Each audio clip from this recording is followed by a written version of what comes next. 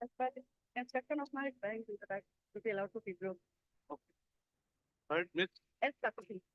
S. Kapati, Learned Counsel for the Learned Counsel appearing on behalf of Mr. S. Bor Thakur, Learned Counsel for the petition. She submits that as per instructions received from her client, the review petition may be withdrawn, may be allowed to be withdrawn. Mr. S. S. Roy appears for the appears for the on the prayer made by the petitioner's counsel, the review petition stands dismissed as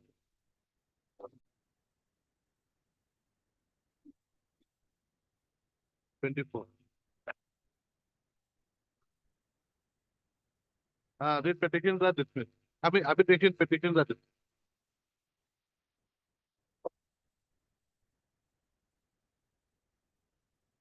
Wait, please, Malak. I beg to mention item number 15, 16, and 17. Yes.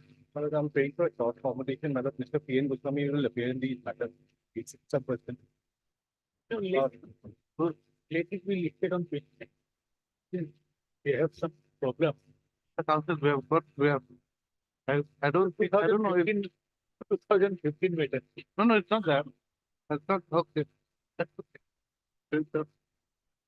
29 is what we have fixed some metals of we have fixed some metals. That's the problem. First week of March.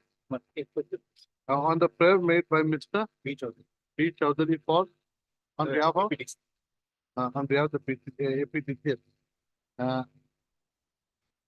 Which is not objected to by Mr. S.K. Kejriwal. This is the matter on 7th. Specify I'm praying for listing a matter 22 years. What is the matter? Matter in here the settlement of the fishery and things like that. What's the new matter? The new matter. New matter. May it please the Lordship. I beg to mention item number 36. The Yes. matter request question.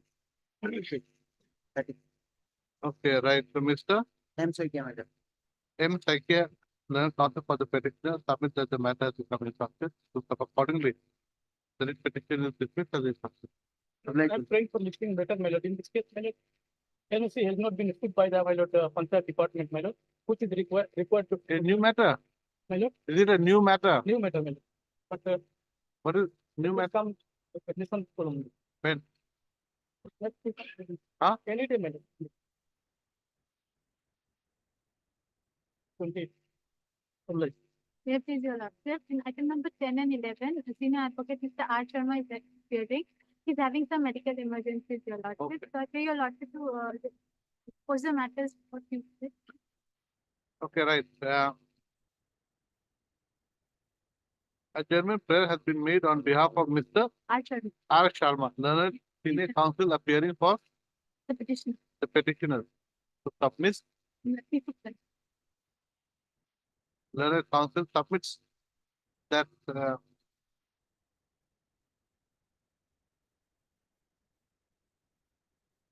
R. P. Sharma is having some medical emergency. Accordingly, is this matter? Tuesday.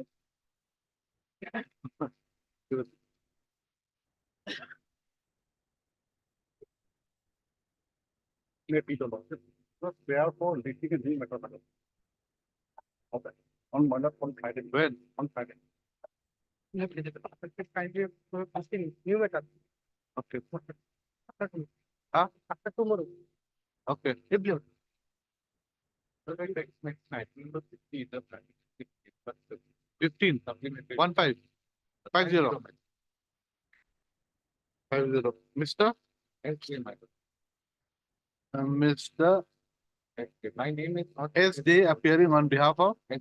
S. Thakur, learned counsel for the petition submit that the matter has become instructed. So accordingly, the writ petition is dismissed as instructed.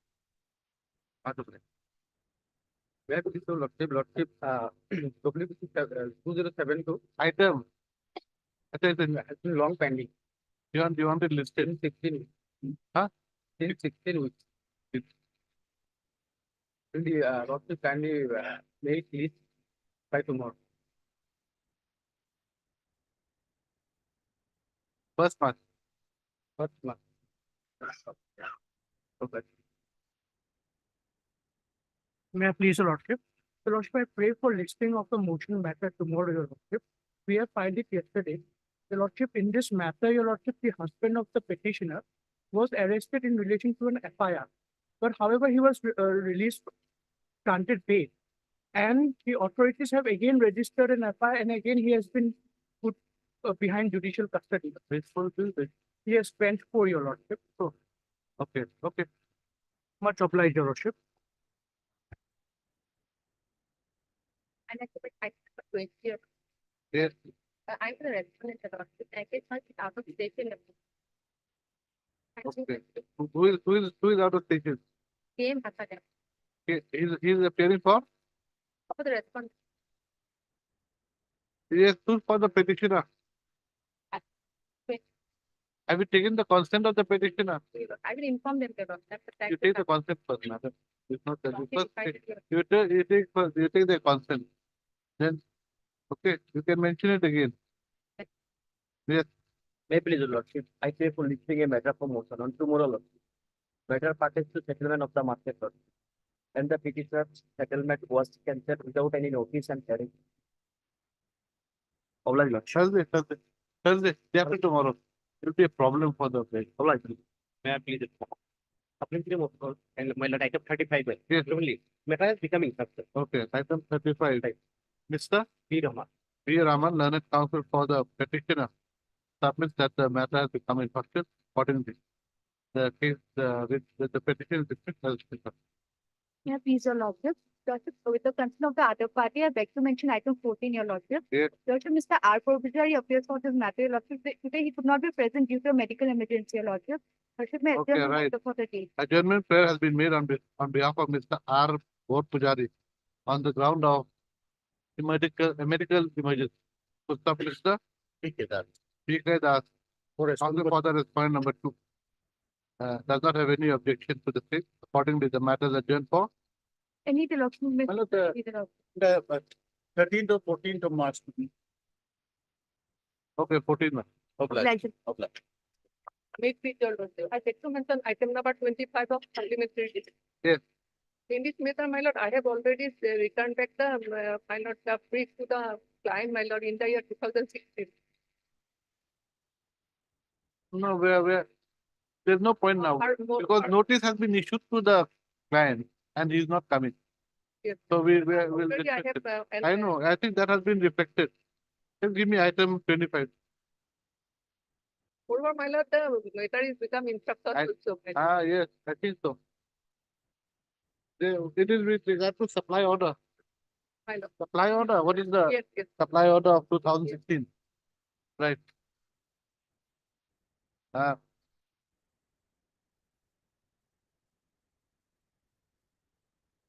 Miss N.S. Thakuria, learned counsel for the petitioner, had submitted, don't say that. Miss N.S. Thakuria is present. The order dated 2/5/2019 shows that Mrs. N.S. Thakuria had informed this court that she was no longer engaged in the case. So accordingly, this court had directed the court had wait.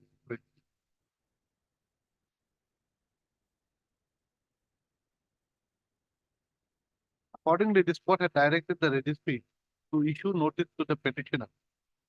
Gustav. The office note dated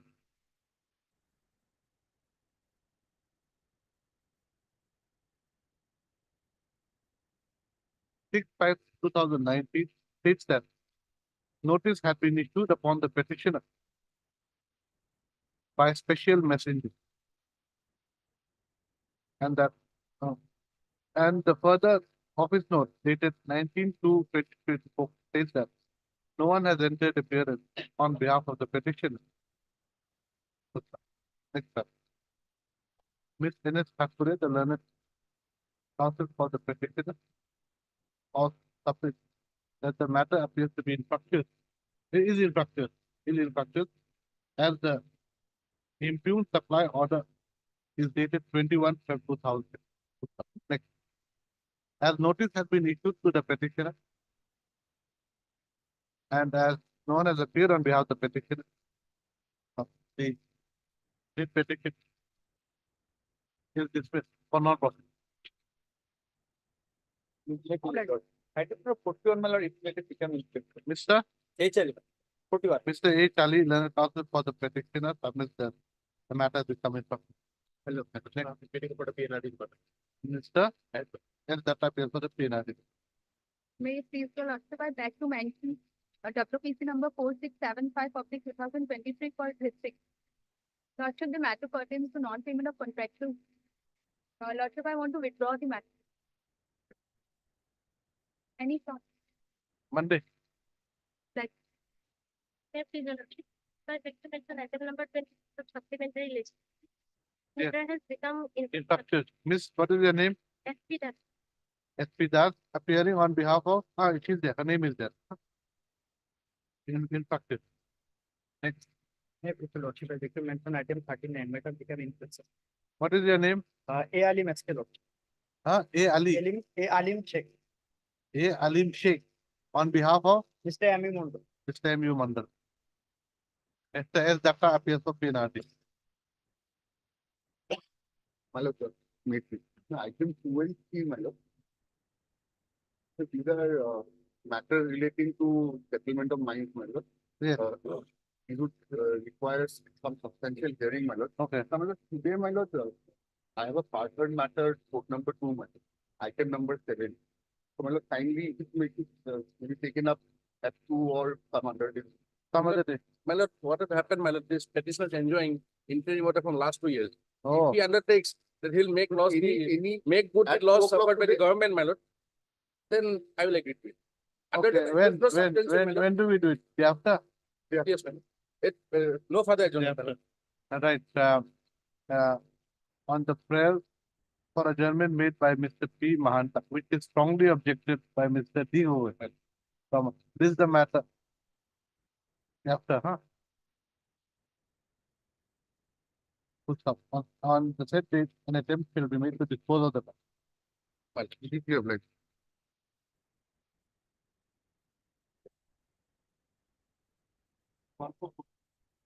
My pleasure, Lord.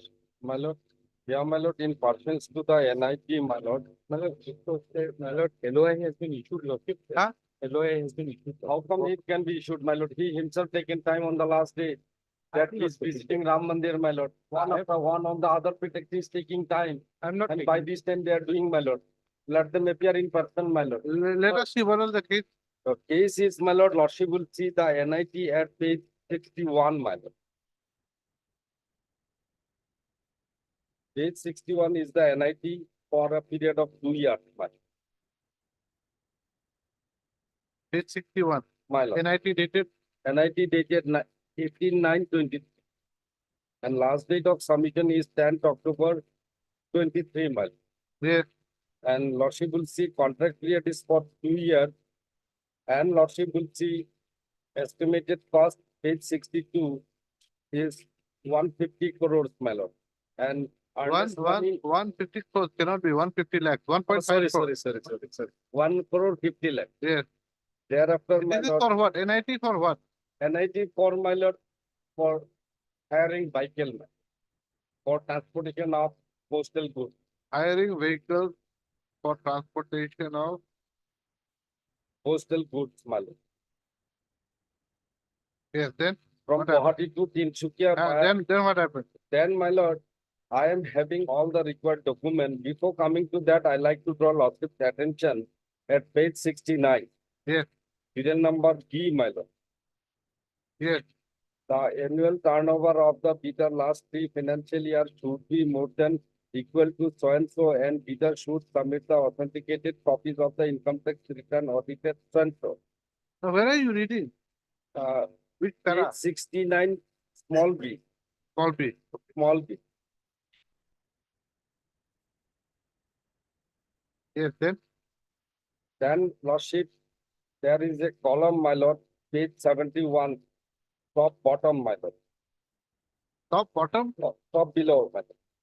top bill. C. Sorry, madam. Huh? It's either top or it's either bottom. Oh, sorry, Cannot be sir. both. Huh? Is it bottom? I'm looking at your top bottom.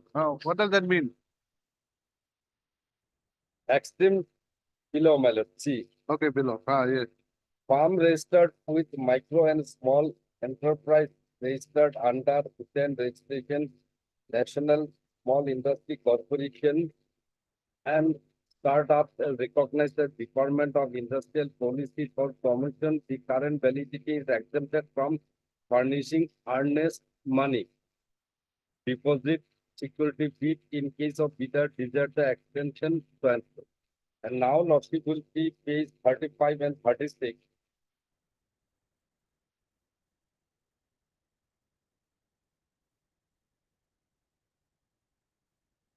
35, 36. My lord. I am registered under NSIC Corporation. Under so earnest money of the from the value is limit your has been registered as MSME unit eligible for. Okay, so under NSIC, you're exempt from earnest money. Yes, I am exempted. And they, what they did, my lord, during scrutiny of the document, my lord, annexure 4, my lord. At page lordship will be 104 to 140. 4 to 140. Lordship. 104, my lord. 104 to 140. Yes. Yes, my lord. They have made queries, my lord. And my name appears, my lord. 105, they did not make any query. 105, my lord, lordship will see no clarification form. Stop. Ah. And rest other, my lord, for example, checks page 106. They are asking some queries from other company. All 7 bidders. My one, my lord, 105, there is no. They have not asked for any clarification. Any from you. shortfall is there. And my lord, I have no any shortfall, nothing, my lord. By my lord, impugn, they have uploaded, my lord, at page 115, rejected my claim. 115, serial number 2.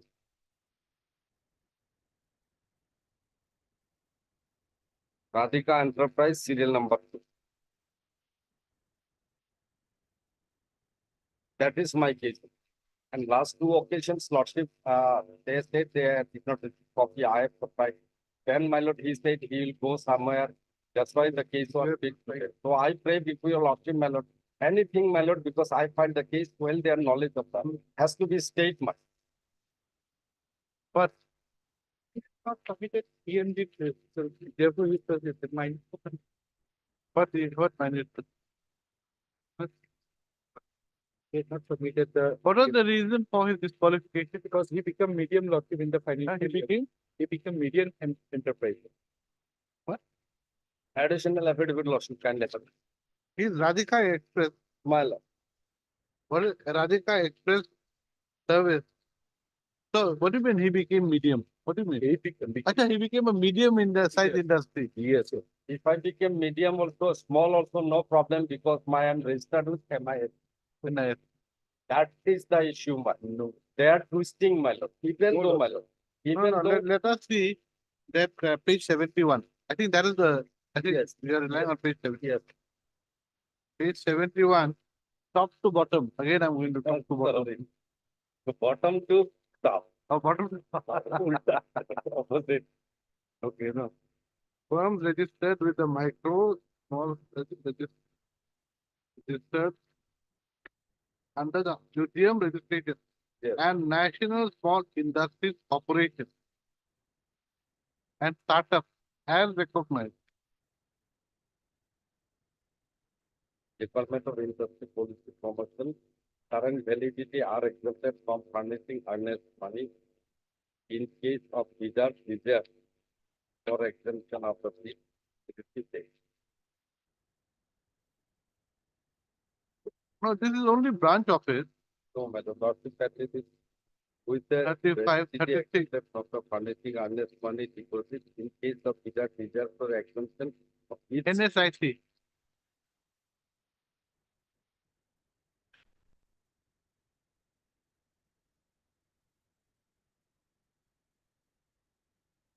Lordship kindly have the minute Lordship of the technical committee.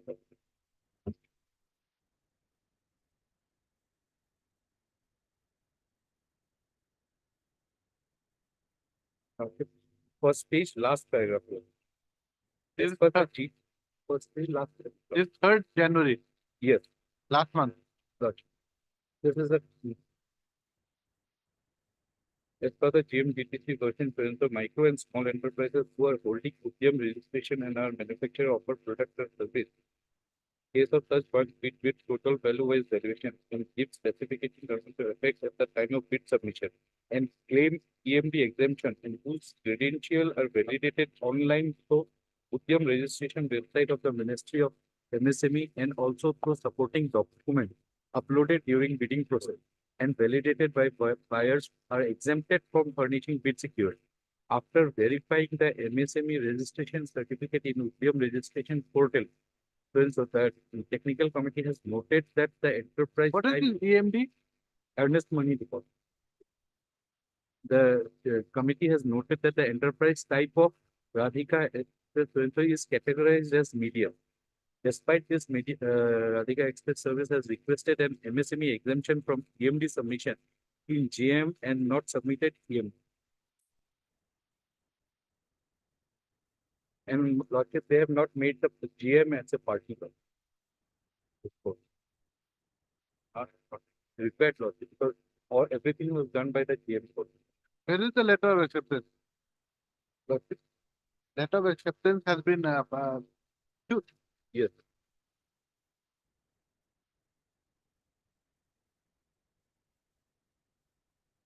give him copies also, or is it top secret? Lordship.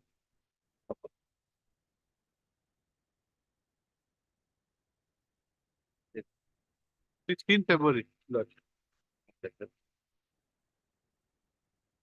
Because these are the transportation of examination materials, Lord. That's therefore the ongoing examination. Lordship, yes, one more thing I like to drop my Lord. Lordship, can you have a look at page 4? No, your basic case is that you are registered with the NSIC. With them also I'm registered. Page 44 will be clear. Wait, just let me see 71.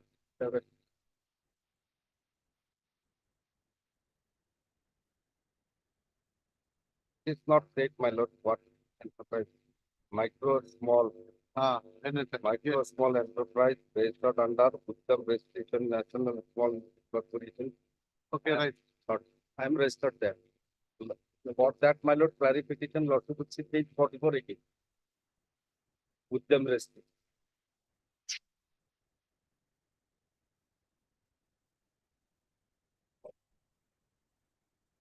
And if it is required earnest money, they would have asked me, my, as like other persons they have done. In my case, they have not done. Okay, right.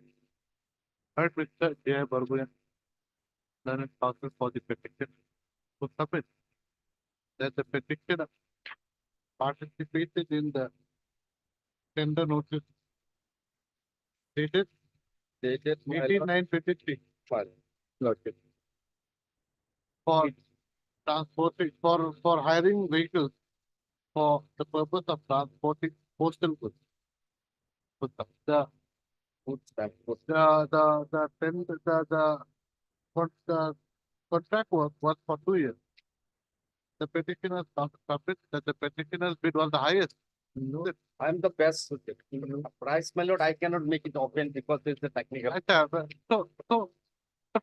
So you mean the financial bid has been opened? Yes, LOI has been issued. Before, my Lord, case is going on, my Lord. Please take No, time. no, My no, Lordship, but there's no technical- stay order. No, my Lord. Lordship has fixed, my Lord. Next para, the next para. Financial bid was open on 18/1/24, Lord. 18/1/24. Yes. Oh, that was in January. Yes, sir. Right. The petitioner counsel submit that the petitioner's technical bid has been disqualified Yes, without any, on the ground that no ground has been. without giving any ground. So even though the petitioner was not required to submit earnest money in view of the petitioner being registered with the National Small Industries Corporation in terms of clause, what clause? Clause 71, Lordship, kindly have it. 71 is the pay 4C. 4C. in terms of clause 1 bracket, no, clause 2 bracket, clause 4 bracket 4C. 4 bracket C of the general terms and conditions of contract. Which states as follows, page 71 to 72.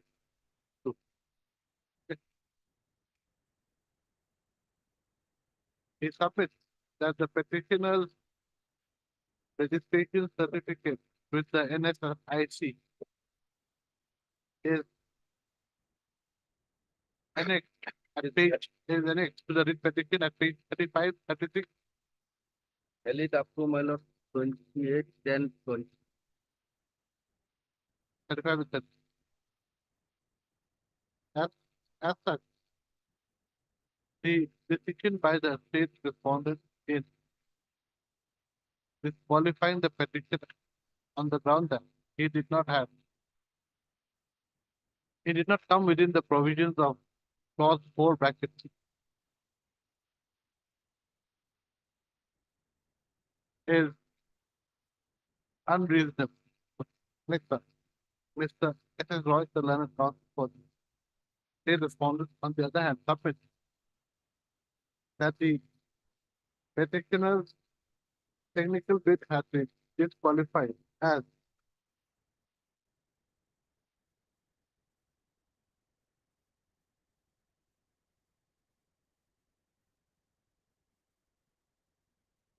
the petitioner was categorized as a medium-sized industry and as such did not come within the provisions of the micro and small enterprises industry. Correct? That's all. Micro and small lot. It doesn't come under micro and That's what I said. That's what I said. Micro and small industry. Anything else? That's all. So he also submits that the financial bid of the tenderers, of the remaining valid tenderers, have been opened on 18/1/2024, and letter of acceptance has been issued to the the letter of acceptance has been issued on 16 February 2024 to it be here, no?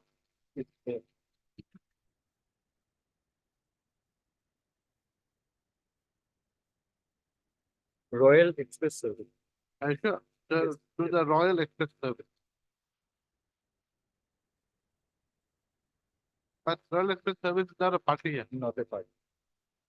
GMA is also He is not a part. But the filing- GM, who's what GM? What is GM? Where the portal, where the. That is the portal. That, Portal value is because no that more portal cannot be a Because- party. No, Lordship, the government of India marketing has to be with party Lordship because. Government of India, the port, that portal is under which ministry? Lordship, industries and you. Huh? The industries and commerce. Lordship.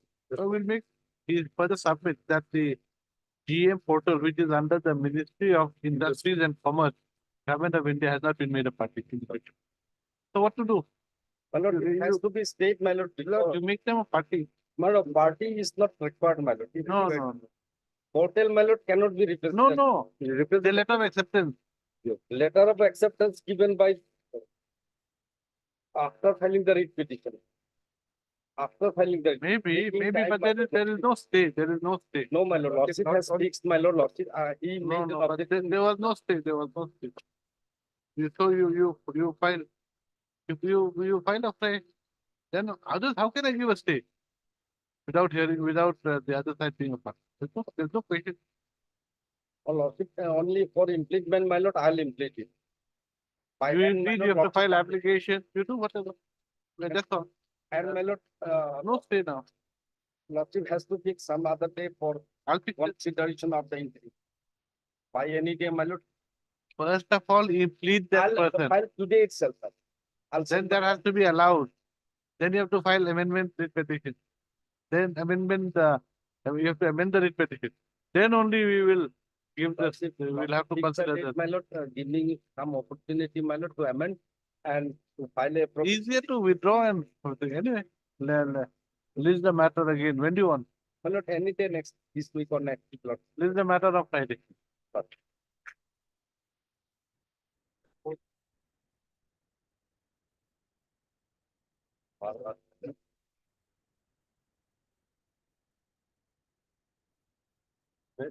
Please, your lordship.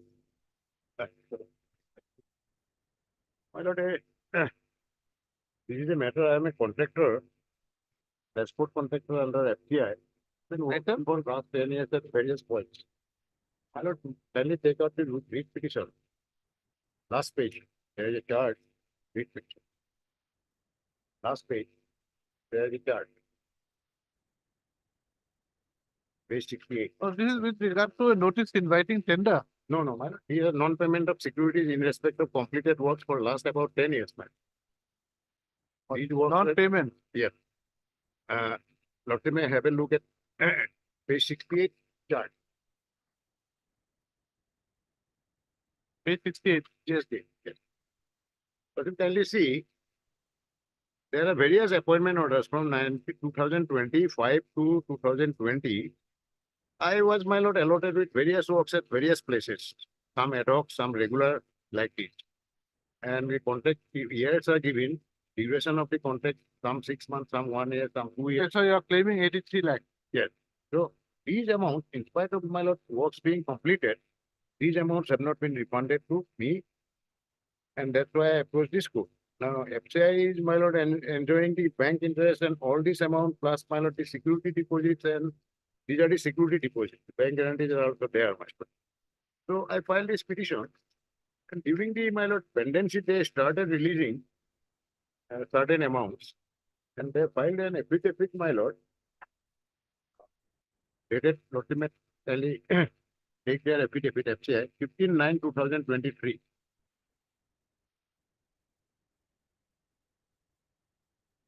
Page 80.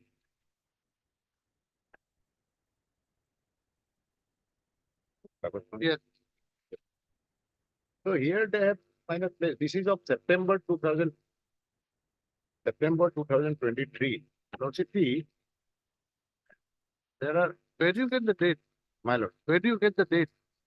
Lordship, Where do you get the date? dates. Date. You said that is of 23. Oh, I think 20 September. Where is the 20? that was served on me, my lord, my junior on 15/9. No, but then where is the forwarding letter? This is just a type. This is just a type Page signature. 89. No, huh? Affidavit in opposition by. No. But then there is no signature. There is no forwarding letter. It's just a piece of paper. That's how That's they not- annex it. That's how they annex. Next to what? Their affidavit is, Okay, this is their affidavit. This is their affidavit. Okay. okay, as you lordship got the chart. Yes. Now have a look at the chart. They have till now, my lord, my instruction is, my lord, out of 83 lakhs, they have during the pendency, they have paid 49 lakhs. How much? 49? 49 and odd, my lord, 49,26,414. So unrefunded security, 26414. yes, and unrefunded security remains, my lord, to be paid to me by, my lord, 34 lakhs 67,911.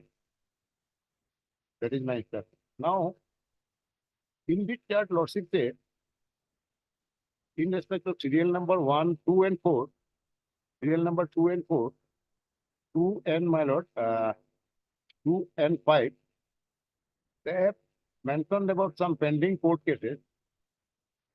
Say, for example, serial number 2. No demand cannot be processed, list by check, renewal of the work and regulation, ED, under WPC 3249 filed by contractor in connection with recovery on account to Matter is sub judice. matter is such. Now, my lord, after filing of this affidavit, this matter has been decided by this court, my lord, in my favor. It declaring that the recovery you want to make is illegal, refund the money and the security deposit, bank guarantee everything. So therefore, my lord, I want to put all these things, my lord, perhaps it will be better if I have an affidavit, I put all these things. This was the position is of earlier. So allow me 4 weeks time, and I file an affidavit and latest position. I don't know whether in the last week they said something, and I'll be happy to get. If they pay in the same manner everything, Okay, right. Mr. A.C. Barbara, Learned Senior Counsel, submit that he will be filing an additional affidavit giving the latest positions with regard to the various court cases and the amount that is payable to the petitioner by way of release of security deposit in respect of various of stuff. in respect of various. He is accordingly granted 4 weeks. 4 weeks time to file the affidavit. Additional affidavit. This is the matter of the court. All right. Bye. The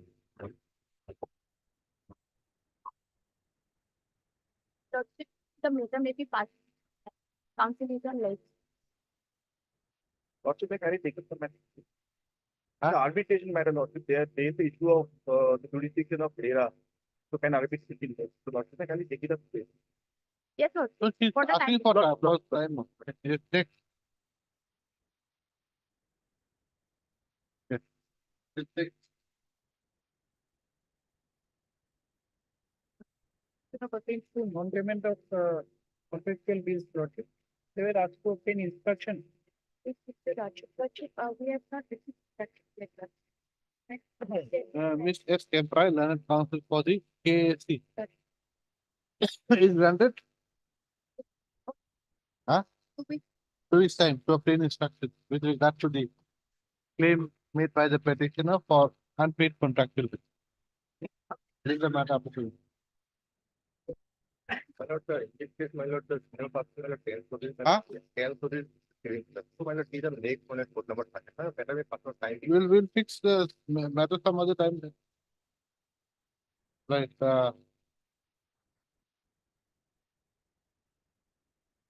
in view of Mr. K. Chaudhary, Learned Senior Counsel being on leave in another court, the matter is adjourned for a week. This is the matter of the Same order. in order to continue the event.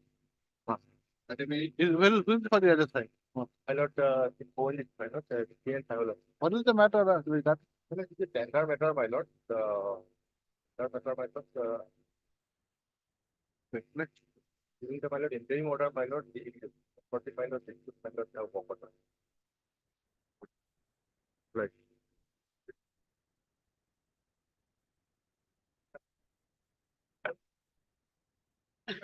Yes. In this matter, we are awaiting instruction. Next matter, we have. Okay, Mr. G. Bokalal, Leal, Counsel for the State Respondent, is granted. 3 weeks time to obtain action. This is the matter of the Good night. In this matter, we have. Okay, very good. Have you got copy? Heard Mr. L. Mohan, Learned Counsel for the petitioner, and Mr. G. Bokolial. They are spelling it as B-A-K, it's B-O, no? No, we write in Assamese it is Bokolia. Acha, it is B-A-K. Yes. Acha, B-A-K. B-O-K-A. That's what I'm saying, B-O. You're writing B-A out there. Must be some other step.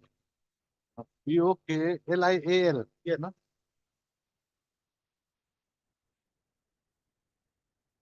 Okay, so they are admitting. They have admitted the amount. Tara, 6 years. Nah. Then you take Tara 1, Tara 2.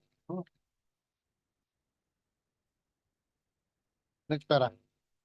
After para 2, right? Mr. G. Bakalian, Learned Junior Government Advocate Assam, has submitted the Tara-wise comment furnished to him by letter number SVR/MT/2023/673 dated 7/11/23 issued by the Superintendent of Police Sipsagar.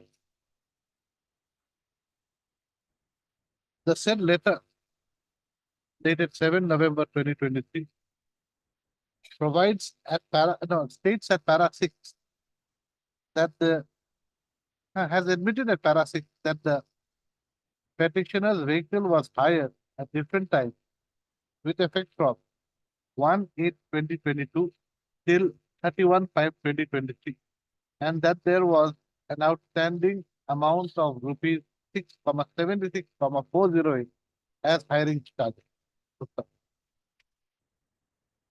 Next. No, just continue. The above letter dated 7/11/2023 issued by the SP Sipsagar is made a part of the record and marked as annexure X.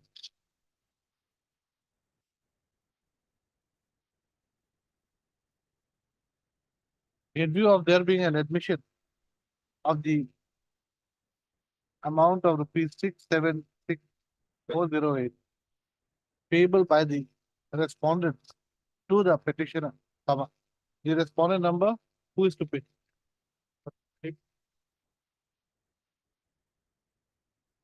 Or we'll say all the respondents. The respondents are directed to pay the admitted amount mentioned above within a period of 3 months. Right, 3 months? Within a period of 2 months from the date of receipt of a copy of the file. The writ petition is accordingly disposed.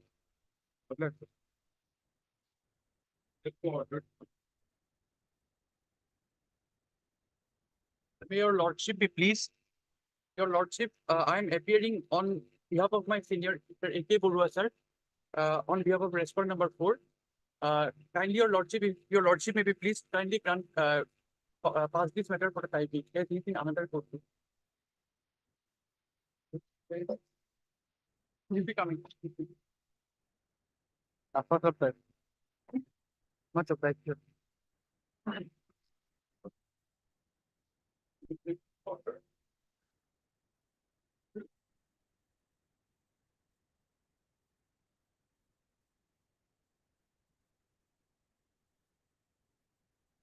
Right. No one appears for the petitioner on call. It is noticed that that none had appeared for the petitioner on the last 3 consecutive court dates.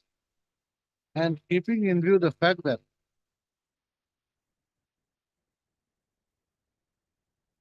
it is noticed that the one has appeared for the petitioner on the last 3 consecutive court dates. Full stop. It is also noticed that the challenge here is with regard to the settlement of a bazaar for the financial year 2017-2018.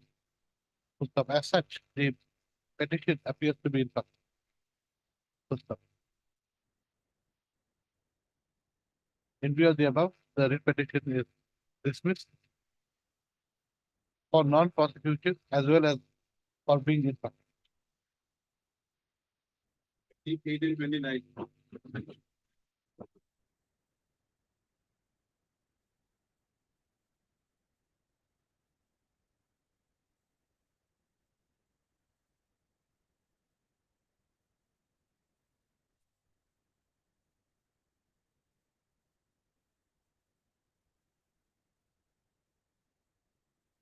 In 28, you're right. No one appears for the petitioner on call. The matter relates to settlement of the Behora weekly cow market for the financial year 2017-18. As such, the matter, that's in view of the above, the matter has become infructuous. The writ petition is accordingly dismissed as it. Then in the contempt, later,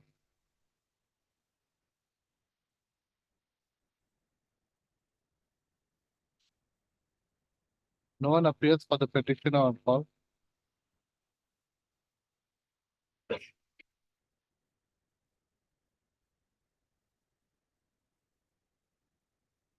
This contempt petition has been filed on the ground that the order dated 22/6/2017 passed it WPC 3860-2017 has not been complied with. As WPC 3860 of 2017 has been dismissed on being instructed,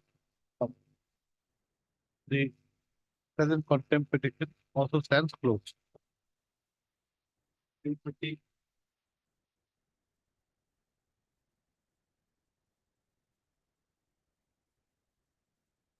Infractors. It's infractors.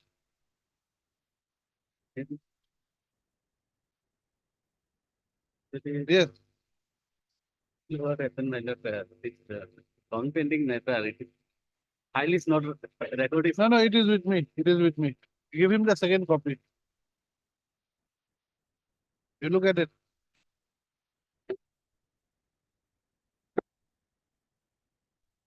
Look, the tender notice is for settlement of a market from the year 2017-18. It is infracted. Mr. MH two, sir. M.H. Chaudhary appears for the petitioner. He submits that the matter pertains to the tender notice for settlement of the market for the year 2017-2018. In view of the above, the writ petition is dismissed as infracted.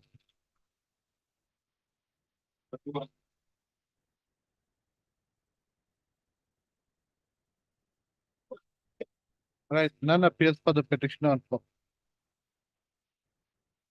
The matter pertains to the settlement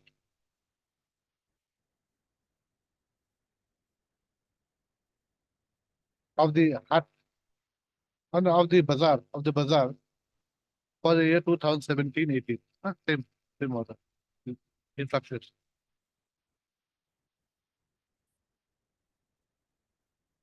No, no, no, no, he can do it, I think.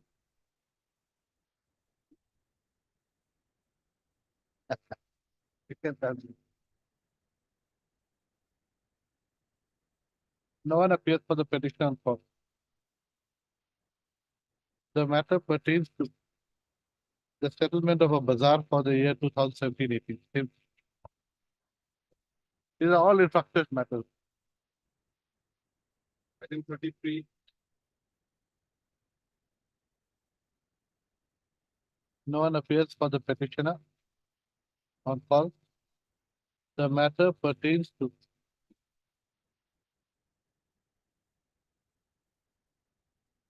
the settlement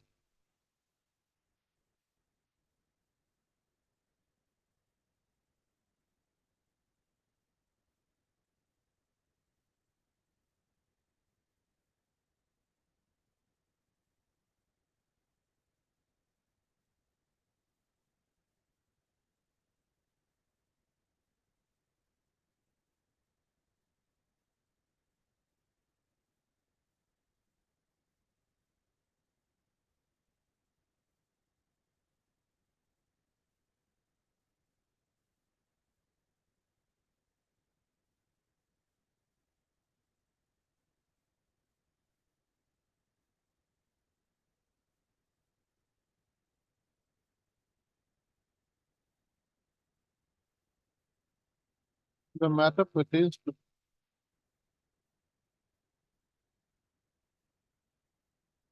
the issuance of a trade license by the respondent number 5 in favor of the respondent number 6 to run the Saturday weekly annual market under Puchi Town Committee. That is in the prayer. Huh?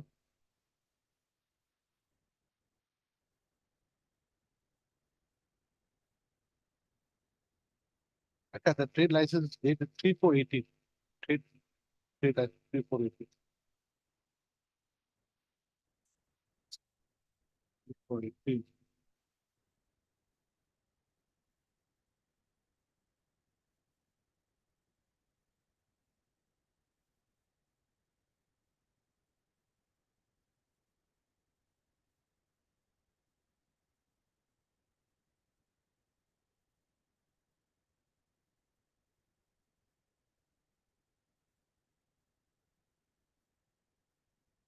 for the period from 1/4/2018 to 31/3/2019.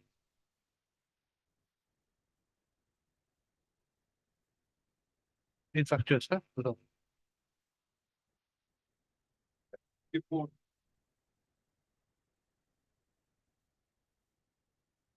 No one appears for the petition on form.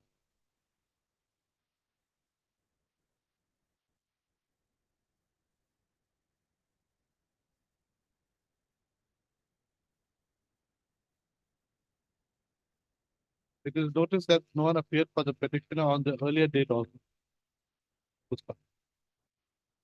The matter pertains to the settlement of a fishery by order dated 31/3/2018.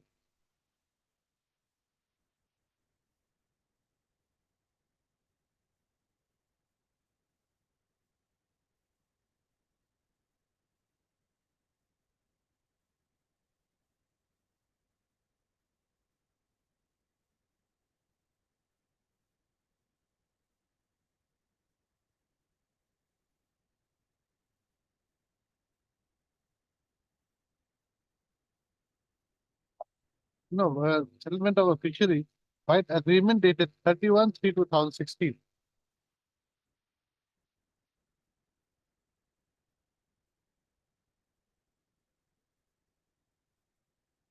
And orders were issued granting the lessee settlement of the fishery on 11/7/2006.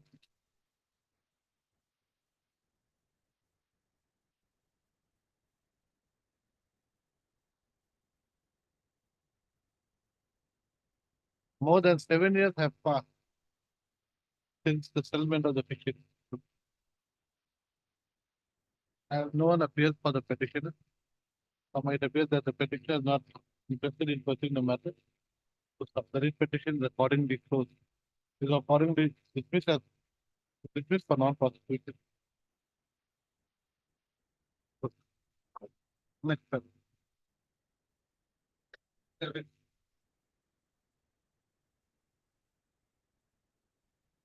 Infractors, madam, Yes, yes. Miss K Bhattacharya. A. Bhattacharya, learned K Bhattacharya. K. Bhattacharya, learned counsel for the petitioner, and Mr. S. Datta, learned senior counsel for the respondent 3 and 4. Respondent number 3 and 4. Submit that the petition has become infractuous. So accordingly, the writ petition is dismissed as infractuous. Public.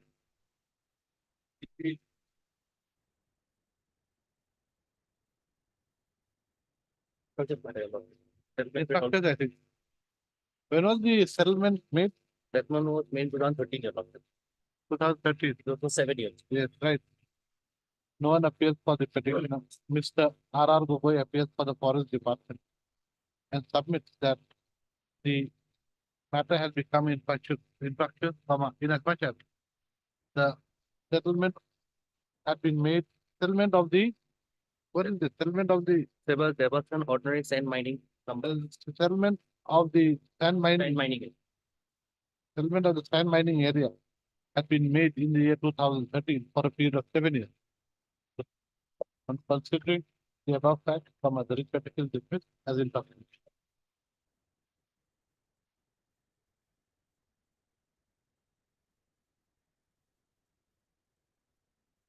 Now it will be 40. Infractuous, Mr. H. Talukdar, learned counsel for the petition, submit, no, Mr. H. Talukdar and Sharma on behalf of Mr. S. Mr. H. Talukdar, learned counsel for the petitioner, and Mr. U. Sharma on behalf of Mr. S. Mr. S. Datta, PNRD. Submit that the matter has become infractuous. Accordingly, the writ petition dismissed as infractuous. Obliged. 42. Also for matter. Miss K Bhattacharya. A. Bhattacharya, item On behalf of appearing on behalf of P Bora. Branch. Mr. P. Bora. Submits that the matter has become, okay, you're there also. Again, Mr. U. Datta, and submit that the matter has become infractuous. Same thing. 43. Infractuous. Mr. PC Dhaka. PC Dhaka. Tekala, talk for the petition, Mr. U Sharma. There is also Lordship. I am agree also. I is there. I is not listed. It is But it's okay. Accordingly, the I is also dismissed as infected. According now, you say, in view of the order passed in the main case, the I is also dismissed accordingly. Dismissed as infected.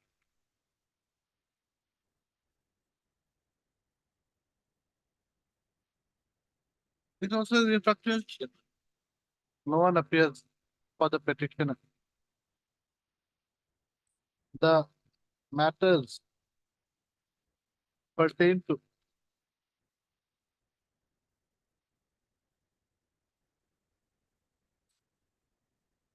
the settlement of what? Settlement of what? my lord, Narar with the part to part. Settlement of the Ghat. Yes, Parghat. Settlement of the Parghat. Second page of this. Settlement of the Parghat for the period from One 1/7/19 to 30/6/2020. In view of the above, the writ petition is dismissed as infected. Non appeals for the petition, Mr. Spencer appeals. The two writ petitions are here. 45 and 44 and 45. Huh? Same petition. timing. What time for what? Mala council is in another photo. Okay, for some time.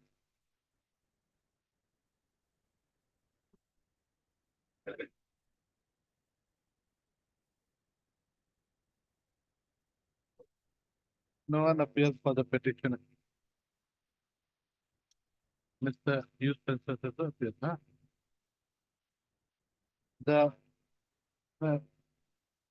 He submits that the matter had become infected in view of the settlement of the market being for the period from 1/8/2019 to 30/06/2020. In view of the above, but its petition dismissed as infected.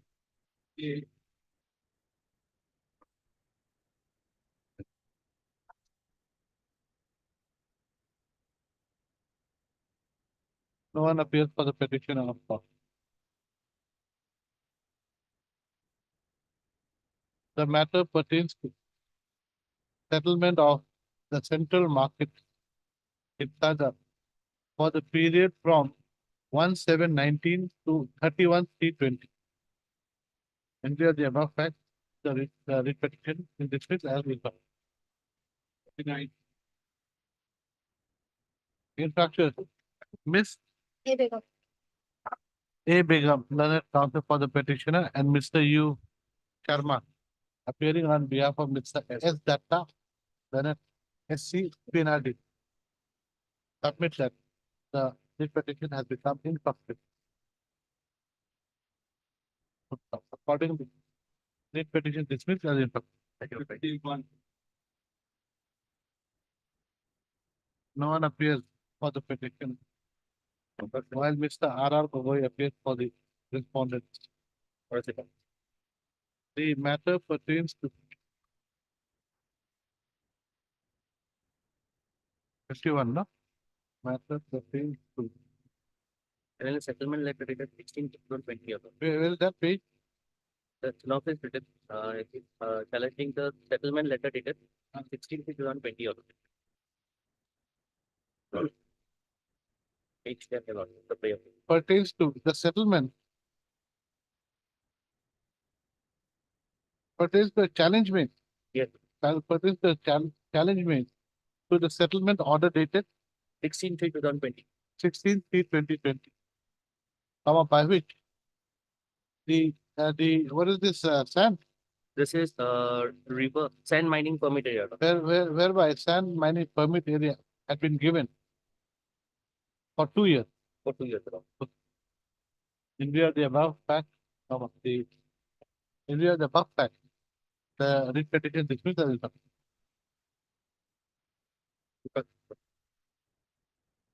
Same thing out here. Then out here, no one appears for the petitioner, while Mr. R.R. Gogoi appears for the forest department.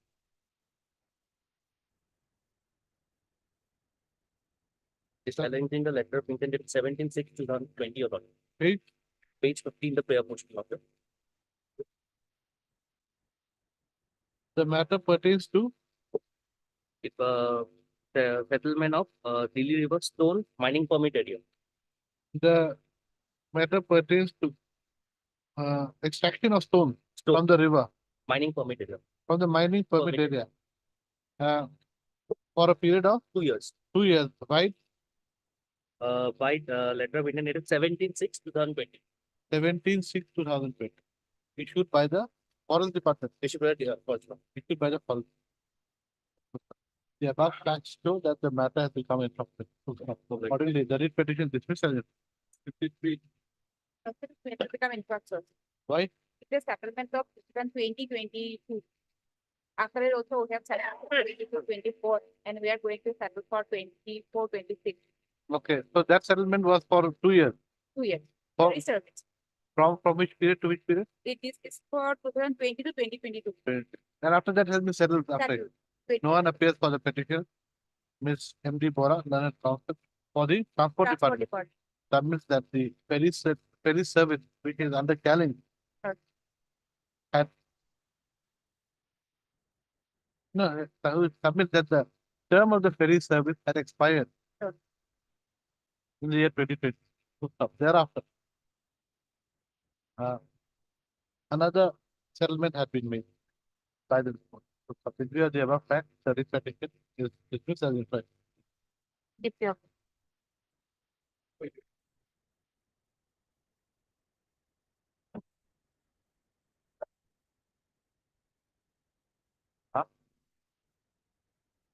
So we're basically finished. We don't need. Let him come. Let him know. He's for a lot of time. Let him come now. Short order, no? Yes. Item 13. Because the matter relating to transport subsidy. Where we were not earlier the transport subsidy scheme was here. And subsequently, because the freight subsidy scheme came. And the price for the scheme is here. Who's for the other side?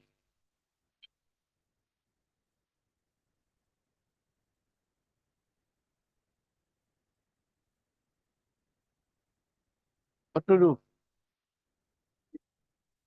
Look, because there's no point if we cannot hear everyone. We're wasting time. Is he coming?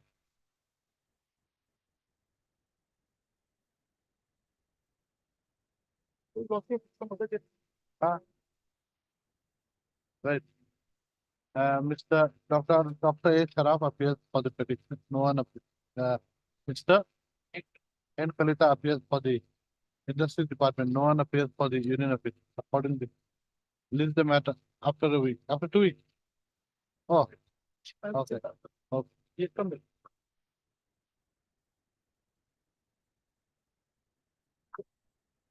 In the supplementary, what item have we missed out?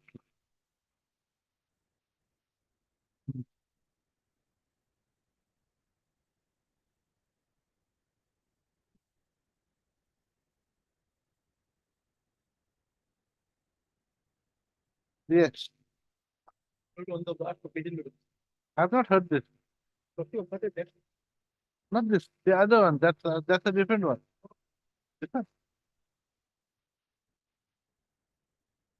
That's it. So that was the Fly ash. flyer. Have I passed some notes? Have I made some notes? Okay.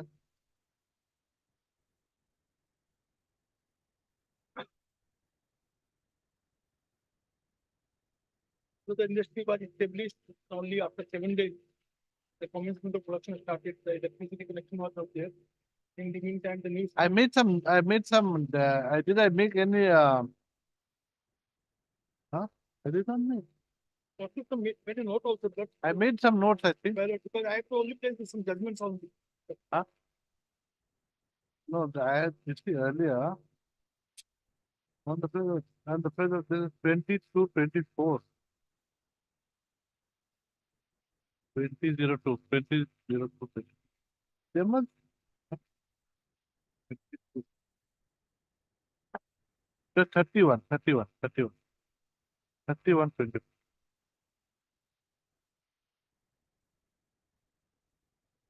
I think I had dictated something. Did I dictate? No, dictate my lordship, but some notes.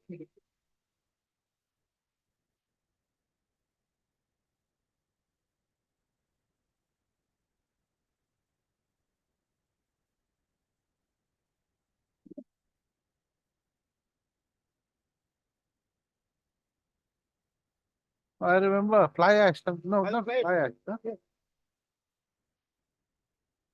Initially, he was getting some subsidy, but it's private of it. We, in the 1970, just before he has started commercial product, he still had. Yes. He's a geek. Yes. I may just replace him. I think, one problem I have. This will take some time. I mean, I have to pass order. Right. I have to suddenly go to Aizawl tomorrow. That is, I'll be back again. But next week I'll be sitting in. So next week, we'll then I fix can it. start a fresh. Yes. Because I want to look for my notes. That will refresh me. The quote I will give them without the replace method here. Yes. No, the last statement I will replace method. Yes. That if I can go because Yes. that Correct. one sitting, that's why the difficulty is there when they break method, then Yes. so many methods come. Actually, that amendment application, we are going to pass the order at 2. Right. Yeah. Here, the arbitration matter you have. I look, With that Mumbai case. That improvement application, I'll pass it at 2. I know. Because since I'm going off tomorrow, so I have to So going to ideal for there's a meeting too. the next week will also fix the matter.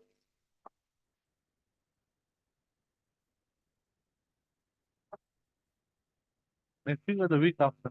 The week after, The week after. 7th of. 7th.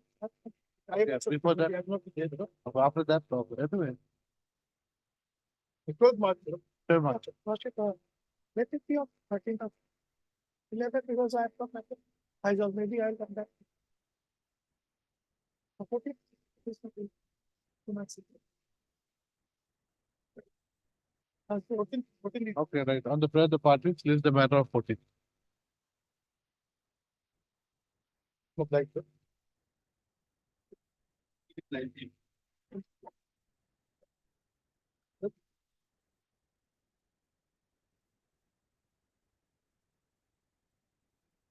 I've made some notes.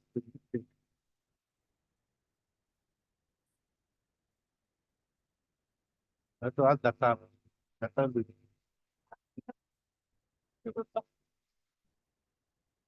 No, not only that, I think I dictated something. No, maybe in the chamber. So that I remember. Otherwise, it becomes again, you have to start from the beginning. Yes.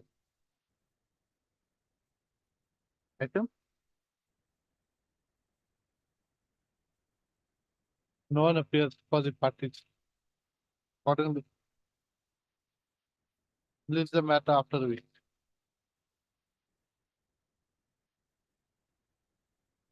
I think 20.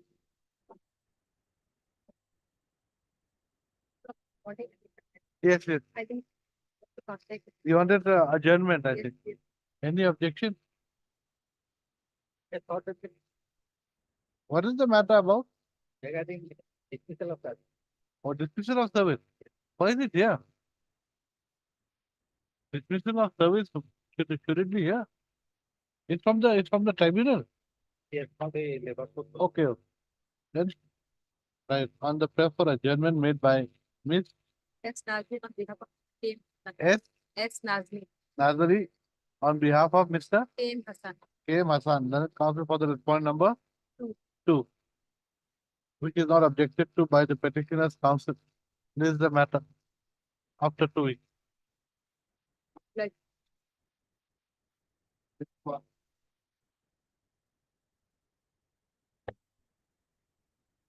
May it be the My lord, in this petition, my lord, we are basically aggrieved by the illegal extension order given to the private respondent. As- Third, illegal extension order extending the leave period, whereby, my lord, the settlement of a fishery was allotted to the private respondent was Just a minute.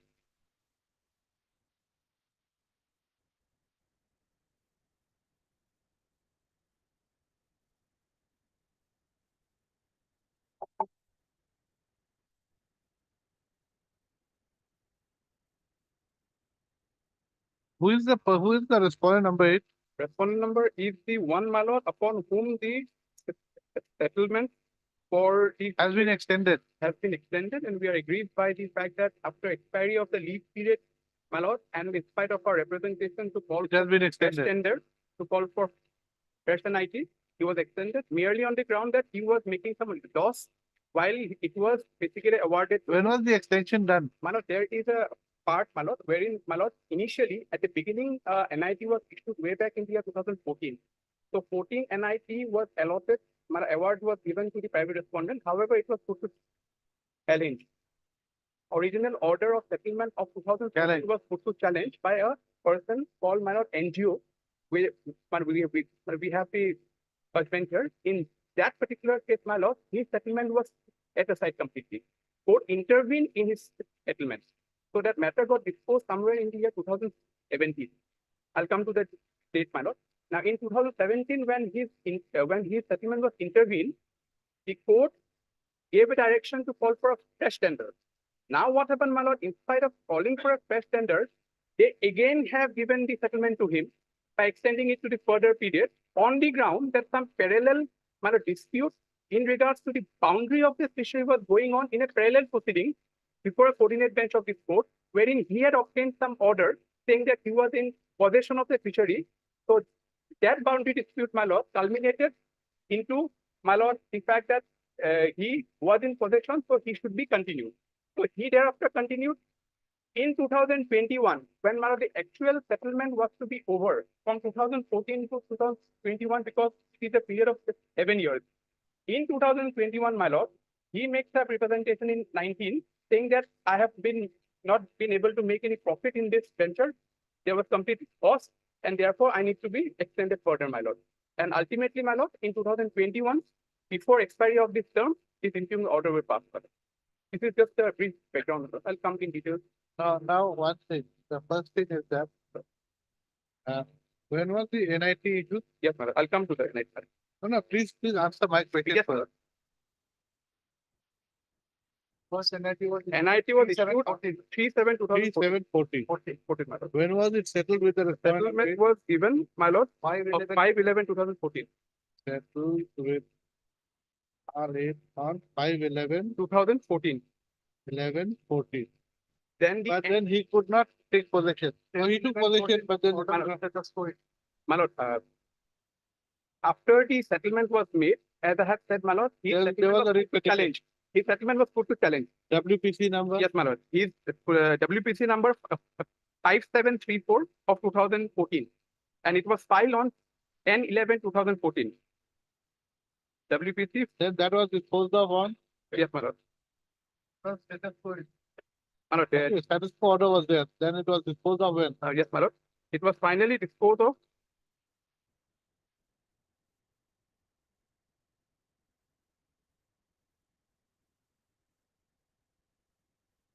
my lord, 2/8/2017. And is the order here? Yes, my lord. I have annexed the page number is 84, my lord. 84. Oh. So from 2014 to 2017, he could not operate the fishery. Correct? Correct. So he started operating the fishery from when? when after passing of the order of this honorable court in this case, my lord WPC just now, which I have referred to, my lord 5734, they came into with an order that is order dated 2011-2018, my lord. You know, my lord, I'm sorry, my lord. So the 16,590. Huh? 16,590. Yeah, 16/5/2019, my lord.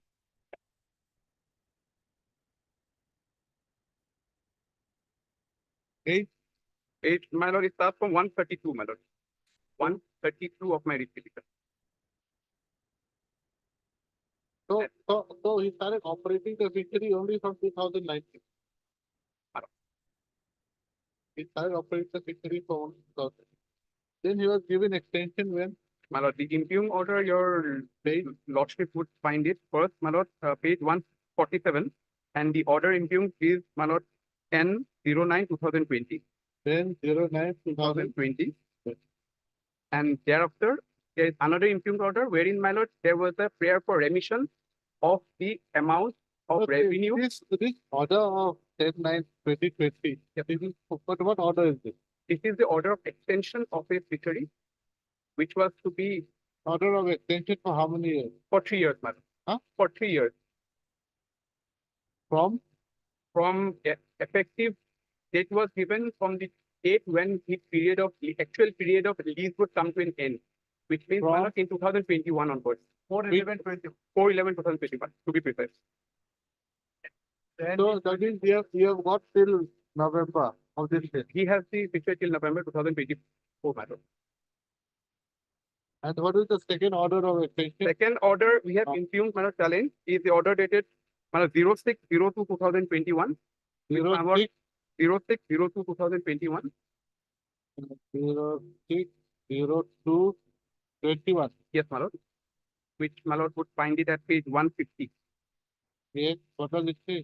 This order is basically an order wherein he filed the representation for remission of his revenue. Originally, my lord, the NIT which was quoted in 2014, the government value was, my lord, 4 lakhs. Minimum government value 4 lakhs.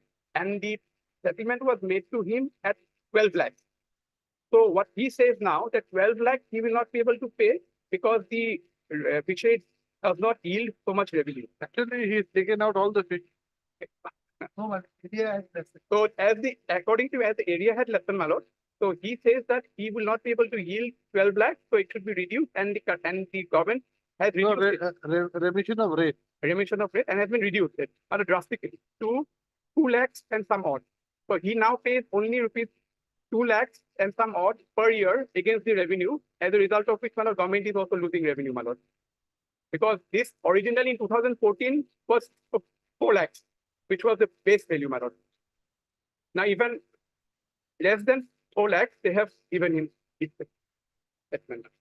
Now, so what is the grounds of challenge? My lord, fundamental grounds of challenge, my lord, there is a judgment of the honorable court. I'll not burden my lord with too many judgments. Extension was given by whom, by the way? By the state government. State has the power to give extension under the rules. No, I do not deny it. It is as per rule. But the question is, my lord, whether the situation actually demanded for extension.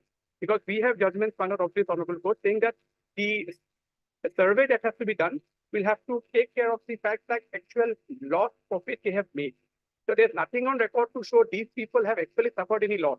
Merely some survey was done on the grassroots level, and they came with a report saying that it was reduced from 20 kilometers to 10 kilometers, and therefore, my lord, he has suffered loss, will not be the ground, and will not be suffice to extend, my lord. Area from how many to how many? 10 kilometers area has been reduced, my lord. From? 20 kilometers. Roughly, I'll come to that point, my lord.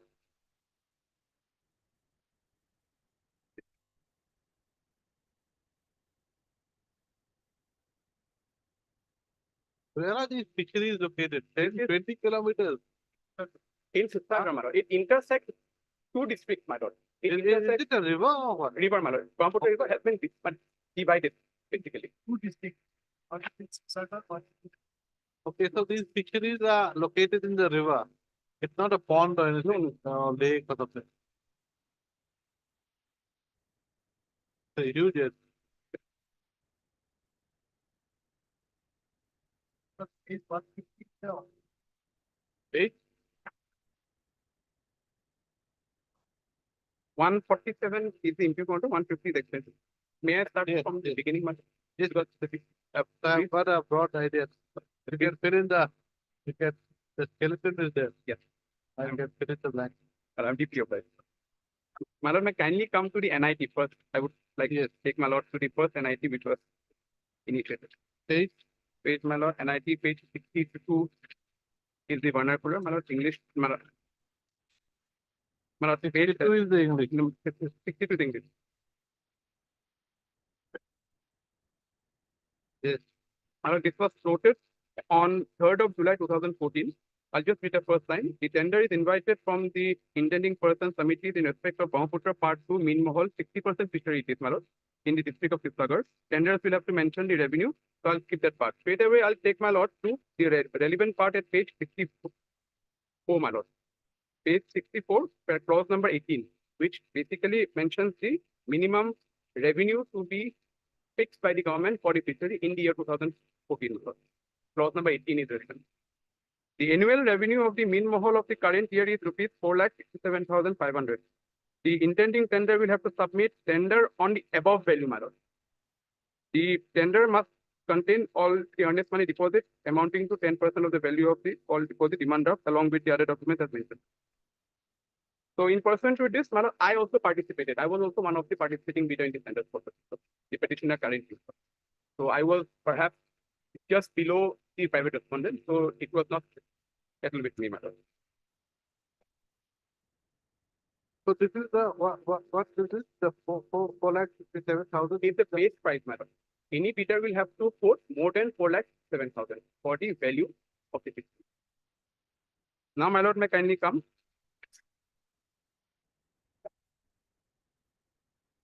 to the order which was passed in favor of the private respondent number 8, my lord. 8, So this base price my lord. is per year or what is this? This is per year, my lord. Although it is for a period of 7 years, this calculation is made annually. So every year they have got to pay this much. I mean, Every year more than. this or whatever the bid amount. Now, my lord, may kindly come to page 70. 70. Yes. 70 is the settlement order.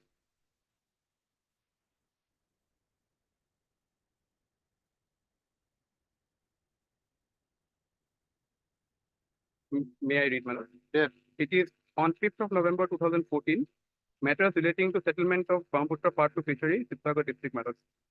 I'll skip the report of the Deputy Commissioner. Main order, I'll just read, my lord. Peruse carefully the Honorable High Court order, wherein the Honorable Court allowed the petitioners to submit tender papers for settlement. It is made clear that settling authorities are entitled to consider a neighborhood eligibility, my lord. On the third paragraph, it is important. On careful examination of the tender papers, documents submitted by the tenders, along with the report, it appears that 8 society NGO associates have submitted tenders seeking settlement of 60% category fishery. The details of the tender are given below. My lord, What do you understand by the word 60%? okay. Now, my lord, these fisheries are divided into 2 parts all over Assam. 60% fisheries are fisheries which are registered under the government and which are mostly settled to self-help group, cooperative society, and or NGOs. They cannot be settled to any individual. 40% fisheries are open for the government again, either to settle it with individual person, like individual entity, or to a cooperative. What is this issue of 100% fishermen? This is a caste certificate that is required to be provided by the bidders because these fisheries can only be bid by the people belonging to the Chil caste community and Chil tribe community. So the persons who are participating in the bid, they need to give a 100% fishery certificate, meaning thereby they are involved in 100% fishery occupation. Their occupation is fisherman. So you mean to say the wives and children of fishermen cannot be a part of No, it? they, if they are in the occupation of fishery manner, because these are, But then they'll have to give a certificate. of course, Otherwise, if they're not having that occupation, they cannot be a member of that. cannot, because they can pursue other career also in that. So may I proceed? So, my lord, by virtue of this order, my lord, this fishery was settled At page 72 is the relevant part, my lord. If I may kindly take 72. I'm just reading the relevant part, my lord, by skipping Yes, the yes. 72, my lord. In view of the above facts and circumstances and careful examination of all tender documents, Sri Binod Das, Secretary, that is the present private respondent, Romari Fukonpedia Self-Help Group, who had offered a value of 12 lakh, my lord. His offer at that point of time in 2014 for the fishery was 12 lakh 50,000. 12 lakh 5,000. 12 lakh 5,000. Sorry, my lord. Considering the fact that at that point of time, one point that I would like to add here, my lord, at that point of time, 2014, the dispute relating to the boundary of the fishery was also well known to him. It is not a case that in 2019, he realized that the fisheries boundary dispute is existing. He knew it, but still he quoted this rate of 12 lakh 5,000. Then it was settled with him. Kindly, my lord, may come. Per annum is found eligible to get the settlement of fishery as all higher bidders then this self-help group have not submitted some of the important documents along with their tender proposal and rest all tenders offering lower value than the self-help group. As such, their tender proposals are rejected except the tender proposal submitted by Binod Das, the Secretary, Romari Fukonpedia self-help group. In view of the above, Governor of Assam is pleased to exercise power conferred under Rule 12 of Assam Fishery Rules is settled with Binod Das so and so for 7 years, my lord. At their offered Romari. Romari, Fukonpedia, offered their bid value of 12 lakh only per annum and as per terms and conditions of the government letter dated 21/6/2006. So this particular order was put to challenge by a contesting bidder who participated in this, who was the highest bidder, my lord. Now I'll take my lord to the order which was passed in that writ petition, the first stay order which was granted by the Honorable Court at page 78, my lord. That writ petition, your lordship will find it at page 78.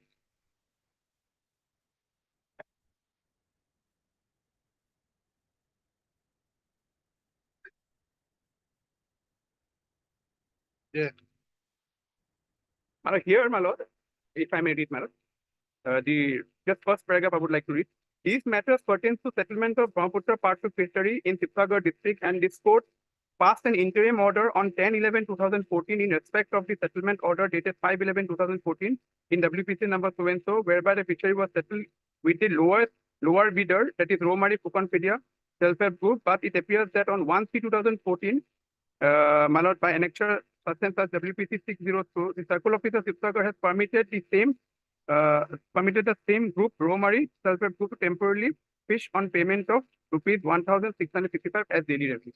My lord, what happened in between when the person who filed the writ petition, he was able to obtain an order. In spite of obtaining the order, the department did what, my lord, they fixed a daily basis arrangement with the same person again.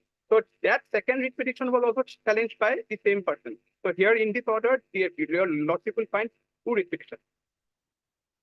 Because when the original settlement order was passed, it was Settlement order challenge under 572. Then what is the other expectation? yes, other writ petition is, my lord, this one, my lord, 6308 of 2014. Filed by? Filed by same writ petition. Same. To what effect? Yes, my lord. May I read, my lord? In view of the above circumstances, after hearing the learned counsel for the petitioner and the counsel appearing for the private respondent, also the government advocate, the order dated 1/3/2014 of the circle officer is stayed, my lord. The settling authority, What however, is this 1/3/2014? my lord, 1/3/2014 is the subsequent another development which took place after the original settlement order was put to Because yes, my lord. the settlement order was issued on 5/11/2014. Yes, my lord. Then this talks about a date which is prior to 5/11/2000. Yes, my lord. Kindly, my lord may come to page number. Yes.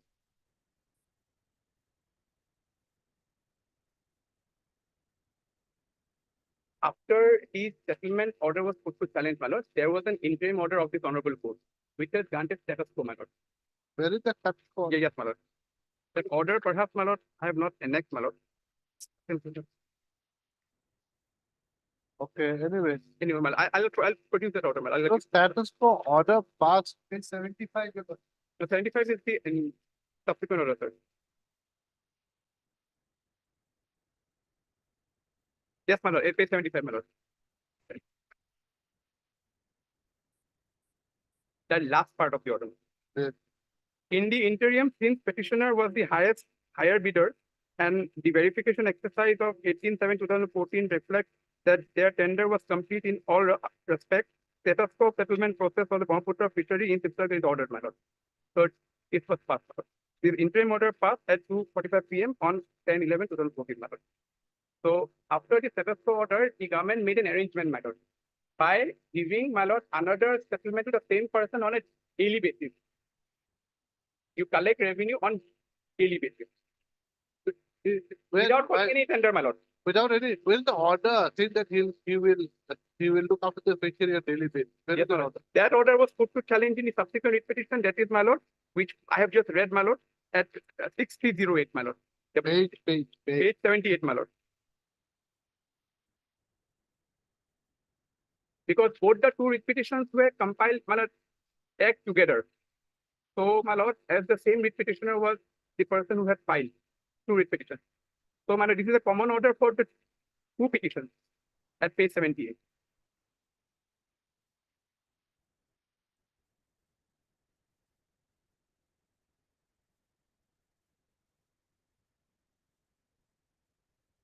Where is the daily basis order? Yes, my lord. Daily basis order is reflected in the order of this honorable court itself. Kindly lordship may come to page 78. Yes. These matters pertains to the settlement of Brahmaputra Part 2 fishery in Sibsagar district, and this post passed an interim order on 10/11/2014 just now, which my lord have gone through, in respect of the settlement order dated 5/11/2014. Annexure such and such to WPC 5734/2014, whereby the fishery was settled with a lower bidder, namely Romari Pukonpedia Self-Help Group, respondent number 6.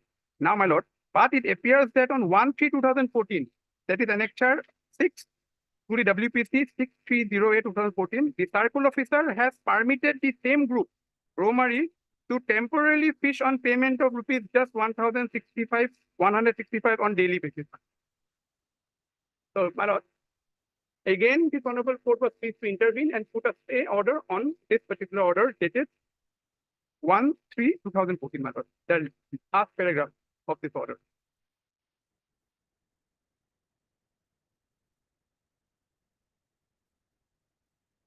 Well, order dated? This is 9/12/2015, my lord.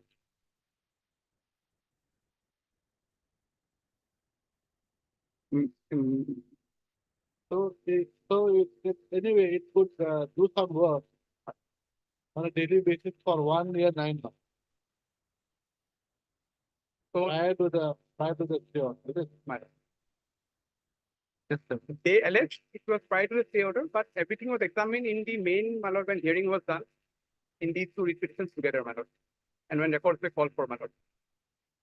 That is, my lord, page 76 made. Yes.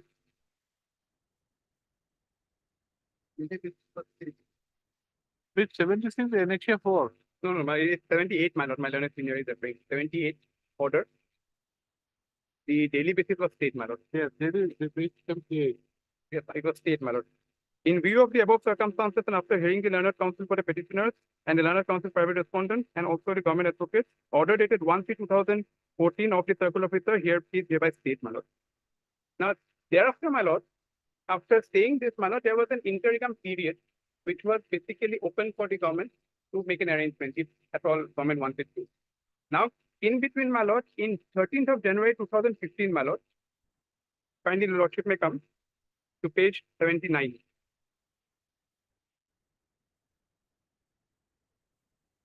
A temporary arrangement was made in favor of the writ petitioner, my lord, at page 79, my lord, when the writ petition was pending, my lord. In favor of you. Not me. I was not in the scenario. The other petitioner who had filed the petition. Okay.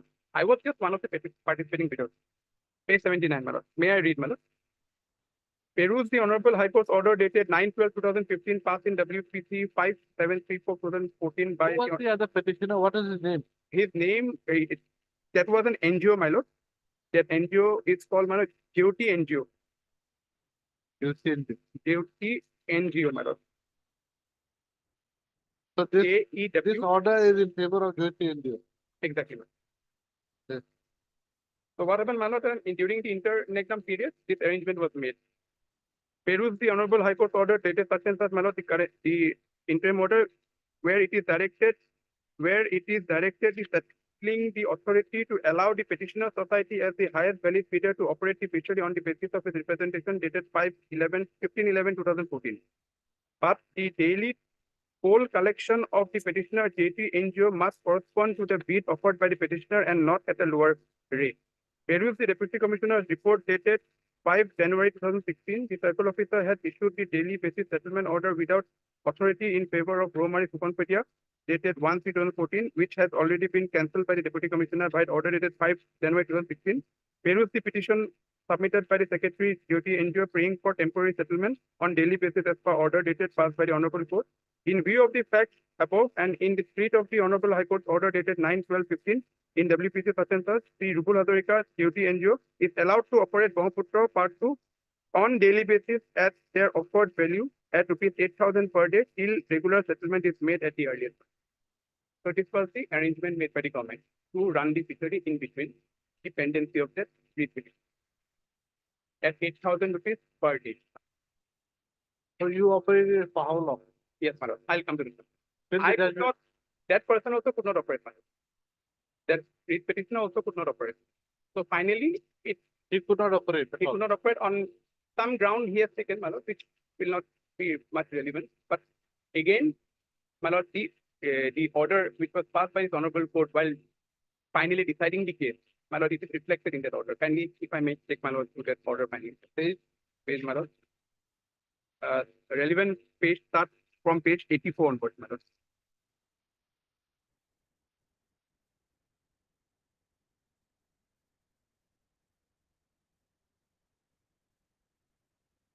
This order is little, Manoj, as I have given the brief background, Manoj, I'll not trouble my lord reading the entire background. It will take you half an hour. Yes, my lord, take some time.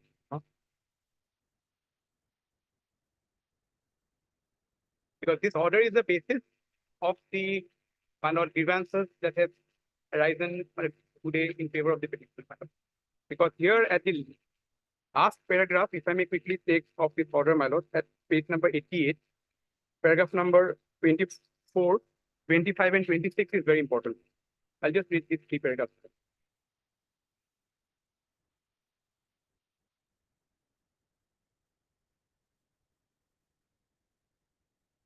Page 88 onward.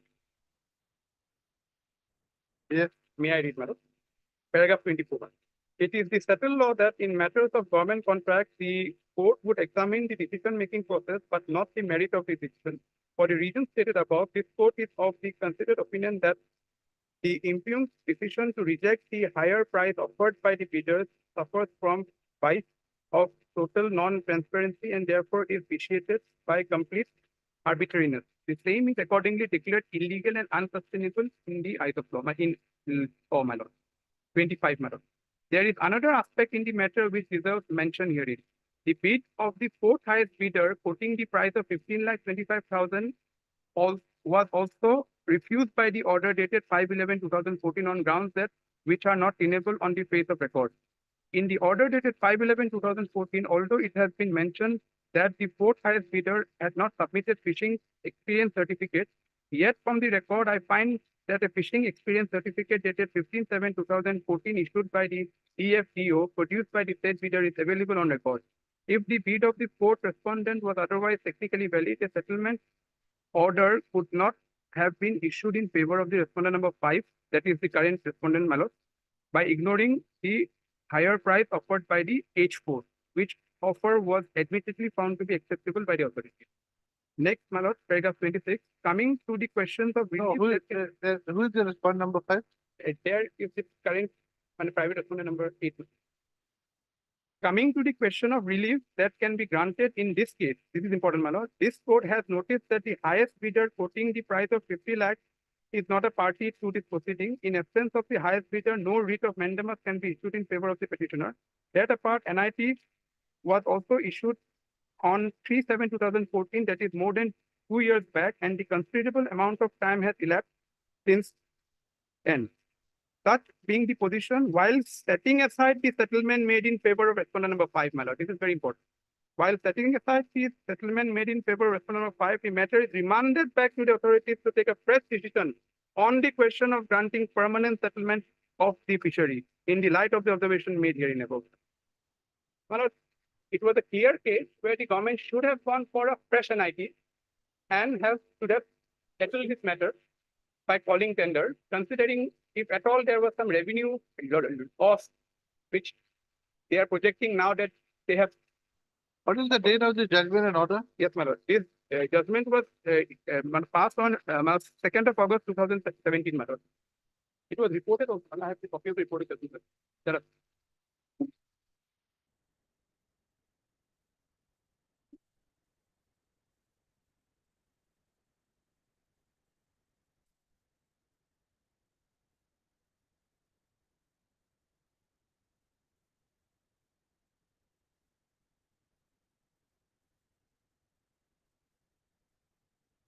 May I proceed? My lord, interestingly, when the matter was heard by this court, Who is the, point number 5? Who is the 5. point number 4 of that? Parties are not here.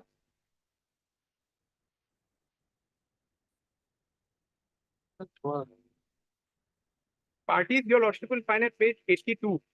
My lord, his name is there, number 5 of annexure, page 82, annexure 6, my lord. Romari Pukonpedia self-help group, my lord. So that's what I don't understand. This is the judgment My lord, at page 89 my lord. at para 26. Yes, Is ma'am. that actually the position was setting aside settlement to 5. Respondent number 5 is here. But somewhere it speaks of the respondent number 4 having a higher. Yes, my lord. Where is that? Yes, my lord. That your lordship has read it, page number 88, paragraph number 24, my lord. And also 25, my lord. The fourth highest bidder. Respondent number Acha, the fourth. Now, who is the 4th highest bidder? fourth highest bidder, the settlement order, if your lordship, again, if I may take at page. Yes, my lord, at page 70. Is one incumbent called, my lord, Dhrubojuti Hazarika. If at page 70, your lordship. Of the original settlement order. Have my lord found? Yes.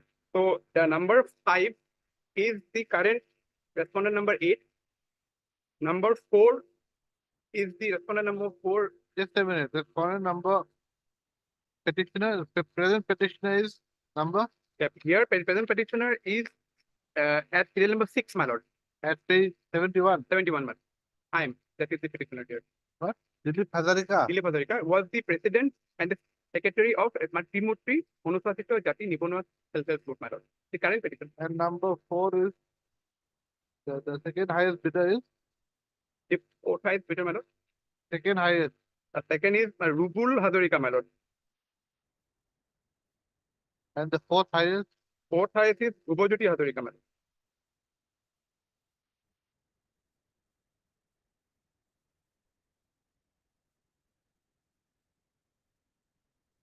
And you are the least.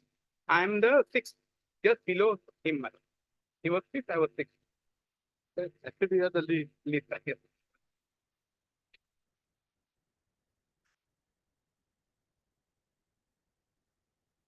Now, my lord, the respondent number 8 had filed a writ petition during the same period when this matter was being adjudicated by this honorable court in a coordinate bench.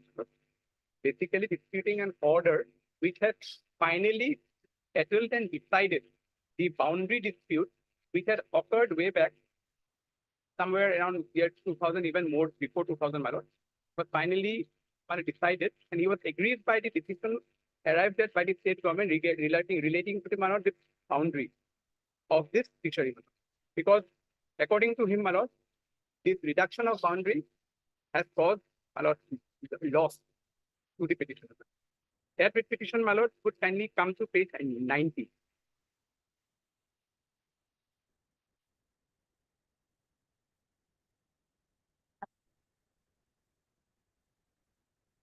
Page 90, a writ petition file, bearing number, registration number, my lord, 6922 of 2015.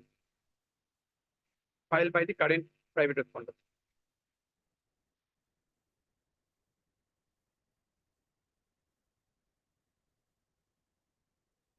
By respondent number 8.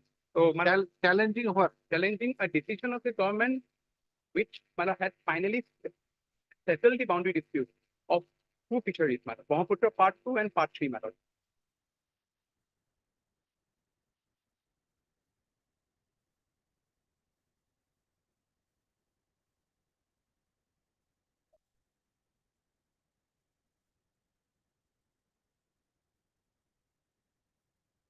If I may, So did that settle your fishery or the present fishery? yes, the present fishery is also one of the subject matter. Our fishery is Brahmaputra Part 2, my lord, in the district of Srinagar.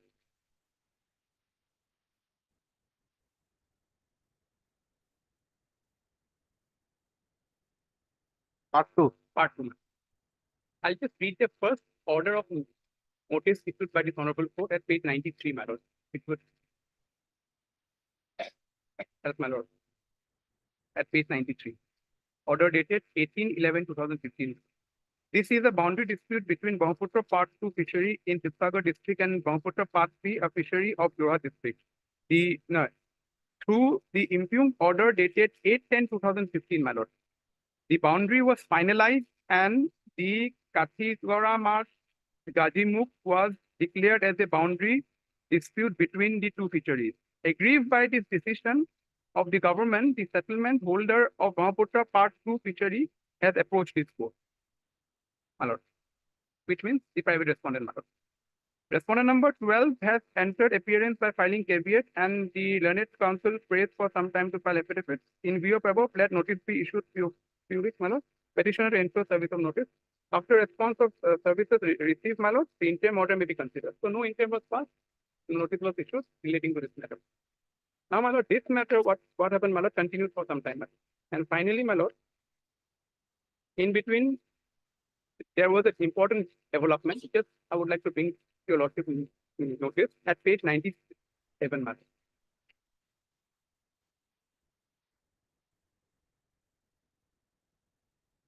My lord, when the temporary arrangement was made in favor of the petitioner, it, my lord, recalls by an order after the court intervened in the first round of writ petition filed by Jyoti NGO, some interim arrangement was made with him on a daily basis. So that particular event was put to notice before this honorable court, and court, my lord, has passed this order in person to that. Kindly note to page 97. Sir. This is a boundary dispute between Brahmaputra Part 3 Srinagar and Brahmaputra Part 3 of Jorhat district. Mr. Pat M.S.P. Burman, learned counsel appearing for respondent number 12, submits that now the petitioner is not the lessee of the Brahmaputra Part 2 fishery on account of the speaking order passed by the government on 13/1/2015, my lord, whereby the fishery was settled with Jyoti NGO. And thereafter, she submits that the case has become, the case should be closed as infructuous. However, Mr. So-and-so, learned counsel appearing for the writ petitioner, prays for time to obtain instructions. Accordingly, case should be relisted after 2 weeks. So this event, development was brought to the notice that he was no longer the lessee, and it was settled with the petitioner in Jyoti NGO. Now, my lord, may kindly come. How does this have any relevance? Because it is the same fishery, he is saying that he was in possession of the fishery. His ground before the honorable court was that he, being the possessor of the fishery, was aggrieved by the decision of the boundary dispute. So, and my lord, he may not have disclosed the fact that there is another petition pending, wherein his settlement must have been settled by some other person. So the counsel appearing there. But this 692 was filed by him. Yes, my lord, he ought to have, maybe I haven't gone through the petition there in my lord, what he has disclosed in the petition. Let's not speculate. So, That is speculate. no, we cannot speculate, of course. So I'm not, of course, submitting on that. So, my lord, may I? Sorry. Thereafter, my lord, what happened? on, my lord, 2018, my lord.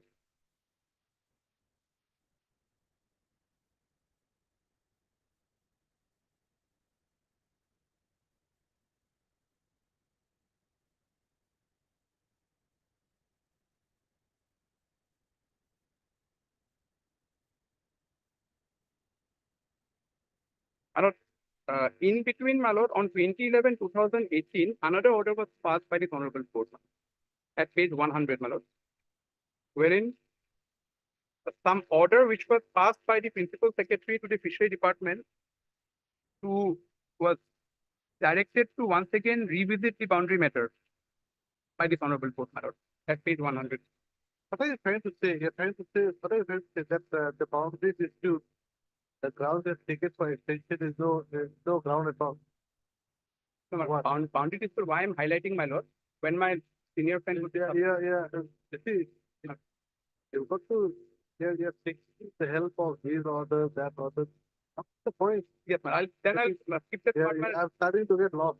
No, then I'll, my lord, it has some facts, my lord, which may be relevant because if my learned senior friend starts submitting, my lord, he will rely upon it, these orders, my lord. Then you Because- can counter it. Yes, my lord. Then I'll come to straight away to the point. Then, my lord, may kindly come kindly come to the order, my lord. Impugned, my lord. Now, before that, my lord, I have made some representations.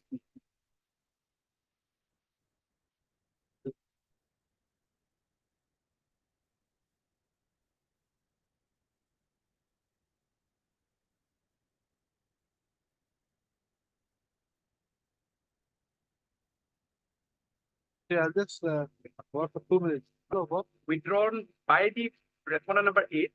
I do not know the ground because the order doesn't speak of the ground. He withdrew the writ petition. My lord. He withdrew the writ petition. Yes, my lord.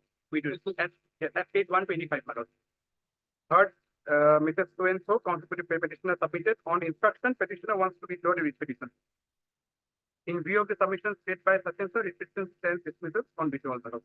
So at page 125 to 126, the writ petition, my lord, 6922 of 2015 stood with dismissed on withdrawal.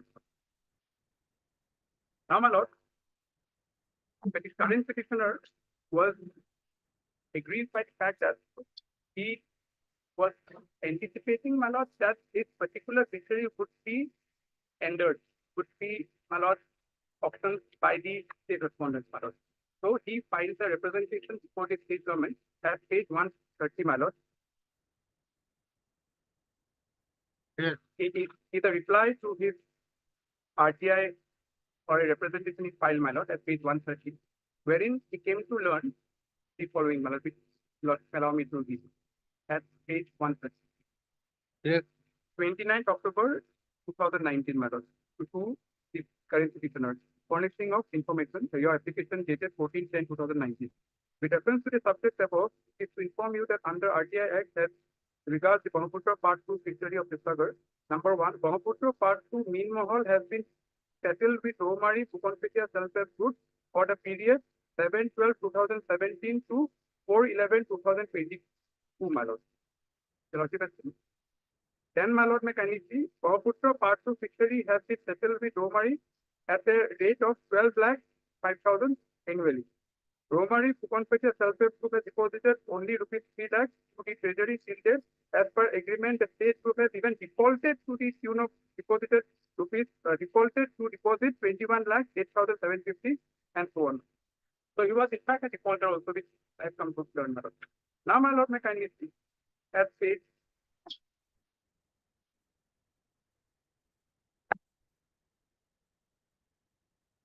132, my lord.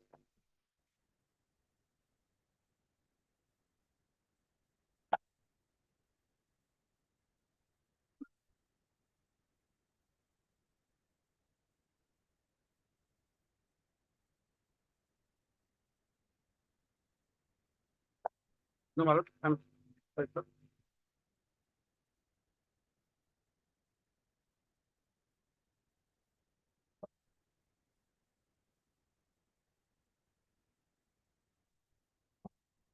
Again, at page 136, my lord, I have filed a representation on 8/11/2019, praying for basically before the authorities that this fishery should be brought to tender, my lord. At page 136. I'll not read the representation, my lord. This list of the representation. I have filed at page 136.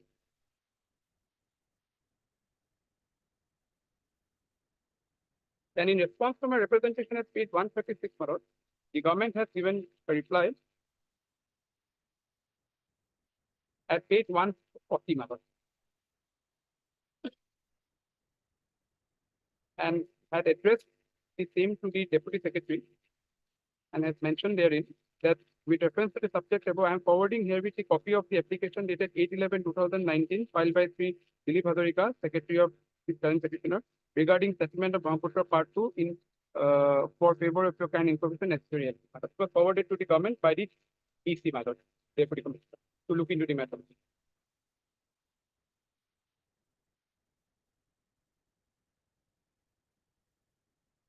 Again, my lord, the petitioner at page 142 files another representation on similar prayer matter.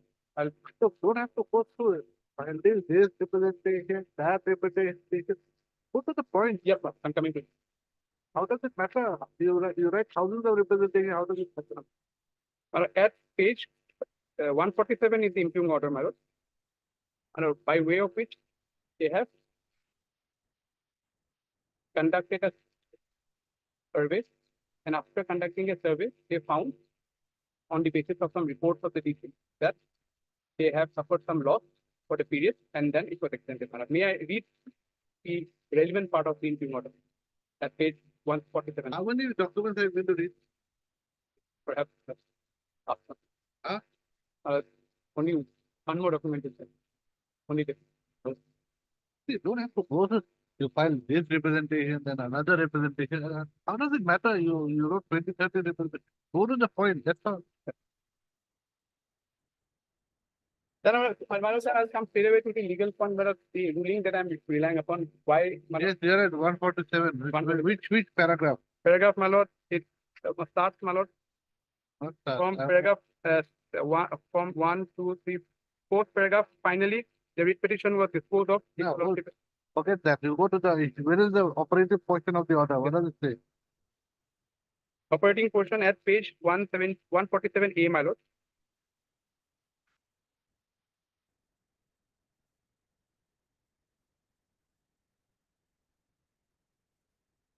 In view of the above, the government and fishery department as empowered under Rule 8, I hereby grants extension of the lease of Brahmaputra Part 2 fisheries in district Chittagong to the existing lessee, my lord, so and so for 3 years with effect from the expiry of the lease as per date of handing over possession in terms of the government order number such and such, dated such and such, my lord.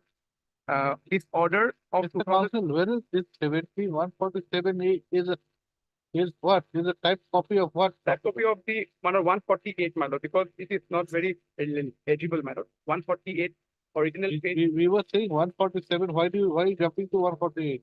No, my lord. 147A and B are the type copy of 148, my lord.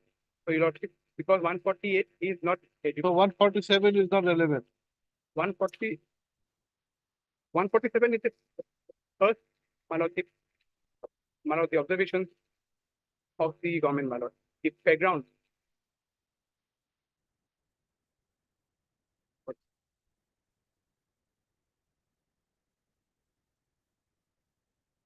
One 149 also your lordship can come directly.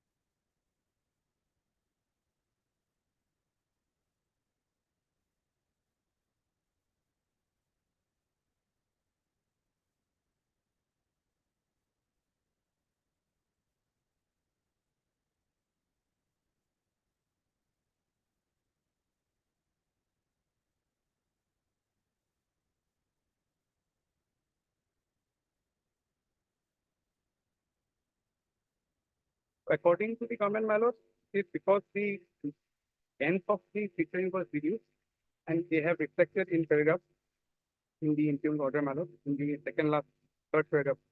Now, from the perusal of the field inquiry of the circle officer. Yes.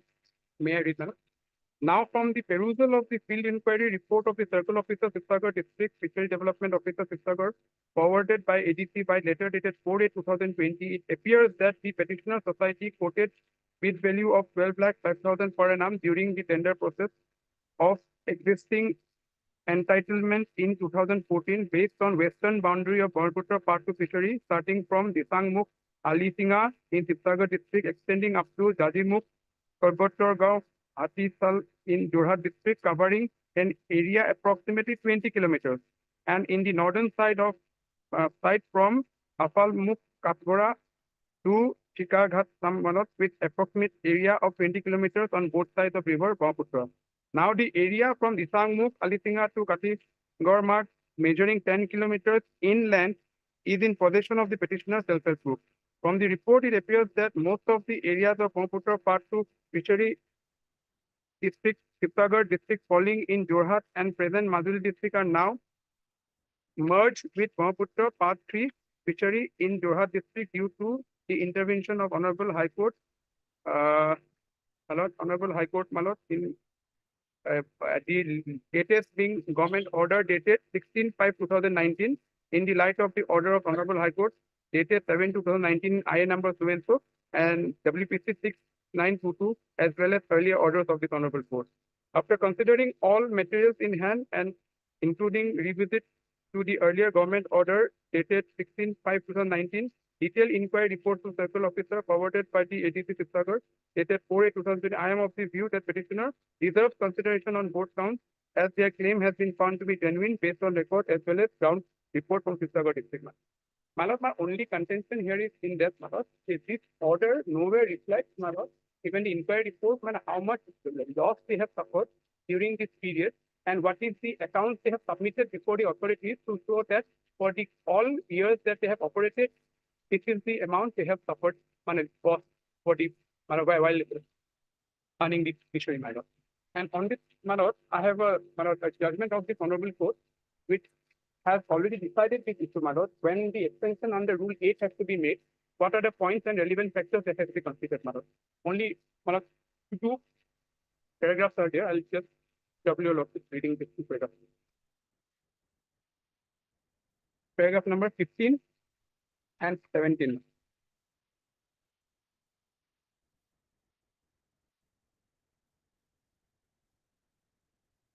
Madam, may I read, madam? Paragraph 15.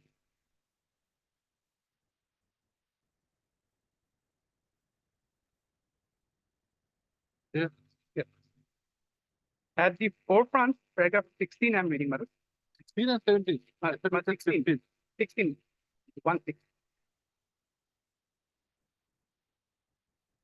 Yes. Madam, may I read, madam? At the forefront of the list,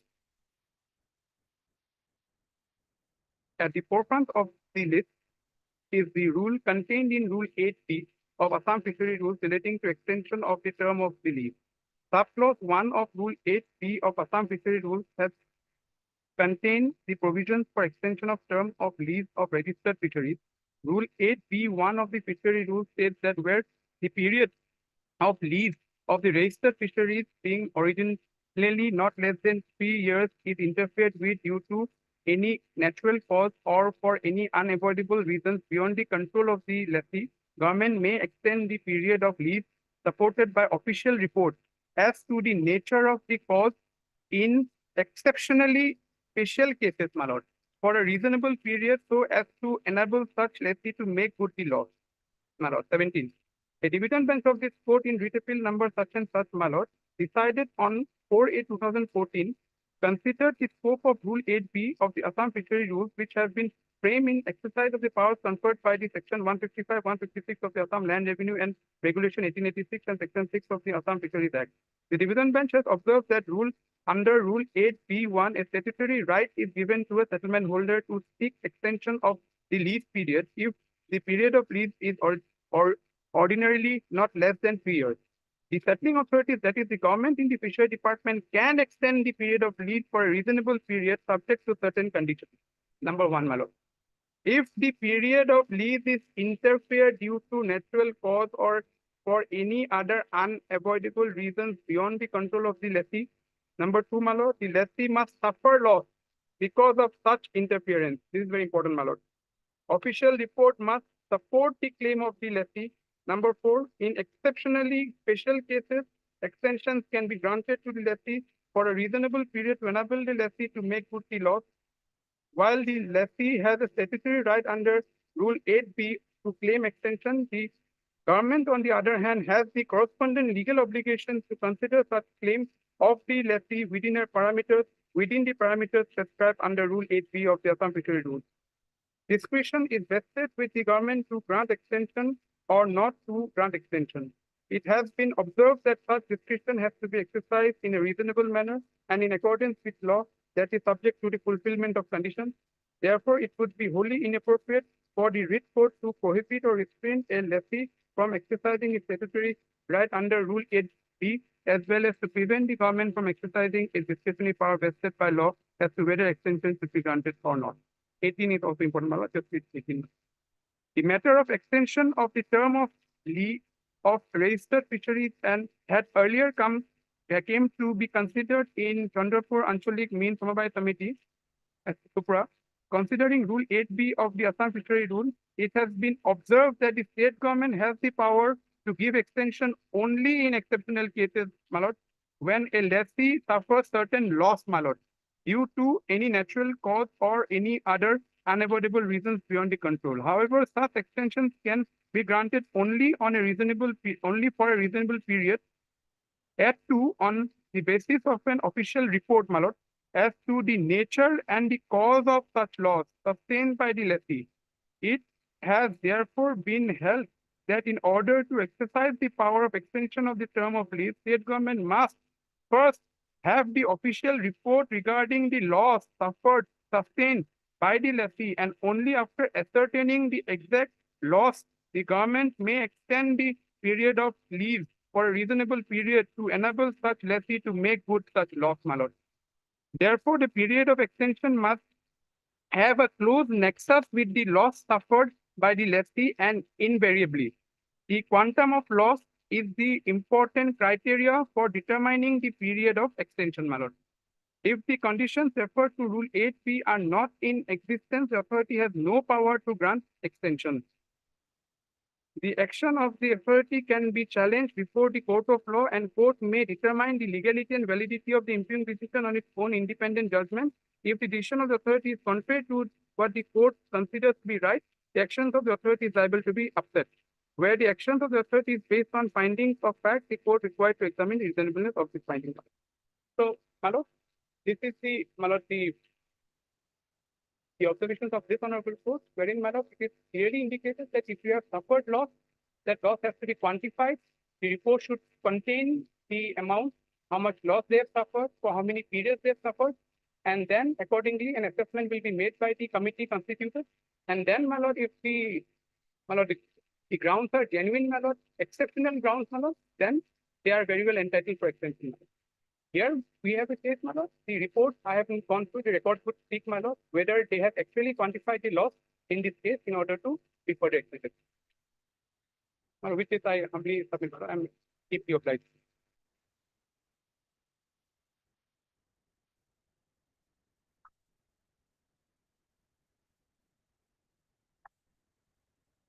Yes, rules for the fishery. So this due basically was extended the fishery.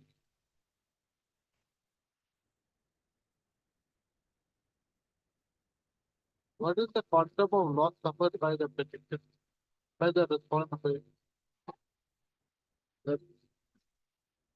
Loss plus buffer, my lord. That is another thing. What was it? There is a record. Record of, yes. The report from the, अच्छा, so it is in asset. Yes, my lord. No, please, I cannot turn all the pages. Please turn the current event page. Yes. for me. That you deliver here, read whatever you want. It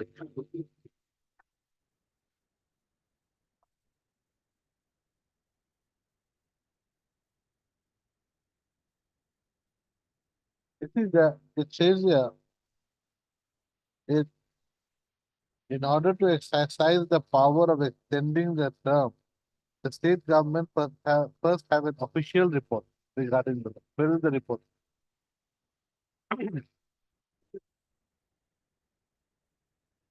Let us see. Let us, huh? That is basically what you want. Report to my deputy commissioner. They show let us see. They say to him. This is the report. Inspection report of the committee in connection with Brahmaputra Part 2 fishery of Chittagong district. Madam. May I read, madam? We, the undersigned, have the honor to inform you that the committee that was assigned to inspect the Brahmaputra Part 2 fishery has inspected the matter on 15th of October 2020 in presence of local Gangapura, lessee, etc. During field verification and as per office record, it is found as follows. Number one, my lord. The lessee is operating the fishery from Apela NC to Kathigarmukh, which is approximately 10 kilometers. Number two, the district fishery development officer has fixed the annual revenue at rupees 4,87,000 for Brahmaputra Part 2 fishery. Copy of the annexure enclosed. During the field visit, it is also observed that committee members that a large area in the northern side of Brahmaputra Part 2 Meen Mahal is silting. Hence, actual fishing area of the Meen Mahal has been reduced. Therefore, the committee has unanimously decided to consider the remission of the annual revenue of the Brahmaputra Part 2 fishery from 12 lakhs to 4,87,000. Number four, the self-help group has been running the fishery since the self-help group has been running the Meen Mahal from 2017 to till date. Western boundary of the fishery was fixed at Kathigarmukh by government order dated 8 October 2015. This is for kind information and necessary action. Well, there's nothing on quantum, my lord. It only says that it was reduced that I have submitted, my lord. But they have not mentioned anything as to how much loss he has suffered for how many years, my lord. Thank you, lord.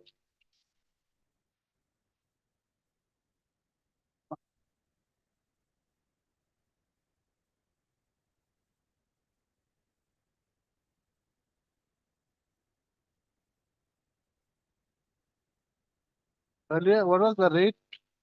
11 lakhs? Originally, it was, my lord, 12 lakhs, 5,000, which was settled between, my lord. And thereafter, 4 lakhs? 4,87,000 was reduced. My lord, it was reduced. 4,87,000 My lord. or 87. I have Okay, that was the base price. 4,87,000. How much? and some odd, my lord. I haven't given to you. Okay.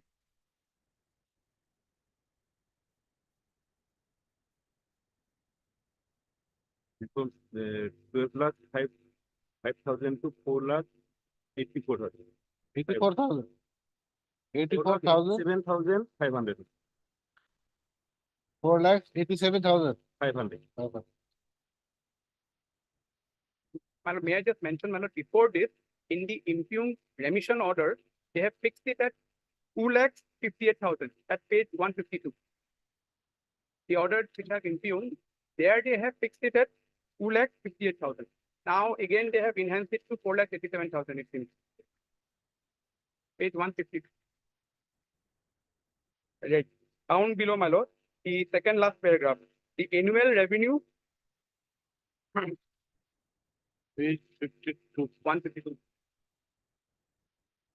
The second last paragraph, my lord. The annual revenue of Brahmaputra Part 2 was reassessed at rupees 2,58,000 in place of annual revenue of 12,05,000 as recommended by you with effect from handing over possession of the fishery, that is on 7/12/2017 in terms of the government letter dated such and such.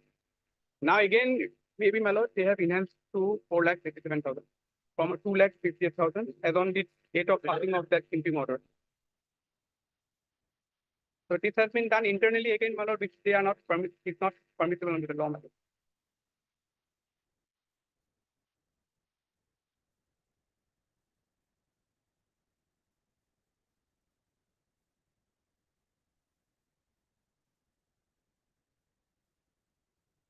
Not permitted under what provision? Because they will have to call for fresh tender. This conduct of theirs shows, my lord, that they are running lean costs. As and when they want, they're changing the rate. They are changing it at their own whims, my lord. How can they do that? Court in 2017 itself said that the fishery will have to be brought into fresh tender process, my lord.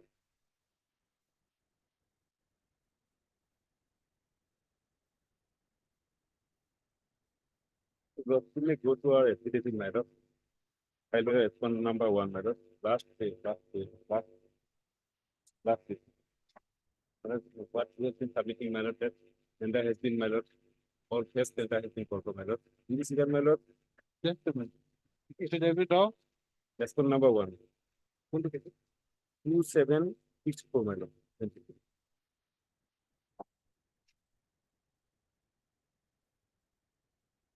eight. Page matter 27. Last page.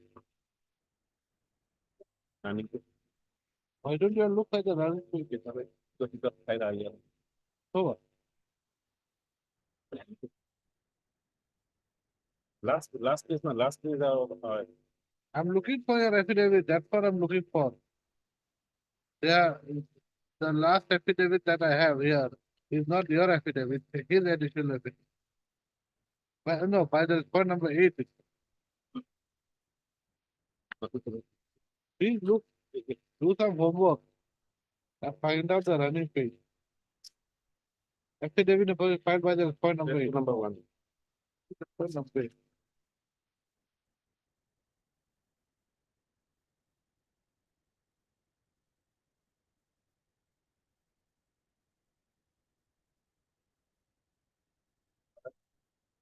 Point number 1. This is not the last. Yeah, after this, there are 3 other affidavits.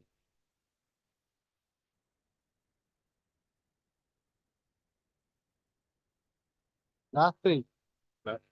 Last page is what? Joint Secretary to the Government of Assam. See, 6 February 2021. This is the impugn order, Yes. my lord. Please, This is the impugn order. We have Yes, assessed. what about Yes, as per this order, my lord, that the Deputy Commissioner will take step for identifying and demarcate the boundary of the Bangsa Park to fishery jointly with Johadan something opposite to the Go Fishery Department with draft notification, my lord, yes, but if my lord, it is my lord redefined, my lord, and notification is published, my lord, then my lord, re-tendering process can be initiated, that takes some time to pass. Because my lord, lots of litigation is there regarding this, my lord, extension and yeah. Because my lord, is a notification of NIT of 2014, my lord. Initially, it is for 7 years, my lord. Thereafter, my lord, it was subsequently, my lord, extended and thereafter it is going on.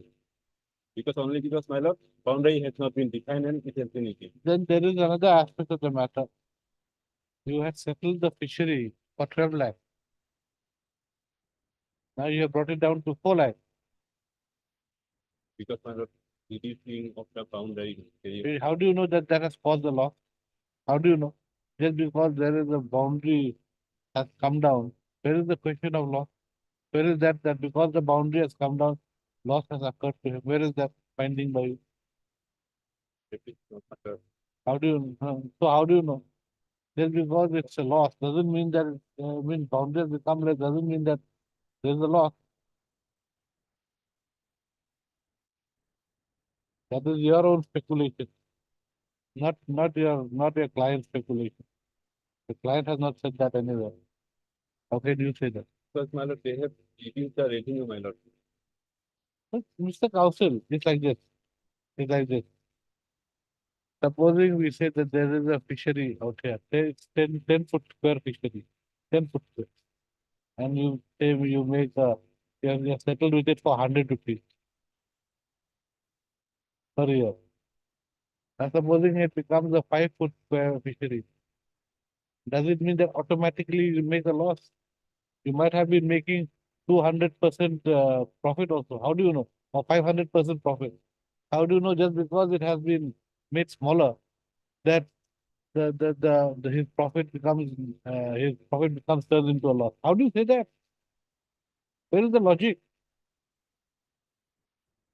Definitely logic, my lord. Then that's what I'm saying. So that is why the government is required to make a note that some loss has occurred.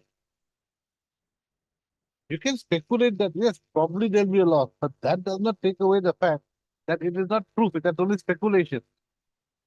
So where is your study or report to that effect that a loss has occurred? That's all. What else? That is not there, man. That's not there. How much loss has been occurred? That's only because, my lord, Because the boundary Yeah, description has yeah, become yeah. smaller, area has become smaller. So, you are saying that it is probably that he is going to make a loss, though the government has not made any finding to that effect. Yes, I think after we'll ask Mr. Das to clarify the. That's what. So only page 150. 150.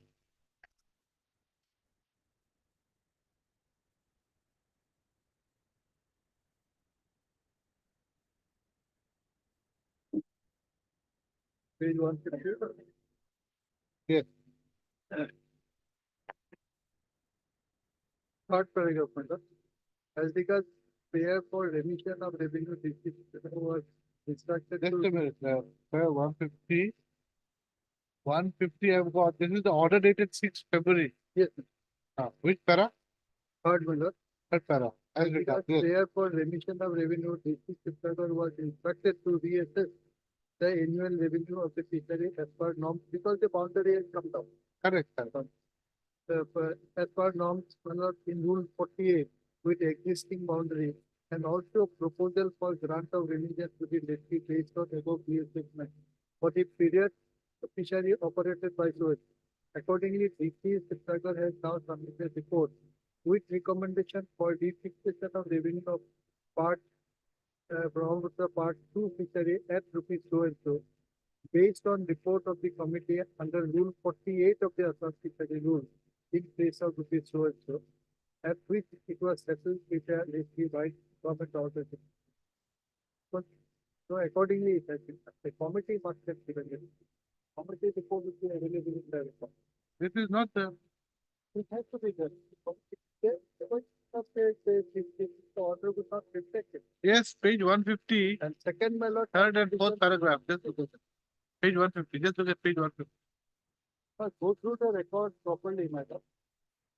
You have to help them After my because the other day, 150. while hearing a matter, the government council did not have the required instructions. The private respondent produced the instructions and gave it to the government lawyers, everything. The government lawyers played a very vital role in the whole thing. Yesterday I saw Kerala High Court was 10 lakhs, cost of 10 lakhs for filing a civil litigation, depriving a laborer from enjoying. So do you want us to impose cost No, that? not impose, I mean, Remember one thing, it can go both ways. no, not this big case, but government advocate has got a very big role in the whole matter. Correct, sir. Big role. Government advocate has got a role, then the clients have got a role, the government has got a big In role. order, that when this rule committee report under Rule 48 is reflected, if it is not there in the report, then the secretary who has written the letter, if it is don't take create even the false report. Under Rule 48, a committee was formed. The committee has given a Rule 47. So where is that report? Once more. Committee has specifically You recommended put that, you put amount these is things 2,58,000. like it. He doesn't have that time. Thank you, sir. Okay.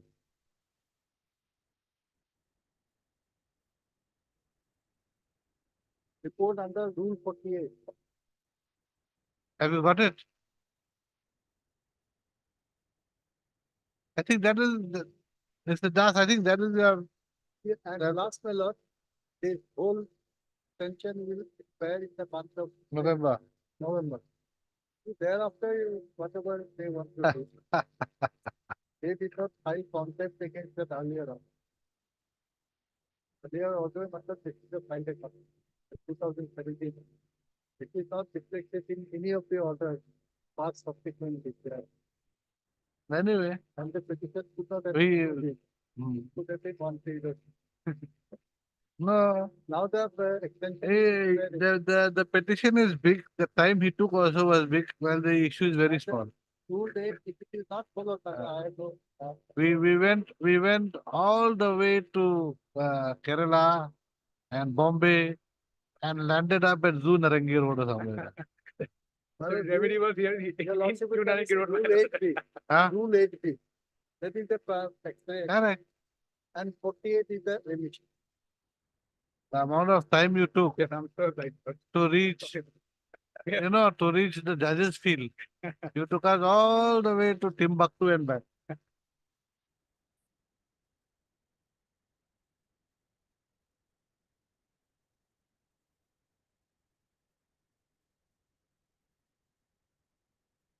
So if a committee report recommending that 2,58,000 is not there, the joint secretary is responsible for giving a false certificate. But I think that it's been ordered wrong.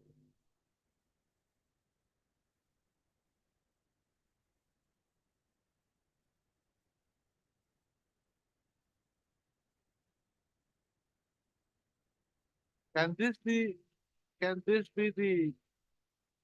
will this come within the purview of within the judgment?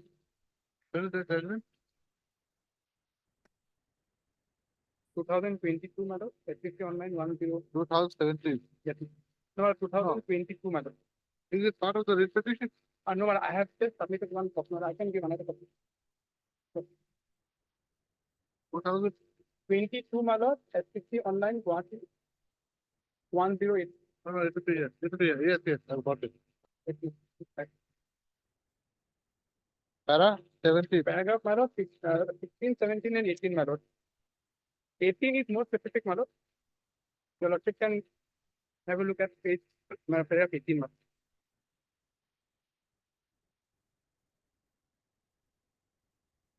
However, such extension can be granted only for reasonable pay thereto on the basis of an official Respectfully to this one.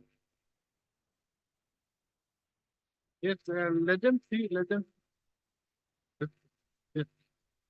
Okay, right. Let them see in the meantime. Right, Mr. H. Buraghat. H. Buraghat, let us process for the petition. Sir, only a judicial review I have of judgment. Conception is this, that unless whether finding of fact lordship cannot enter. I'm not on any, yes, but unless it is your lordship is permitted to take a different view on material stuff. No, I'm not taking any different view. But extension period is better. Yes, you look at this green thing. Yes, madam.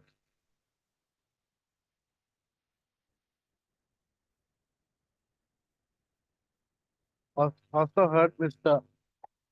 Yes. Who is for the government? Mr. M. Chetia for?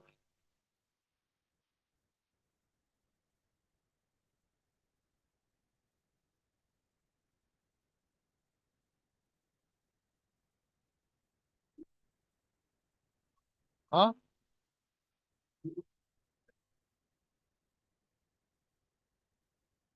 One to seven. That means 1 to 7. 1 to 7. And Mr. B. D. Das, then senior counsel for the point number 8. Assisted by Mr. E. Tata.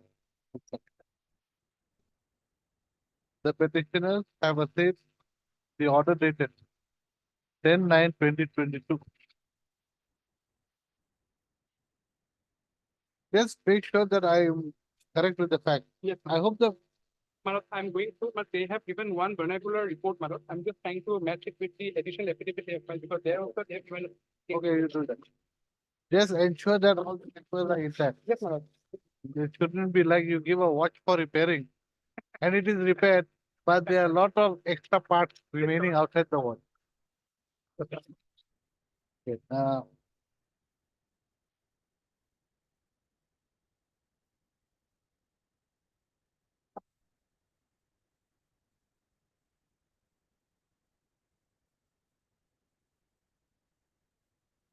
Here. The order dated 10/9/22 issued by the Commissioner Secretary to the Government of Assam, Fishery Department. Please keep track of what I'm saying. I don't want to make a mistake.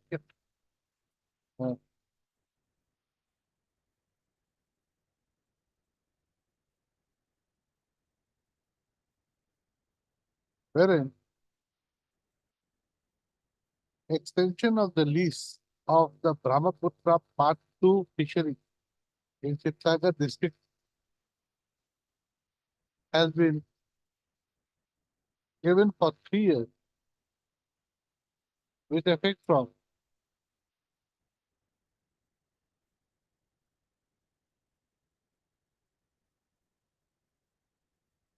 Manoj, the extension, the expiry of the existing lease. Manoj, the extension order is impugned, Manoj, it must dated, Manoj, on 6th of February. No, Mr. Council, please understand, please do not go over the different tangent. You're challenging this page 147A. Yes, Manoj. Now, what does 147A say? Yes, Manoj. What does 147A say? It gives extension of lease from which period? It doesn't give the date. From when does this extension give it? Extension is given from Manoj, from 2017 onwards, when he's 2021. Where does it say 21? It doesn't say 21, Manoj. Yes. On November, it will be. November what? Where's November?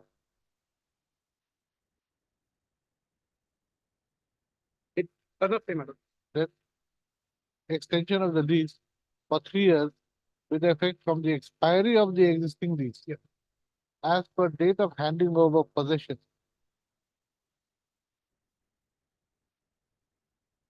In terms of the government order number, or the government order dated 5/11/24 and 1/12/2007. The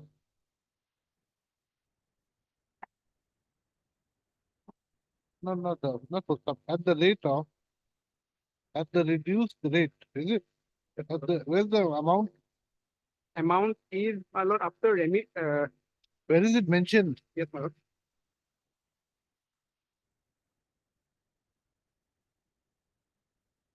And to the full stop, look at that. The petitioner also made a challenge to the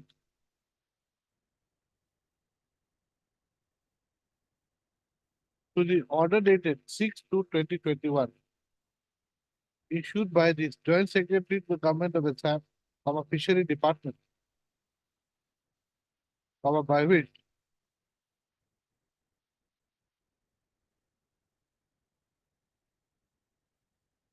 the lease of the fishery has been extended for 3 years at the rate of rupees 2,58,300 per annum.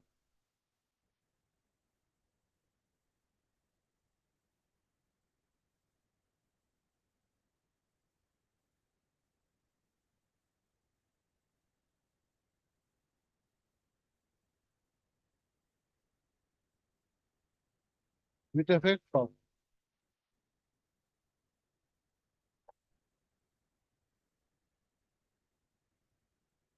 7/12/2017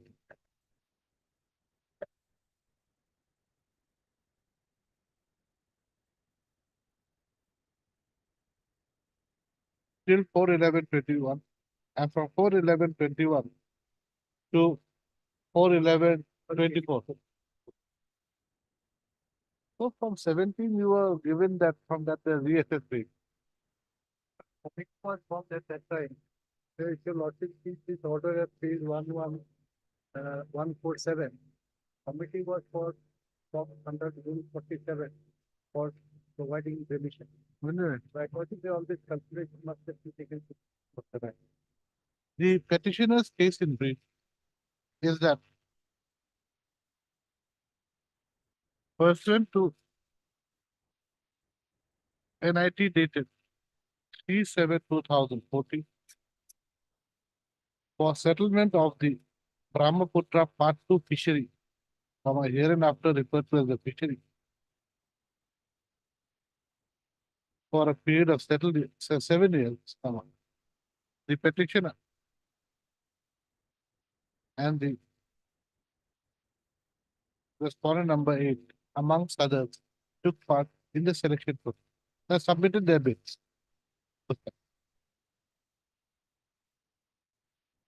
The fishery was settled with the respondent number 8 on 5/11/2014.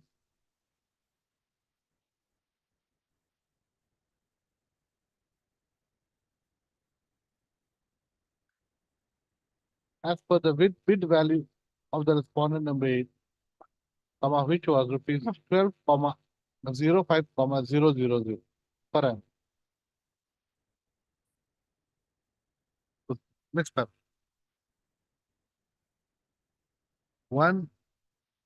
Next paragraph. One duty NGO, JEWTI, duty NGO, made a challenge to the settlement of the fishery with the respondent number 8 by filing WPC number 5734/2014. A status quo order dated 10/11/2014. 10/11/2014 was issued by this court in WPC 5734/2014.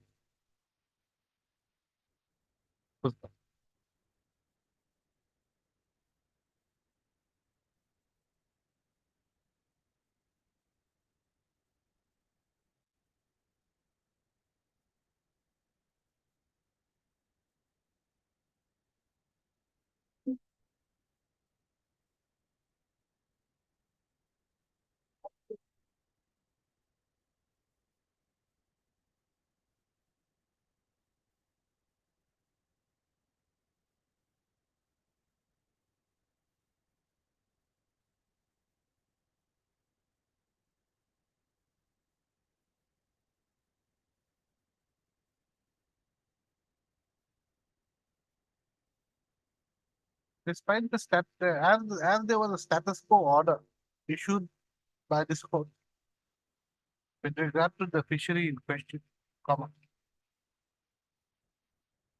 the state respondent allowed the respondent number 8 to look after the fishery on a daily basis at the rate of rupees 1165 per day.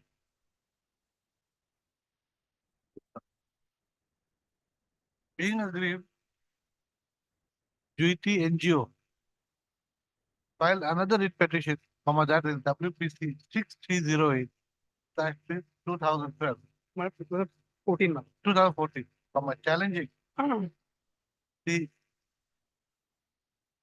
order dated 1/3/2014, allowing the respondent number 8 to look after the fishery on a daily basis.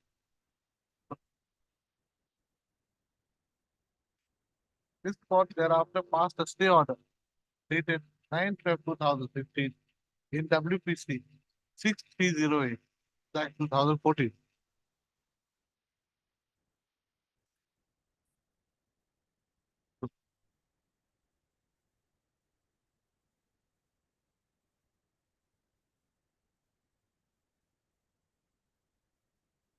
What happened to 5734? My lord, 5734 and my lord 6308 was together, Okay. and it was decided by the duty NGO reported judgment, which I have just Page? pointed. My lord, this judgment, your lordship will find it at page 84 onwards, my lord. Okay. And reported judgment also have submitted. Page 84. No? Huh? It's okay. I'll continue. Please don't mind. Because I've got a meeting at 4:30. So I've got to.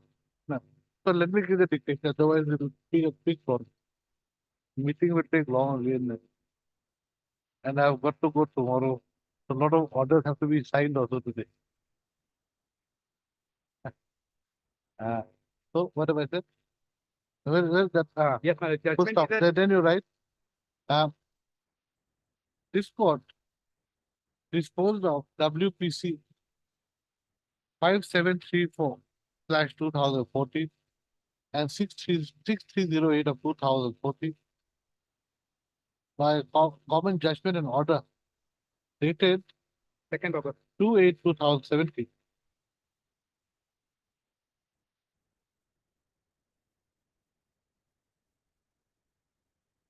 Operative part, my lord, paragraph number twenty-six. Just a minute. Your case is from 23 to 25, correct? Paragraph number 23, 24, 25, 26.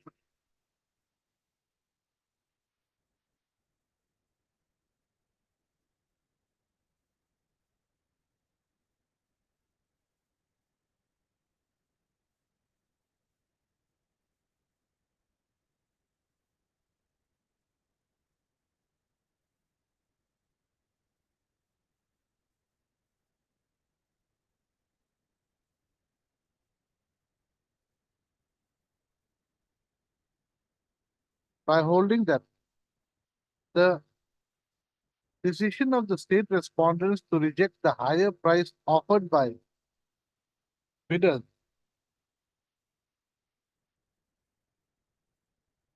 in respect of the said fishery suffered from the vice of total non-transparency and was therefore vitiated by complete arbitrariness. The same was accordingly declared as illegal and unsustainable in law. So this settles the entire thing. Actually, my lord, it tells the entire thing, my lord. Not taken it. Not taken it. The entire thing is the relevant the above being said, this court in the common judgment and order dated 2/8/2017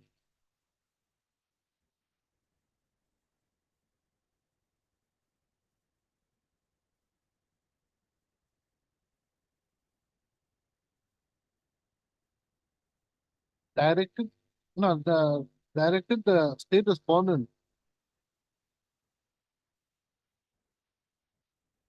No, the whatever I said, the last sentence.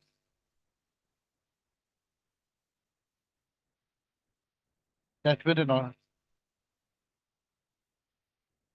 Directed the state respondent to make a fresh decision of granting permanent settlement of the fishery in the light of the observations made in the said case, and also held that and also set aside the settlement made in favor of the respondent number 8 hearing. Next para. The relevant paragraph numbers 23 to 25 in the above two cases, which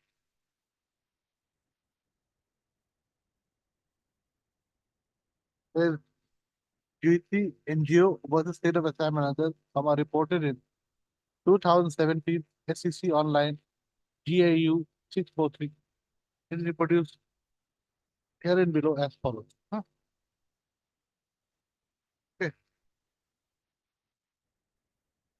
Next para. Subsequent to the decision of this court in GT NGO Supra, which has not been put to challenge till date. Where is the next order? My lord, next order is related to the boundary dispute, which they have piloted. That is not relevant. The impugned orders have been issued. My order. The impugned orders have been issued by the state government, whereas the respondent number 8 has been settled with the fishery, though, with a lesser boundary than before, at the at a lesser rate than what was quoted by him in his bid in pursuant to the NIT dated 3/7/2014. The respondent number 8, next para, the respondent number 8 had quoted rupees 12,05,000 as his bid amount in pursuant to the NIT dated 3/7/2014. However, the fishery has now been settled with point number 8 by the impugned order at a lesser rate than what was quoted by him earlier, that is at rupees 4,87,500 per annum. 4,87,000 was the amount which we could see from the records, but in impugned order it is 2,58,000 numbers. Okay. 58,000 is the Okay, it's not 4 lakhs, so it is 2,58,000 2,58,300 300 is what has been settled with. That's all I think. Next. Mr. He accordingly submit. No, he also submits that in terms, Mr. He also submits that in terms of the judgment of this court in the case of Number 29. 29 number Nekira Nekara Likara means of that. Limited versus State of Assam. Reported in 2022 FCC online GAU 1084.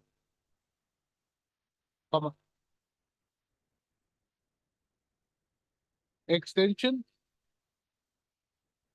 of a fishery. Is it fishery? Yes, Of a fishery. 60% fishery, ma'am, same fishery. Of a 60% fishery can be granted by the state respondent only after the state government has an official report regarding the loss sustained by the lessee,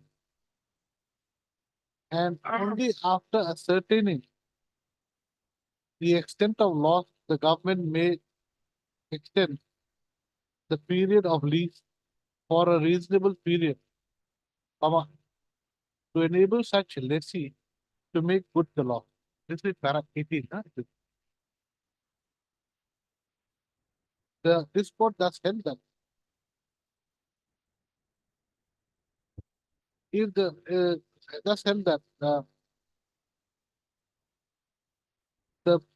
quantum of loss is the important criteria for determining the period of extension.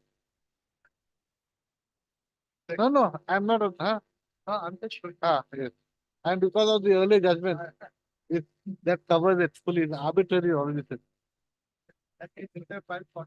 Yes, they should have. Actually, they should have. It should have been 2022. Impugned order has been passed on. That is the reason extension has been challenged. And you could have straight away gone to that para 23 and said everything has been set arbitrary. What survives? Nothing survives. What about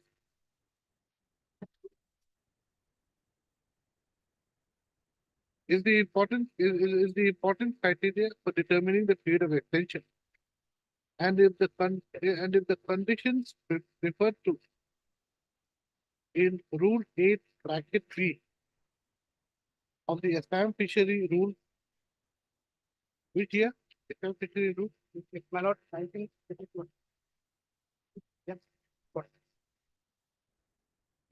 53, my lord. 1953 53. is not in existence, the authority has no power to grant extension. He submits that in view of the judgment of this court in duty NGO Supra, and as there is no official report regarding the loss sustained by the lessee, Not duty injury, my lord. It is 29 number Nekara of 2020. Your lordship has mentioned duty injury is the original case. Of one Correct. No, because there also, because it says arbitrary. yes, ma'am. Yes, ma'am, yes, correct. It says I obtained completely, my lordship. Whatever, sir, and there's no official report, sir. The extension given to the lease of the fishery to the petitioner. To the respondent number 8 to be satisfied. And a direction should be issued to the state respondent to issue a fresh NIT for the settlement. Next part. Mr. M. Chetya, the learned counsel for the state respondent, has brought the report and submits that there is no official report. There's no official report of the state government regarding the loss sustained by the lessee. Yes. No, this is not a report. I have the report, ma'am. Your lordship can tell me in the additional affidavit he has put. This is just a calculation how they have come to the 2,50,000. Quantum of loss he will Well, provide. well, It is the duty, it is the duty of the. That's right. Yes, sir. Show me that. Let me see myself also. The vernacular is English is in the additional affidavit, my lord. They are Anyway, whether it is that, it goes anyway. Give me only. whatever, sir. Official report. Official loss sustained by the lessee. Okay. On perusing the official report, no, that will be later on. Anything else? Anything else? They have calculated, my lord, how they have found, my lord, 2,58,000. However, the calculation has been made as to why the point number 8 committee, and however, the committee report provides a calculation as to the basis for coming to a decision as to the rate payable by the respondent number 8 per annum, which is rupees 2,58,300 per annum. But there's no loss. You can't mention loss. Where loss is not, that is not. Next up.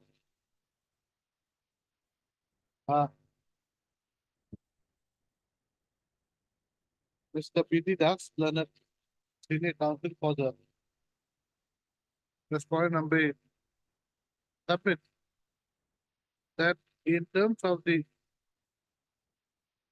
para 3 and 4 of the order dated 6/2/2021 issued by the Joint Secretary to the Government of Assam from a fishery department.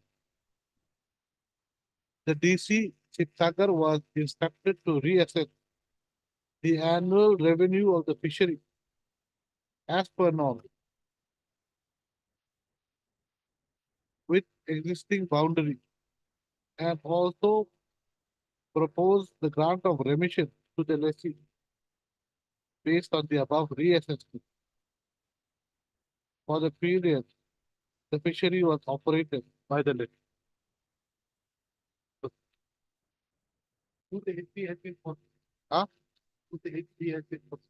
He submits that Route 8B of the fishery rules 1953 has been followed, and the committee has made a calculation with regard to the is not loss with regard to the yearly revenue payable by the respondent number 8. This comma which was made which year, which date? My lord, the year of giving the order, my lord. Yes. This report. Yes. My lord, Let's see the date.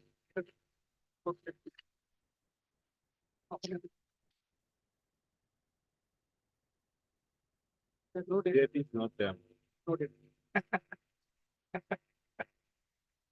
Which is without any date. Forwarding letter is there.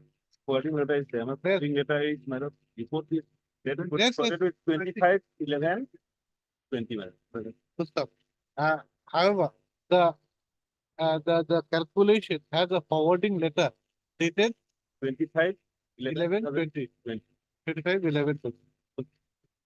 That's all. Anything else? Right. He accordingly submit that the writ petition should be dismissed as uh, there is no infirmity with the extension of the fishery with the point number.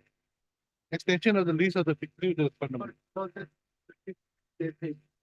First up, before that, he further submit that as the uh, extended period of the fishery is going to end in November 2024. No adverse orders may be passed against the respondent. Then I have heard the letter of for the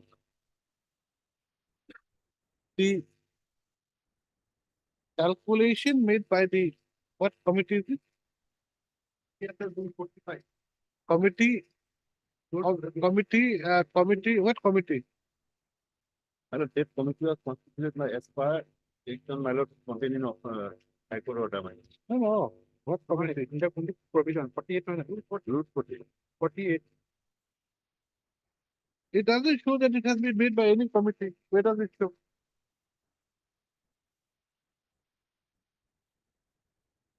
But this calculation has been done by the, my lord, district fishery officer. What committee? There's no committee in fact. So not a committee, it's said by the district fishery officer, then instead of committee. Okay, right. Say development. of- The calculation alleged to, the calculation alleged to be made by the district fishery officer, Say development. of- fishery development officer, wherein the yearly revenue payable by the respondent number 8 has been reduced from rupees 12,05,000 to 4,87,500. Does not show the date when it was made. However, it is a part of the letter dated 2/11/22 issued by the district fishery officer. So, be that as it may, it is not understood as to how the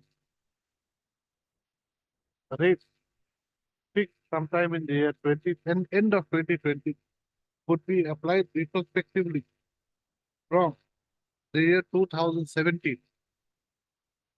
In as much as no, while the respondent number 8 had given his bid amount for the fishery at 12,05,000.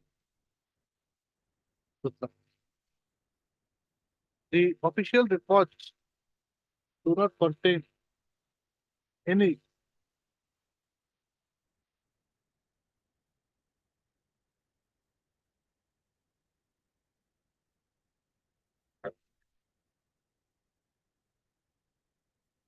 official report regarding the loss sustained by the respondent number 8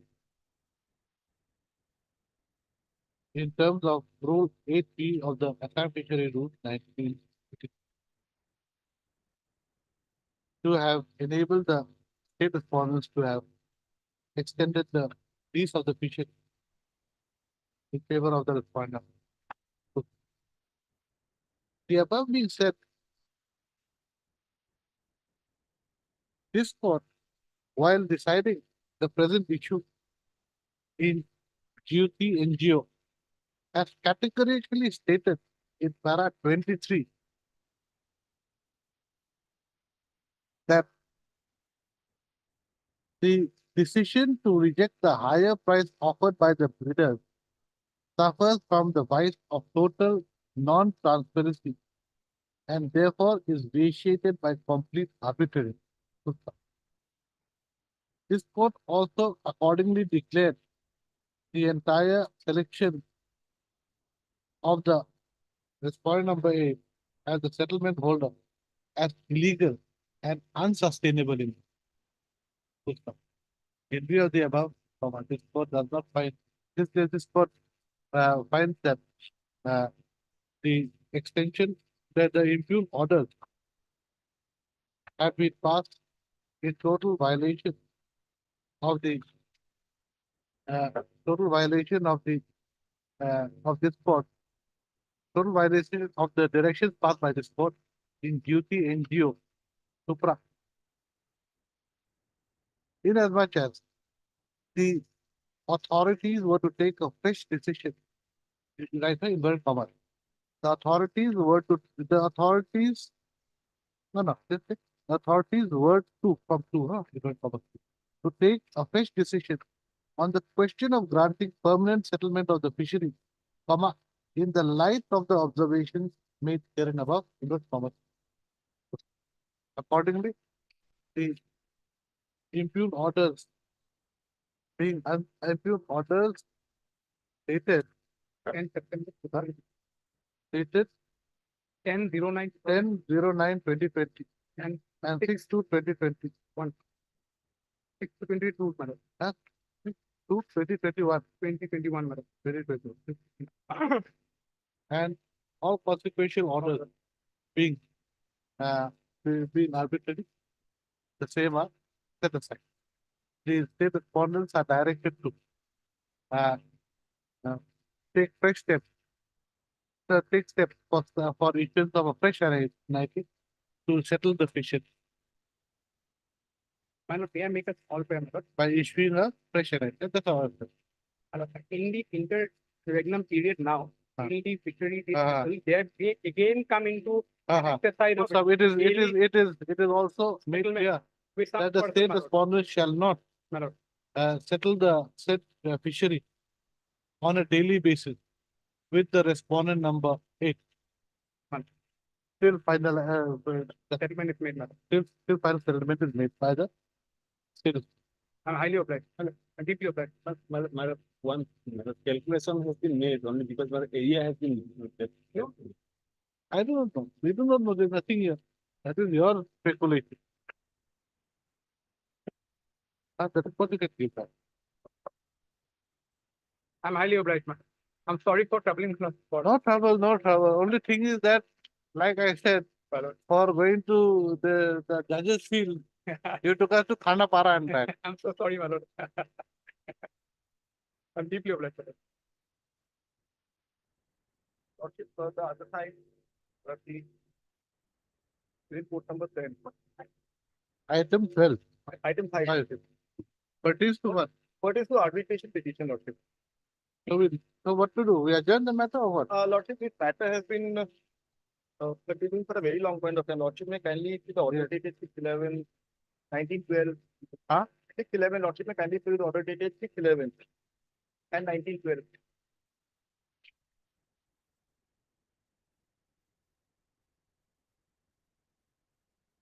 What is this? What is this? Lordship, if you remember, they had, so we are agreed we are entering into agreement with them. They were developing a flat and there was a contractual period by which. There was a contractual period by which the flat was to be handed over to us.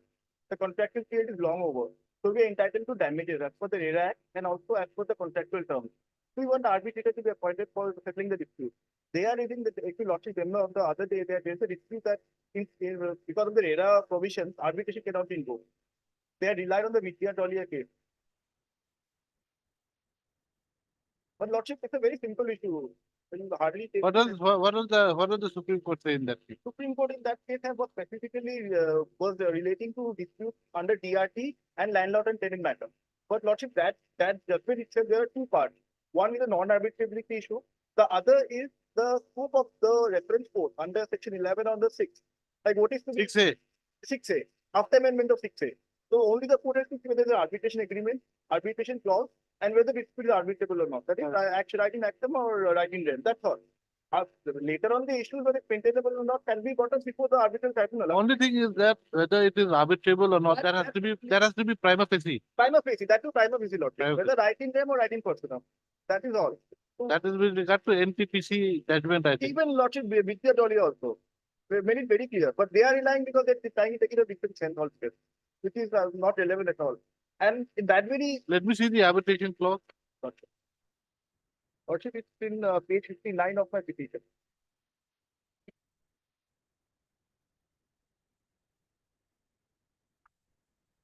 Yes, Lordship, page 59, clause Yes. number, clause 16. okay. So 16A. 16A, Lordship. A, B, C, D, E, F.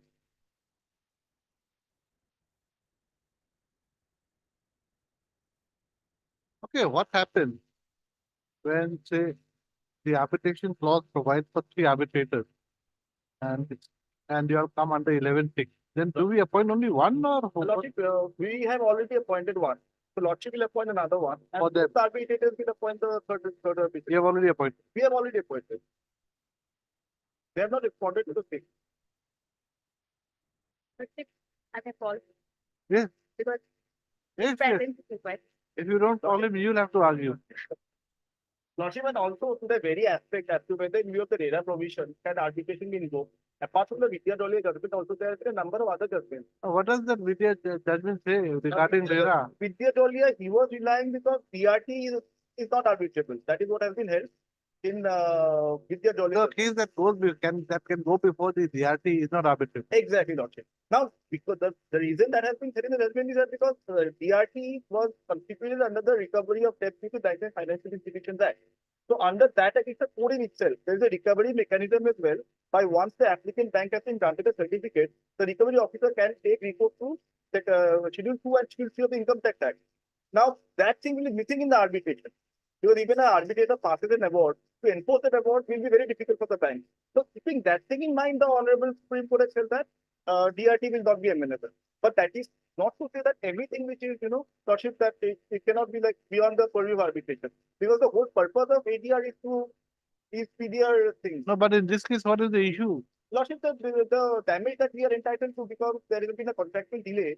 Section 18 of the RERA Act says that we are entitled to compensation and also the contractual term. Show me the act.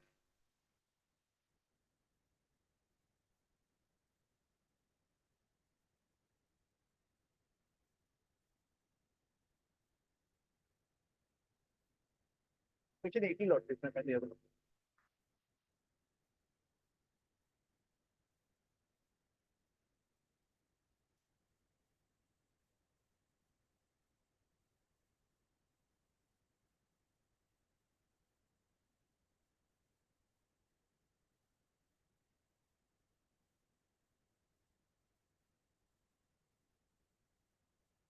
So Lordship may kindly see that he shall be entitled on demand to the allottees in case the allottee wishes to withdraw from the project without prejudice to any other remedy. In this clause itself, Lordship, also there is But this is for other number remedy 10. available. And after that,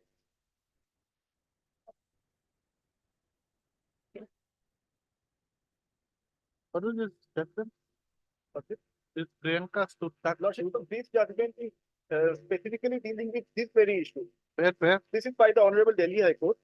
Lordship may kindly come to. So Lordship, this is dealing with the Vidya Dolia judgment also. Kindly come to para 19, Lordship.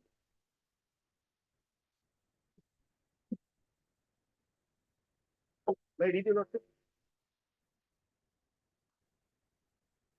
Para 19. Yes. The dispute hearing does not fall into the category of cases which have been recognized as non-arbitrable in Booth Island and Hamilton Incorporated versus SBI Home Finance Limited. The fourfold test of non-arbitrability laid down in Vidya Dolia versus Durga Trading Corporation remains unfulfilled in the fact of the instant case. The claims for refund of monies arise from cancellation of allotment under the flat buyer agreement and thus relate to right in personam, which are amenable to arbitration. No issue of in-rem has been put forward by either side. Moreover, in Vidya Dolia, the Honorable Supreme Court has clarified that even disputes relating to subordinate right in personam arising from rights in rem are considered to be arbitrable. Besides, no function of the authority under Section 13 of the RERA Act is impugned as well. Impugned, it should be. Should be impugned. As well, if such claims are referred to arbitration. Then, Lordship, the Honorable Delhi High Court goes on to explain Section 16 of the Arbitration Act. So, Lordship, for the conclusion, With regard to the jurisdiction of the arbitrator, yes, Lordship. Like the issue of maintainability can be decided. by the arbitrator tribunal. He can make his own jurisdiction. Lordship. Correct, Lord. Lordship, may kindly come to para 32. The conclusion is there. 30? 32.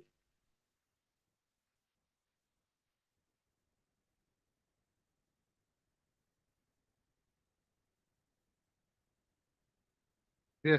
From the foregoing, there is no doubt in the mind of the court that giving a purposive interpretation to section 79, 88, and 89 of the RERA Act, there is no bar under the RERA Act from application of concurrent remedy under the Arbitration and Conciliation Act, and thus there is no clash between the provisions of the RERA Act and the Arbitration and Conciliation Act, as the remedies available under the former are in addition and not in superstition of the remedies available under the Arbitration and Conciliation Act.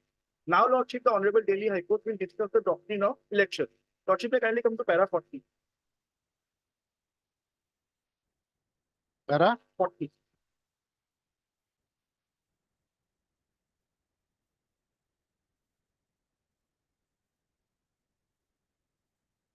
Yes. From the foregoing, it is thus clear that the remedy available under the Arbitration and Conciliation Act is in addition to the remedies available under special statutes, and the availability of alternative remedies is not a bar to the entertaining of a petition filed under the Arbitration and Conciliation Act. But once elected, then the other remedy will not lie in respect of the same dispute.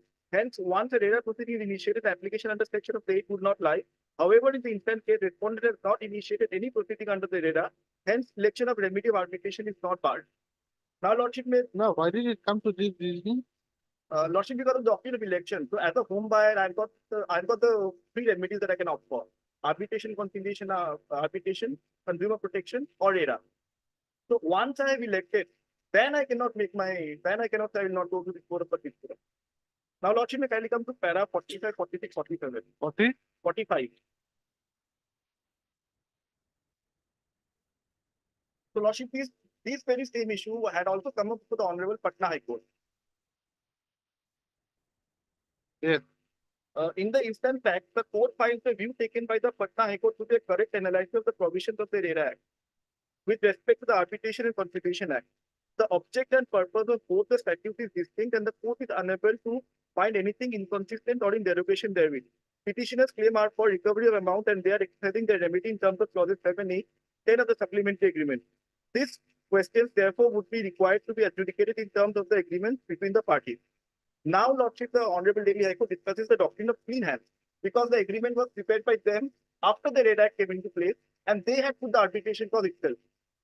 So, Lordship, may kindly have a look at para 46. Given that the respondent itself made the agreement and does not deny the existence of an arbitration agreement governing disputes, no cogent reason for denial of reference is made out. The respondent cannot be allowed to backtrack out of his own agreement. In fact, considering that the petitioner is the aggrieved party, such interpretation has to be given which is not against such party. It is, and in fact, a delaying tactic on the part of the respondent and also amounts to forum shopping. In light of the following discussion, the only conclusion possible is that the adjudication of the dispute is clearly arbitrable and not barred by the existence of the concurrent remedy available under the RERA Act. So, Lordship, this is what the Honorable Delhi High Court has gone into length while coming to the conclusion as to why, in spite of the provisions of the RERA Act, Arbitration and Conciliation Act can also be invoked. Lordship, there are other judgments also of the Honorable Apex Court.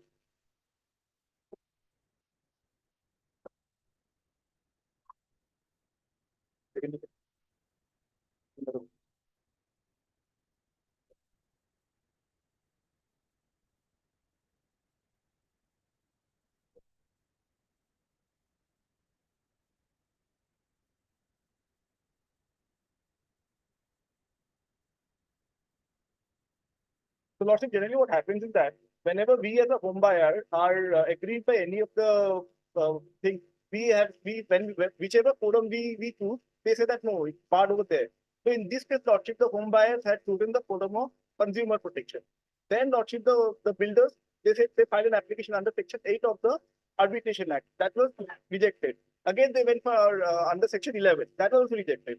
Therefore, the case came up before the Honorable Supreme Court, and this is what the Honorable Apex Court had to say. Lordship, may kindly come. It did not allow.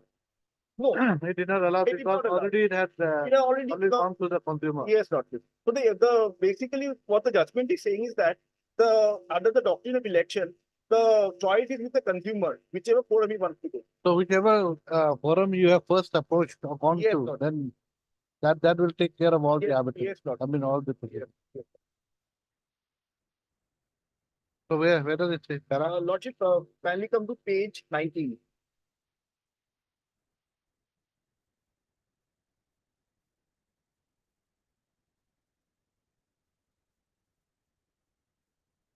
Yeah.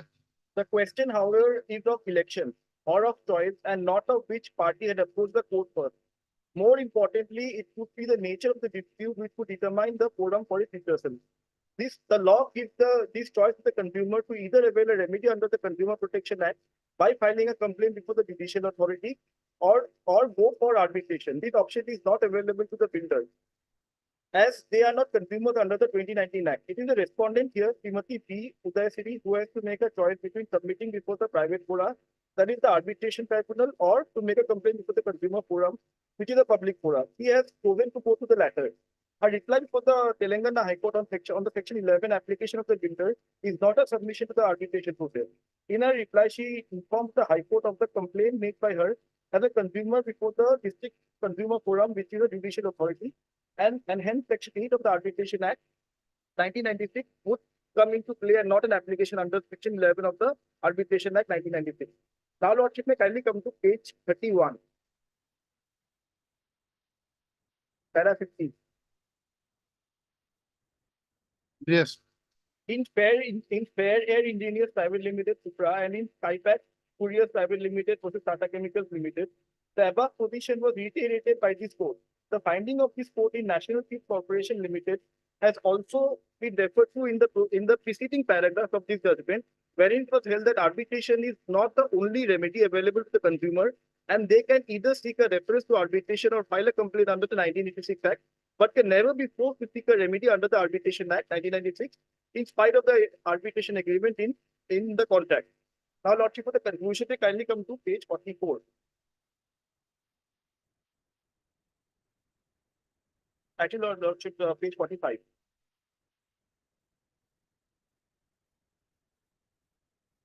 Yes. MR3 Supra though ends with a caveat where it leaves the option with the party who may have an option to choose between a public or a private forum may consciously choose to go for a private forum. This is what it says. We may, however, hasten to add that in the event of a person entitled to seek an additional special remedy provided under the statute does not opt for the additional special remedy and is a party to an arbitration agreement, there is no inhibition in disputes being proceeded in arbitration. It is only the case where the specific special remedies are provided for which and which are obtained by an aggrieved party, the judicial authority can refuse to relegate the party to arbitration. So, Lordship, in short, as a consumer, it is my right, whichever forum I want to choose. Merely because the provisions of RERA Act is there, will not bar me from invoking the provision of the Arbitration Act. Okay, this is because there are further cases. Where is the arbitration clause that is at page 59? 59, Lordship.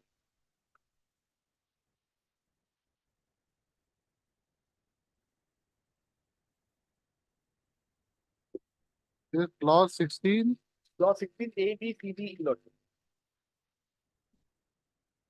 A, B, C, D, E, F.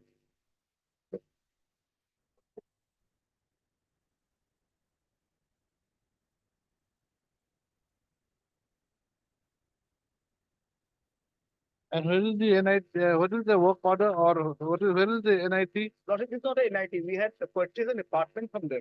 Okay, you have purchased the apartment Yes, from them. Then So there was the contractual period. December 2020 is the time within which the flat was to be handed over to us. just give me the dates. Yeah. December 2020, Lordship. December 2020. 28 December 2020 to be precise. 28 December 2020. They were supposed to hand over Hand over flat, the flat. The possession of the flat. hand over possession Lordship. of flat. Then what happened? They have failed to hand over the possession so far. How much did you pay? We have paid 95% of the consideration amount As per your as per the demand letter and also as per the contractual term. 90% of the 95% of the Consideration amount. So the remaining balance 5% is to be paid at the time of handing over the possession as per the contractual term. so 5% at the time of handing over. Lordship. So now you want to go to arbitration. Yes, Lordship. For the damages, like, we don't want because the arbitrator cannot force the builder to hand over the possession to us. And they're not giving you back the money. No, Lordship, we want the damages because we will be entitled for the delay that is there as per section 18 of the RERA Act. If there is a delay beyond the contractual period, then we will be entitled to damages. You have been given the money that you had deposited. No, Lord. You've not been given the money. No. And you have not been given the flat also. No, Lord. Exactly. That's what the dispute is. I thought only on the interest. So, Lordship, we are asking for the interest, but whenever they hand over the flat to us, till date we will be entitled to interest. So only that part we want to be adjudicated by the arbitrator. Well, otherwise, the question of writing them will come in the picture. Yes. Lordship, on the last occasion, So right in personam is arbitrable. writing person will arbitrable. Writing them will come in the picture. Lordship, here, quickly submit, Lordship, what I had, the last occasion, what wrote was the judgment of Vijay Rolia, which may be read, Lordship, because here, paragraph 78, which was clearly talking, Unfortunately, I don't have the judgment. I have given the list. No, whole judgment will be required. The long judgment. In that, today's morning, that the post, that judgment is there. But before going, Judgment. Morning. Lordship, here, as per my learned friends submitted before the court, we are seeking a identification of the interest amount. They are not seeking you give me back the amount I need it. That is not their prayer. That is what they are saying. They are saying the arbitral tribunal must ought to educate only on the interest. That is their. And they say that the flat ought to have been given by 20 December 2020. Also, if the RERA Act is taken for a moment, I just want to show one part. RERA Act. Yes. Also, if it comes to section 9,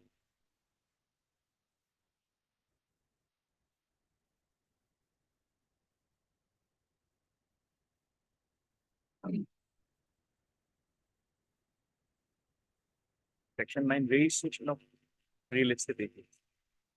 So, Section 9. Yes. section 9, registration of real estate agents. Also, this section, I just read it for no real estate agent shall facilitate the sale or purchase of or act on behalf of any person to facilitate the sale or purchase of any plot, apartment, or building, as the case may be, in a real estate project or part of it being part of the real estate project registered under section 3, being sold by the promoter in any planning area without obtaining registration under this section. For the year, I'm not executing anything against this section. What I want to interest to this section is that the builder must register himself before the RERA authority. And once the registration is given by the RERA authority, there is a last date of registration, meaning thereby within that particular X period of time, the project needs to be completed. Now, in this case, our registration certificate was extended till October 2023. I have not exact date. Will be providing you require. So, if there is any due interest, because an authority has extended our project. Now, when there is an agreement between two parties, now this agreement between the two parties, this arbitration clause and other things, it includes many other things. It does not include only about, it does not include about, had it been the other way around, wherein we have not got the money and we are requiring the money, this money is forfeited or whatever, then maybe. No. So your registration certificate has been extended to October 2020. So what does that mean? That means, Lordship, as per the agreement, even though we are ought to have given by December 20, but the factors due to many other unforeseen circumstances, this was extended. Now, Till October 2020 no, and you know, 23. 23. Oh. Lordship, even there I would take this up, Huh? but I will give my submission. You give a submission after that. So once it was extended till 23, now they are asking for an interest component. That's why on the last occasion, your lordship, when I brought your attention to section 18, lordship, again,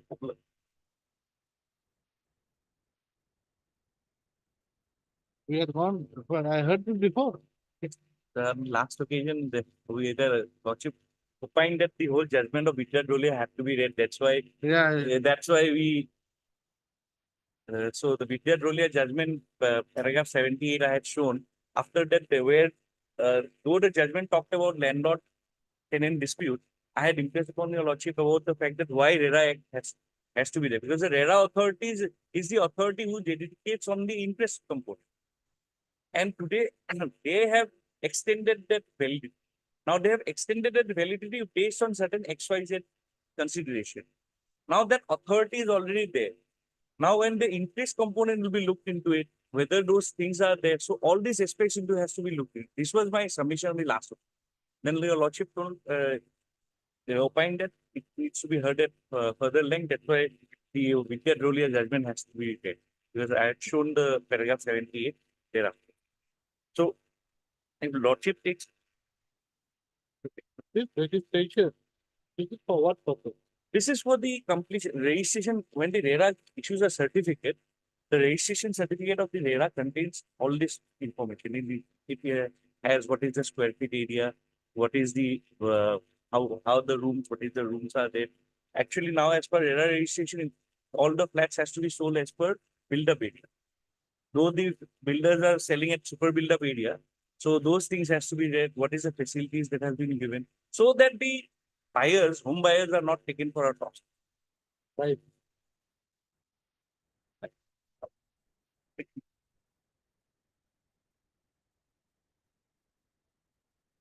Section 18 may be produced for RERA.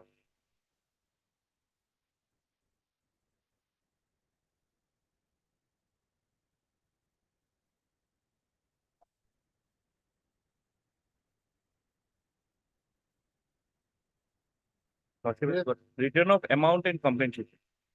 If the promoter fails to complete or is unable to give possession of an apartment, plot, or building in accordance with the terms of the agreement for sale, or the case may be duly completed by the date specified therein, or due to discontinuance of his business as a developer on account of suspension or revocation of registration under this act, or for any other reason, he shall be liable on demand to the allottees in case the allottees wishes to withdraw from the project without prejudice to any other remedy available, to return the amount received by him in respect of that apartment, plot, building, as the case may be, with interest at such rate as may be prescribed in his behalf, including compensation in the manner as provided under this act.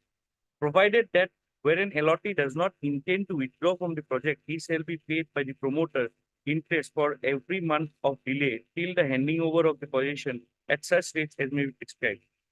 The promoter shall compensate the allottees in case of any loss caused to him due to defective title of land on which the project is being developed or it has been developed in a manner as provided under this act.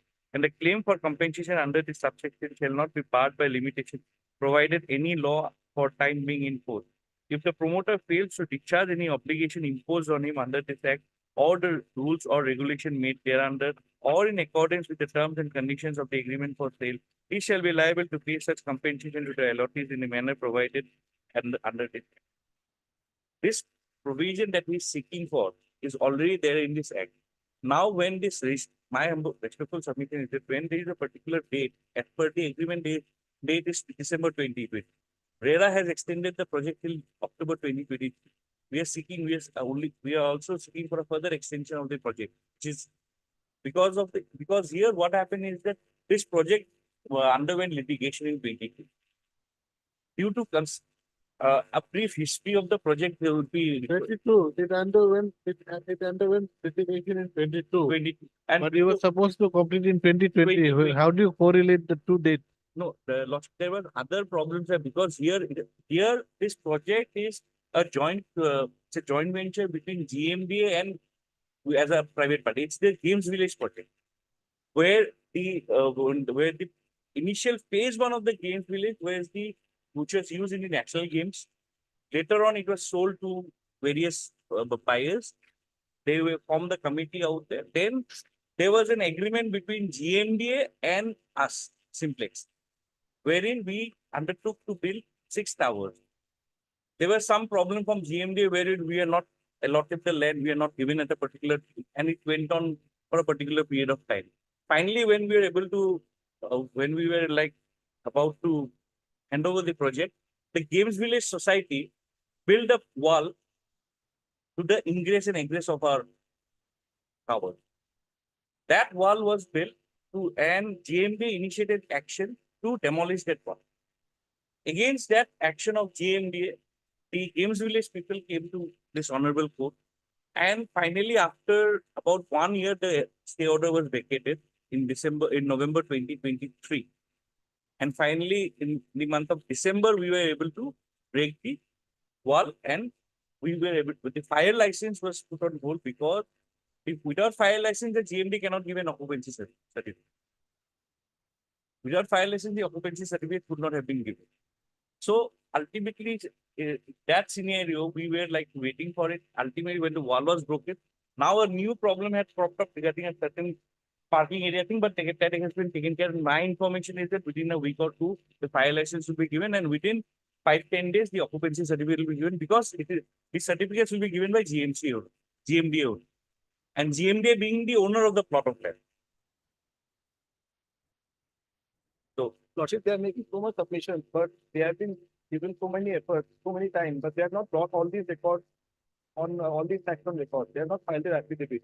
The mere fact that they are saying that the registration certificate has been renewed, that also has not been brought on record.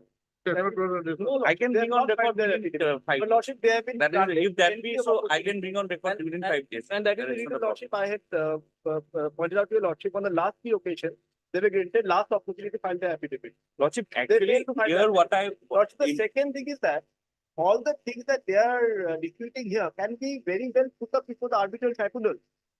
And the maintainability question is also under section 60 will come before the arbitral tribunal. And so far, Lordship, registration is concerned, Lordship, there is a judgment of the Honorable District Court. Can I have a look at it?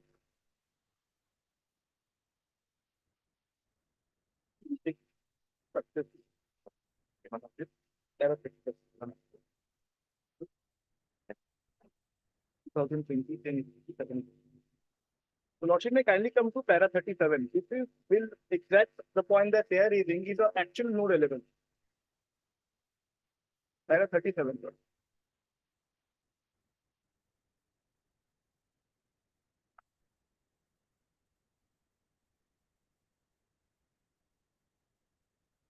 Page number 812. Page number 812, Lordship. Para 37.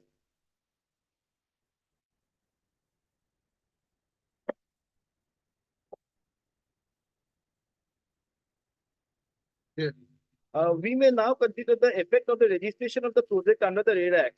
In the present case, the apartments were booked by the complainant in 2011-12 and the builder-buy agreements were entered in November 2013. As promised, the construction should have been completed in November 2013. As promised, 42 months. the construction should have been completed in 42 months. The period had expired well before the project was registered under the provision of the RERA Act. Merely because the registration under the provision of the RERA Act is valid till 31st July 2020 does not mean the entitlement of the allottees concerned to maintain an action stands deferred. It is relevant to note that even for that purpose of Section 18, the period has to be reckoned in terms of the agreement and not the registration. Condition X of the letter dated 17/11/2017 also entitles an allottee in the same fashion. Therefore, the entitlement of the complainant must be considered in the light of the terms of the builder-buy agreement was rightly dealt by the Commission. So, Lordship, it has no relevance. It's the mere fact that the registration certificate is being extended. For that reason, we are not being entitled to compensation. Is not at all a valid argument.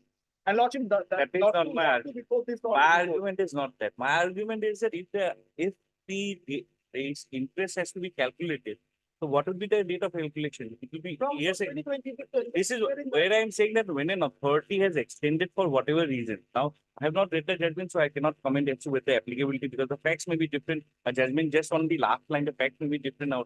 Because here, this agreement had been entered after the RERA Act has come. There is no dispute with the fact that this is a 2007. Agreement has been entered into after the RERA Act. Yes, yeah, the agreement was entered in 2017. RERA is a 2016 Act. And knowing fully well that the RERA Act was there, They it incorporate existed, the arbitration you clause. still put that arbitration clause. Exactly, Lordship. So this is No, what the arbitration clause, taken into account. arbitration clause may be, now there is a part that I have to submit Lordship here, any arbitration clause in some contract agreement, there is some exclusivity of arbitration, there is exclusion is there, inclusion is there. There is not there.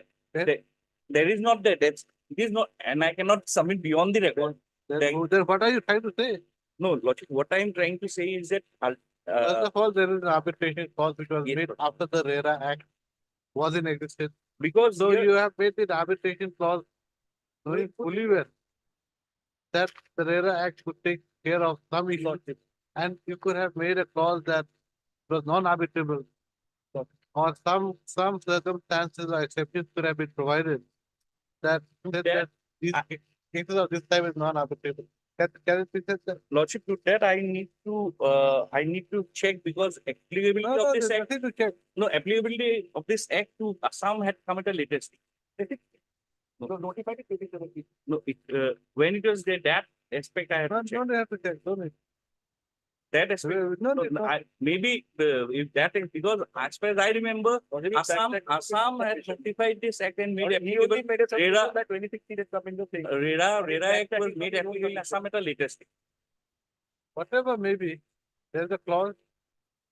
If it is not applicable to Assam and when this agreement is made in Assam, whether I'll include for a future thing. Lordship, RERA Act is a central act. It's a central Yes. legislation. It was enacted in 2016. Assam had adopted the procedure for following the RERA Act. It's not to, Assam cannot, it's a, You see, the act will apply to all of India. I think. Then. Except maybe to the states of Mizoram, No, no, only Nagaland Jammu and. and those. It's only Jammu. only and Jammu and Kashmir is Only Jammu. and was exempted. No, but then you see, if it pertains to property, Yes. land, then the Article 371 provides protection to the land holding in terms of the tribal law. This should not per se because here the RERA Act does not provide any transfer of title. Okay. There would not be any effect on any. We are not doing any So transfer. in that case, It's a well. since it was enacted in 2016 and your agreement was made in 2017. So There is then, no dispute to that. so There is then- no dispute to that. so that aspect is now clarified. That- Now, It is on record, so I cannot submit it beyond. that's the what, why did you want to take time? To clarify an already settled issue. Let us go to that judgment. Vijay Royla, 2001 to SCC 1. 2021. 21, sorry. To SCC 1.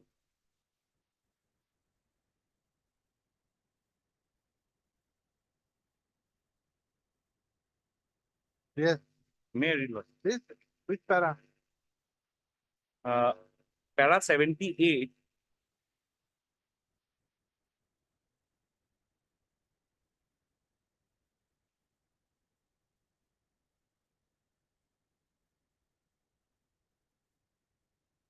Para 78.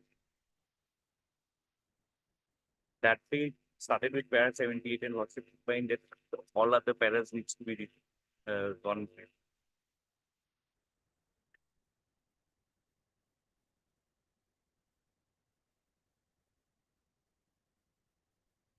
Yes, Para 78 logic. In view of the aforesaid discussions, we overruled the ratio in N. Radhakrishnan, entirely observing that the allegations of fraud cannot be made a subject matter of arbitration when they relate to civil disputes. This is subject to caveat that fraud, which would vitiate and invalidate the arbitration clause in an aspect relating to non-arbitrative. We have also set aside the full bench decision of the Delhi High Court in the HDFC Bank Limited, which holds that disputes which are to be adjudicated by the DRT under the DRT Act are arbitrable. They are not arbitrable. I had submitted to that effect when the DRT Act had given certain powers to do certain things in a particular way. In the same way, when the RERA authorities, an authority has been created under a statute, it's a statutory authority, and that statutory authority is bound by this act. And particular sections are there, how the things will be there, what is the interest part. So in my respectful submission, it is also applicable for RERA Act. The judgments which are quoted are of Delhi High Court and other. This was my submission that it's not a Supreme Court judgment wherein a clear finding has been given. So that was one thing. Going on, para 79. Landlord-tenant disputes governed by the Transfer of Property Act are arbitrable as they are not actions in rem but pertain to subordinate rights in personam that arise from the rights in rem. Thus, actions normally would not affect third-party rights or have agra omnes effect or require centralized certification. An award passed deciding landlord-tenant disputes can be executed and enforced like a decree of a civil court. Landlord-tenant disputes do not relate to an inalienable and sovereign functions of the state. The provisions of the Transfer of Property Act do not expressly or by necessary implication bar arbitration. The Transfer of Property Act, like all other acts, has public purpose, that is to regulate landlord-tenant relationship, and the arbitrator would be bound by the provisions, including provisions which would ensure and protect the tenant. In view of the aforesaid, we overrule the ratio laid down in Himangni Enterprise and hold that landlord dispute tenants are arbitrable as Transfer of Property Act does not forbid or foreclose arbitration. However, landlord-tenant disputes covered and governed by rent control legislation would not be arbitrable when specific court or forum has been given exclusive jurisdiction to apply and recite special rights and obligations. Such rights and obligations can only be adjudicated and enforced by specific court, public forum, and not through arbitration. So again, in this case, when there is when this authority is there, this authority in my respectful submission is a forum and within the meaning of this. This authority is there and they will adjudicate every aspect of the matter. So they ought to have gone to RERA. This is my submission. Although my counter will be. Just a minute, let him complete. So after reading the lawsuit, then opine that we have to go back to the judgments of Himang to understand this. That was the last occasion. So we have to read from paragraph 1 of it. No, I just. So this was my submission. Now, this was my submission that yes, now if Lordship, my submission with the Delhi High Court judgment and other judgment, I have not found that they have looked into the aspect of the yes. I'm not saying that they cannot go to consumer court. Going to a consumer court. Now, consumer court would look into what aspect? Consumer court would look into a services aspect. Now, whether that services part, arbitrator would be able to look into, because the services part, it's a specialized thing here. Now they are asking for a particular service. They are saying that a service has to be given. Now, service would include giving probably a tile in a particular way or other, maybe a club. There ought to have been a clubhouse. The clubhouse was not given. Not looked for anything like that.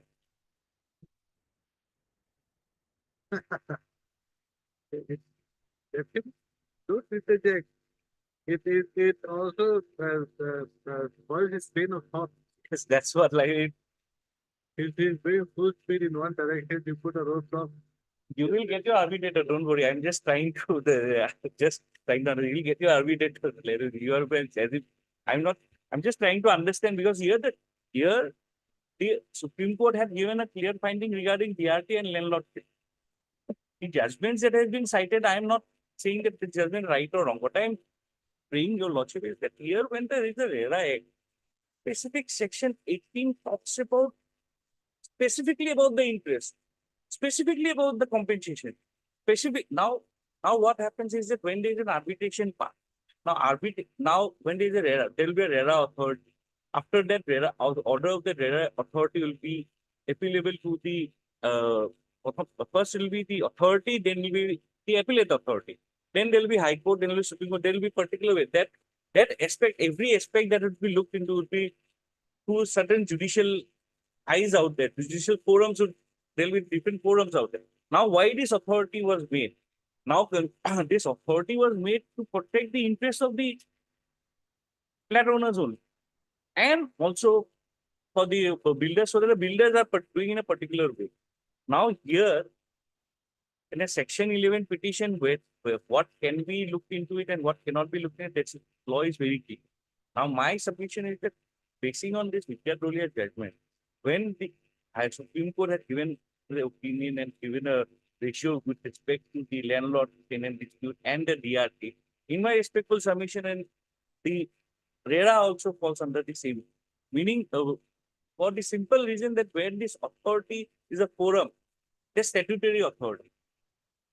It's everything is the RERA Act talks about if the RERA Act is looked into it, it talks No, about no, I understand your train of thought. What you're saying is basically, since RERA, since the provisions of RERA are similar to, I mean, not similar to, I mean, it's a complete code in itself, yes. which is as per the DRT Act. So when the law is made by the Supreme Court with regard to the DRT Act not being arbitrable, the same it follows suit in respect of anything in connection with the RERA Act. That's all. That's the case. That's my thing. And RERA Act also bars, there is a bar of the civil code. Now, why this bar has been given of the civil code? The legislation in its wisdom thought, this bar of the civil code is given because it will be again a cumulative process. So they have said, no, come here. So the whole act has to be looked in. This is my subject. Lordship had my submission. So subject to Lordship, he will reply to the thing. That is my fully submission, because here, when these two paragraphs of 78, 79, when there is a clear finding to that effect, Delhi High Court judgment is there, which says these judgments are there. I am not on those points. But whether those aspects were looked into the Delhi High Court judgment, in my respectful submission, it was not looked. In my respectful, I may be wrong. It may not. It was not looked into that aspect of the matter. It was looked in the particular aspect. It is talking about doctrine of legislation. It is talking about exclusion. I am talking about doctrine of legislation part. I am not saying. Yes, doctrine of basically- election. Sorry. So basically what you're saying is that the Delhi High Court missed the wood for the tree. That is my take. Anything else? No. So, Lordship, first of all, the Honorable Delhi High Court had taken the considered the Vidya Tolia judgment very well in para 19, as I pointed out. Para 19. Para 19. You have not pointed out anything. Lordship, in the Delhi High Court. And Lordship, the facts of the case of the Delhi High Court is also important, which is very similar to the facts and circumstances of our case. So, Lordship, what happened in the Delhi High Court case was that because there was a delay, so hence the home buyers had seeked for a cancellation of the property and they wanted their money back, and hence they had sought for an arbitration. The builder refused them, and hence they went to the Delhi High Court under 11(6). Now, Lordship, the remedy with cancellation as well as interest part is provided under Section 18 of the RERA Act. That is my Lordship first submission. Coming to the Vidya Tolia judgment, Lordship, the Vidya Tolia judgment is not only dealing with the non-arbitrability clause, but is also dealing with the second part, that is the scope of the referral code under Section 8 and Section 11 of the Arbitration Act. What is the scope of the referral code? The Honorable Supreme Court has concluded that at the referral stage, the referral court only needs to concentrate on three things: arbitration agreement, the existence of an arbitration agreement, arbitration clause, and whether the dispute is prima facie arbitrable or not. Two things. Lordship, according to this judgment, Which judgment? Vidya Tolia. And then what about NTPC judgment? I forgot to read this judgment. This was again. This is 2023 9. This is a 4 judges bench. What? Yes. 3 judges. 3 judges. 3 judges. Okay. No, I don't have anything. 25 to 28, middle of a. Yes. So anyhow, Lordship, so coming to the DRT part, which is in the Vidya Tolia judgment, the reason, Lordship, the DRT was said to be non-arbitrable, Lordship will find in para 55 of the Vidya Tolia judgment. Para 55. Para 55 Lordship. Vidya Dole. Doctrine of election to select arbitration of a dispute resolution mechanism by mutual agreement is available only if the law accepts existence of arbitration as an alternative remedy and freedom to choose is available. There should not be any inconsistency or repugnancy between the provisions of the mandatory law and the arbitration as an alternative. Conversely, and in a given case, when there is a repugnancy or inconsistency, the right of the choice and election to arbitrate is denied. This requires examining the text of the statute, the legislative history, the inherent conflict between the arbitration and the statute's underlying purpose, with reference to the nature and type of special rights, conferred and power and authority given to the court or public forum to effectuate and enforce these rights and orders passed. When arbitration, here is the important part, when arbitration cannot enforce and apply such rights or awards, cannot be implemented and enforced in the manner as provided and mandated by law, the right of the election to choose arbitration in preference to the court or public forum is either completely denied or could be curtailed. In a sense, it is necessary to examine if the statute creates a special right or liability and provides for the determination of each right or liability by the specified court or the public forum so constituted and whether the remedies beyond the ordinary domain of the civil courts are prescribed. When the answer is affirmative, arbitration in the absence of a special reason is concordinated. The dispute is non-arbitrable. So, Lordship, why this has been said in case of DRT is because DRT is a complete code in itself. Once the award is passed in favor of the applicant bank, it goes up to the recovery officer. The recovery officer can resort to section Schedule 2 and Schedule 3 of the Income Tax Act to recover the dues from the borrower. That special power will not be applicable in case of arbitration. Lordship may kindly come to page In the RERA Act, is RERA Act a complete code in itself? Lordship, that is what my submission is. Section 18 of the Act is a substantive law, it's not a procedural law. It is merely laying down my rights.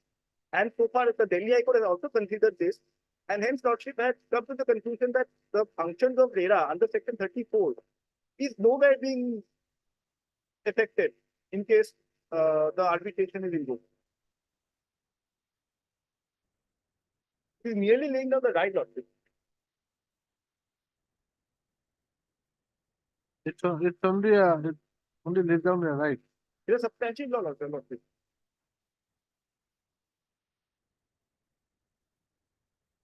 Now, Lordship, I'll come to the landlord and tenant dispute.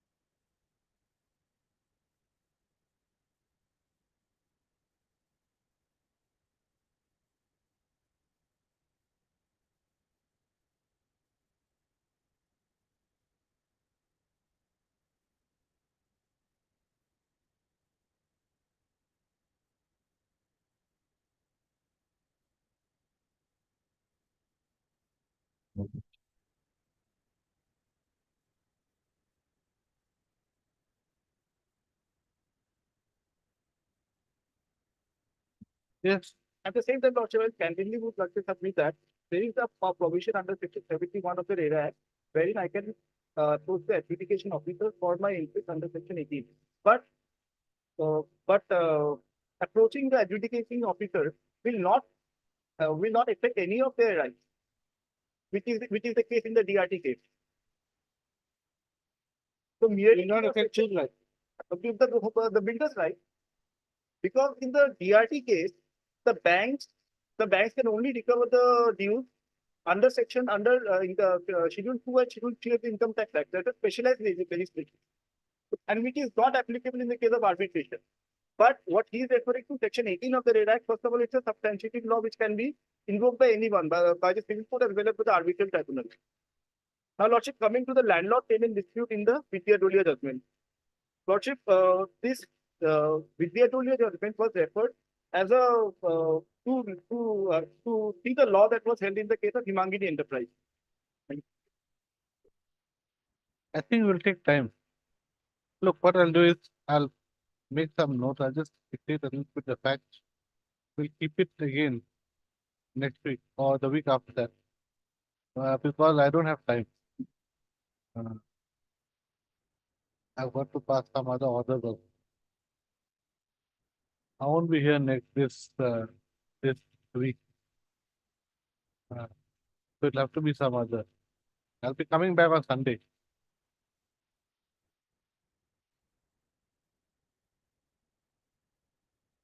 We'll keep it till we can hear it again thereafter.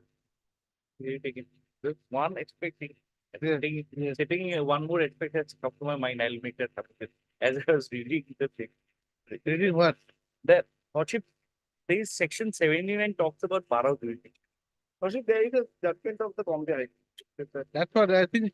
The thing is that I don't think I'm going to finish. Because bar of jurisdiction, they are civil court. What I'm saying, supposedly an arbitral tribunal is appointed. Arbitral tribunal gives an award.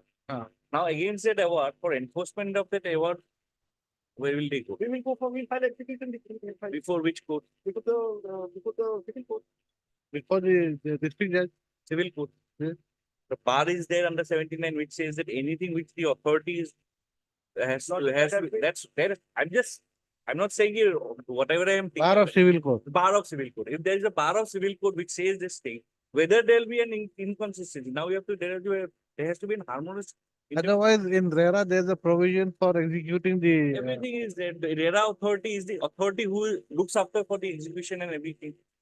Not data authority, Lordship, with the adjudicating officer. It's the DC. RERA It's does not- DC goes for attachment. RERA It is an attachment by the DC. Lordship, RERA is not adjudicating the law. Once the order is given by the RERA authority in the. Not data authority. The adjudication has to be done by adjudicating officer. I mean, okay, the adjudicating officer only. Once the order is given, that order has to execute how it is done. An application is given to the DC for attachment. That is how it is done. When there is a bar, what I'm submitting here, I'm not saying that is the correct proposition or what I'm saying is once there is an order of the arbitral tribunal, they have to, if we are not implementing, we are not going for the award, they get an award, we are not adhering to the award. They will go for execution. That is a civil court. Now that bar, whether that bar includes this bar also, that also has to be. I doubt. But Anyway, that is what I, this is what I, that is what we'd have to consider that. But Yes. I doubt because you see that the civil court is not going to be, adjudicate on the claim. That has already been decided. It's only with the enforcement of the claim. That's all. That's a submission I'm making. Which may be- Enforcement of the award. If that kind of, the part of civil court is there in the SURFACI Act as well. But in the case of MD Frozen Food, the Honorable Apex Court had held that in SURFACI proceedings, arbitration proceedings will also be available. It is there in a number of laws. So Lordship, if Lordship goes to the Delhi High Court judgment, the Honorable Delhi High Court has also discussed this point in detail. So the Honorable Delhi High Court has taken all the points into consideration while coming to the conclusion. Anyway, that is one way of looking at it. His way of looking at it is that only seeing trees. Maybe, I don't know. But we'll see. The only thing is that I think we've got to hear it once more. This is an issue, I think the issue needs to be resolved. Yes. Lordship, we can prepare a short note for your Lordship. Yes, yes, That way, you know, not- I can not- also not prepare really. which will, And yes, that way, at least, major points which I am, yes, Yes. yes, yes. Yes, yes. if Lordship permit. No. Anything that makes my job easier. Right. Right, Mr. S. Mitra, counsel for the petition. And Mr. S. Setia, no, RJ, R. RJ, R.J. Das. That is counsel for the respondent number 1.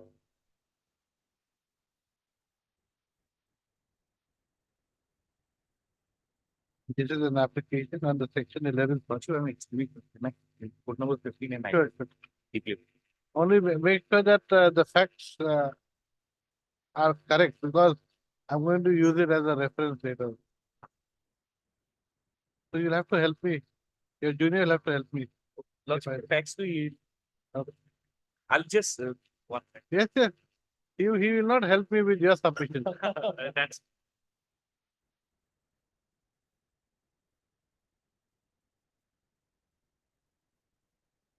This is an application under section 11(6) of the Arbitration and Conciliation Act 1996 for appointment of an arbitrator.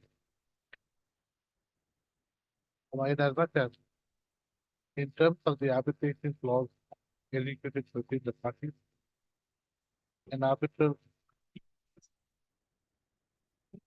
tribunal made up of 3 arbitrators were to be constituted. The petitioner's case is that the petitioner has appointed an arbitrator. However, despite receipt of the arbitration notice from the petition by the respondent, the respondent have till date not appointed a have not appointed their arbitrator. The, the facts of the case is that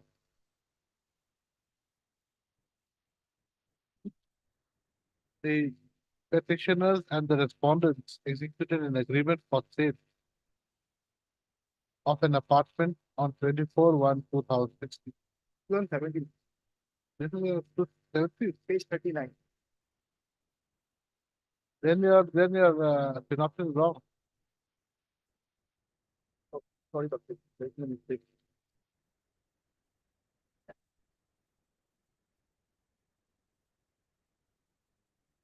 On 24/1/2017. And as per the terms and conditions of the said agreement, the respondent number 1 was to deliver possession of the apartment on 21/12/2020.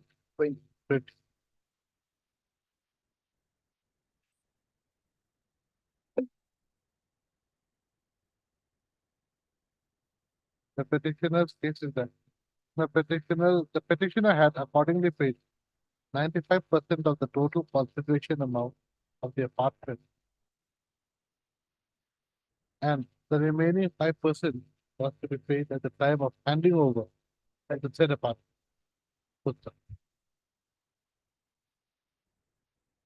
However, as the apartment has not been handed over to the petitioner is claiming interest at the rate of 18%, Lordship, as per the provisions of the RERA Act. as per the provisions of section 18, 18, and also Lordship, contractual term is also there.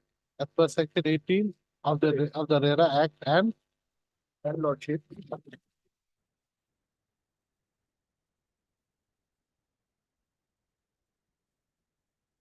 Lordship, clause 11.3. Okay. Clause 11.3 of the agreement.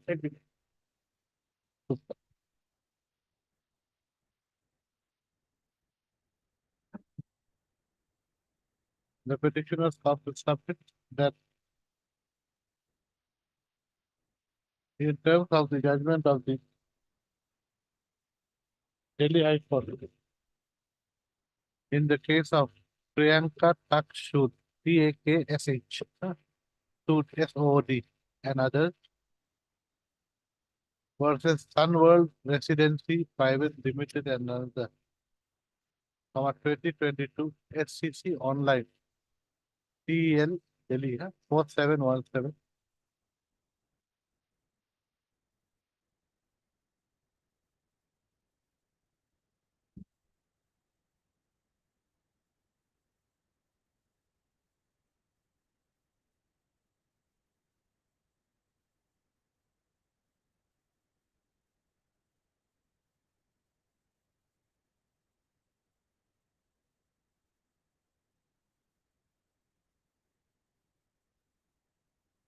The Delhi High Court had held that adjudication of a dispute in terms of the arbitral clause between the parties was not barred by the existence of a concurrent remedy under the RERA Act 2016.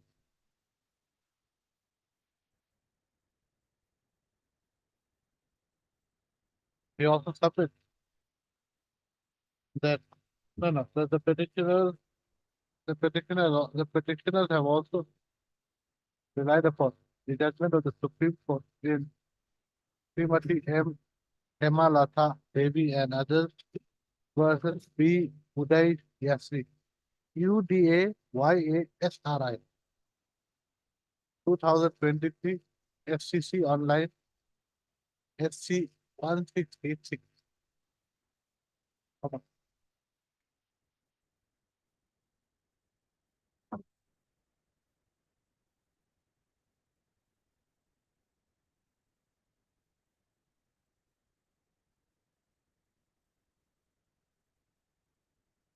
Where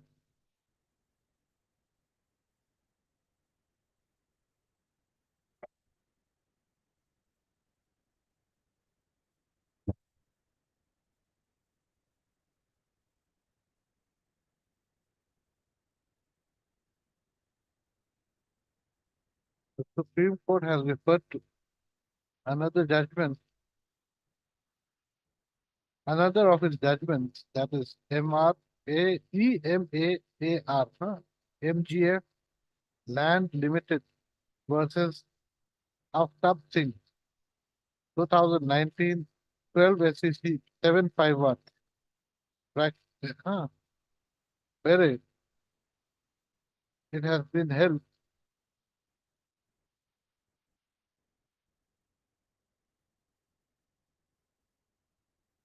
no, and held that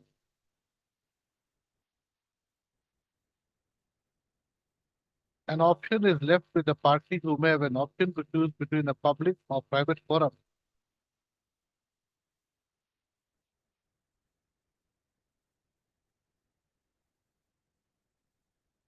The party may choose to go for a private forum. That's all. I think these two judgments here like The reiteration of the MR judgment, Huh? para 63. What Para- I'm saying is para- the MR case, para 63, that is page 45. uh, the in view of para 63 of the judgment where it says as where it is stated as follows, page 45, which is there now. This part.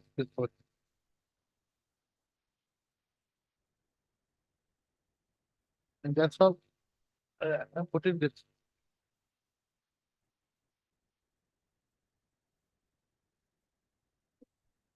That's all. Okay, one more thing you can say. The learning process for the petition submit that the provisions of the RERA Act 2016 is not a substantive law. But it's a substantive. Yes, that is not a substantive procedure. It's not a. It's a substantive law, not a. It is a substantive law, but it's not a procedural law. In as much as the no action can be taken, is it? No, section 71 is there, but section 18 is a substantive right. In as much as the section 18 does not provide the manner in which it can enforce the decisions made in terms of section 18. No, Lord, it's not. Section 18 is only a substantive right. That's what I'm saying. So it does not give you the procedure on how to enforce that.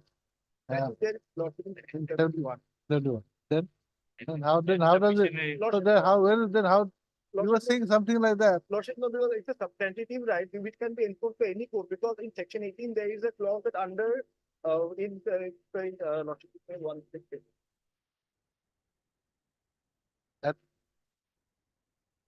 Lordship, without prejudice to any other remedy, there is a. But that is a different issue. You were saying that this is only a substantive law. Lordship, There's not a procedural law. Enforced by any other authority also. But there is a procedure there. It's a procedure laid down. Then cut that. Huh? No, how does it start? Cut that. Click that. On the other hand, the counsel for the respondent submits that.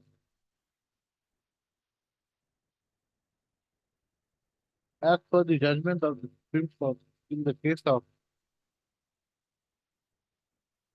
Imperia Structures Limited versus Anil. No, that was Oh, that is his. Yes. Oh, mine is Vidya Trulli and NTP. okay, okay. NTPC has not said anything. You're talking about 24 to 28. 24 to 28. Okay, wait, you're relying upon what? Para 37 out there. Okay. No. In this Patni case. Logic para 37. Regarding their extension of the RERA registration.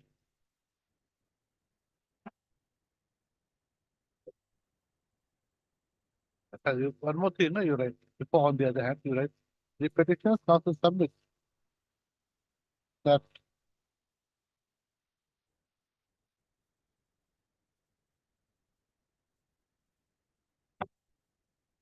in the case of Imperia Structures Limited versus Anil Patni and another 2020 10 STC 783, comma. Merely because the registration under the RERA Act is valid till a certain date does not mean that the entitlement of the allottees concerned to maintain an action stands deferred till the and in terms of the extension given to the validity of the validity of the registration of the builder and under the RERA Act. Pusta. He submits that in terms of the said judgment, the period for the purpose of section 18 has to be reckoned in terms of the agreement and not the registration under the registration under the RERA Act. Then next, in the case of no, on the other hand, the learned counsel for the respondent submit that in terms of the judgment of the Supreme Court in Vidya Doela and others versus Durga Trading Corporation, comma 2021, 2 STC 1.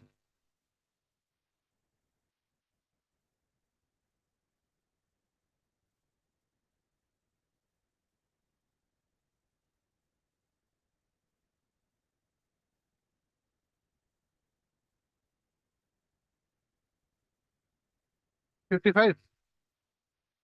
Vidya Doela, 55 can be 55, 56, 78, 73. what is that? It's just this is comma at para 55, 55, 56, 57, 58, and 78 and 73. 56 to 58 and 78 and 79, 79. comma. Doctrine of election to select arbitration as a dispute resolution mechanism by mutual consent, by mutual agreement is available only if the law accepts existence of arbitration as an alternative remedy and freedom to choose is available.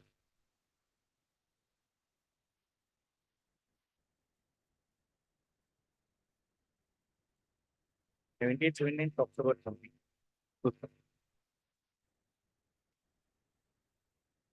Actually, I'll also take the event.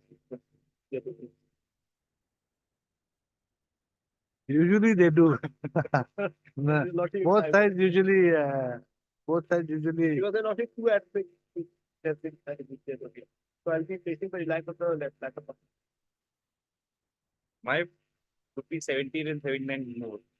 He'll be 82 most probably. no lordship, it will be 154. Only do both.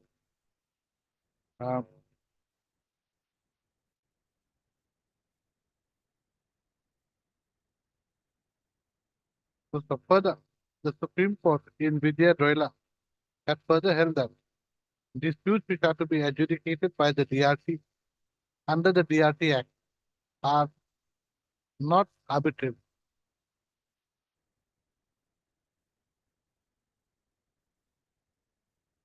Why has it said that? Lordship, because pay para 57.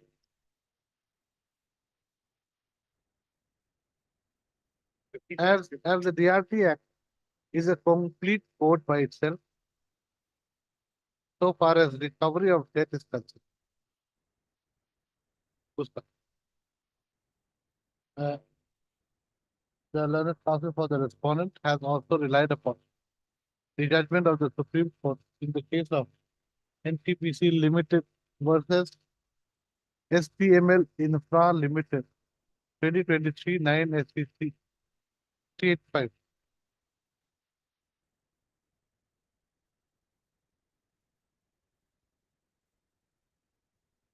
At paras 20, 25 to 28. 25 to 28.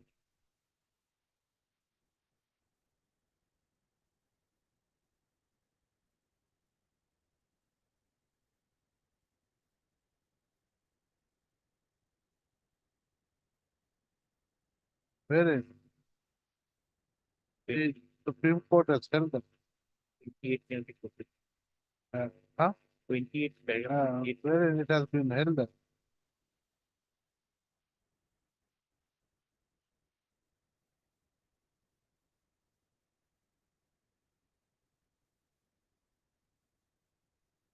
the first inquiry to be made in respect of 1116, 16A actually, 11-6. 11. 1168, 11. 1168 of the Arbitration Act would be with regard to the existence and validity of an arbitration agreement. And secondly, as to whether it is arbitrable. The dispute is arbitrable. So what that is a general statement. Lordship, How does that help That, you? that is what Vidya Toli is also saying. Whether the judgment, whether the dispute is right in them or right in person. I mean, cannot 28 says that at deferral stage, we cannot go deep inside fact. No, we cannot go deep inside fact. It just, but it says that it says out here that it has to be prima facie visible. It should not. We cannot go deep into it. Otherwise, we are not going to Yeah. facts in either submission has been made on facts. Even Everything is not based on facts. availability. anyway, right. Next para on the with the consent of the parties, come on, the case is adjourned till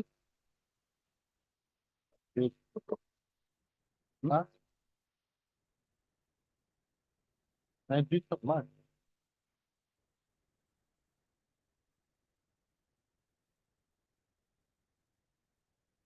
Nineteenth.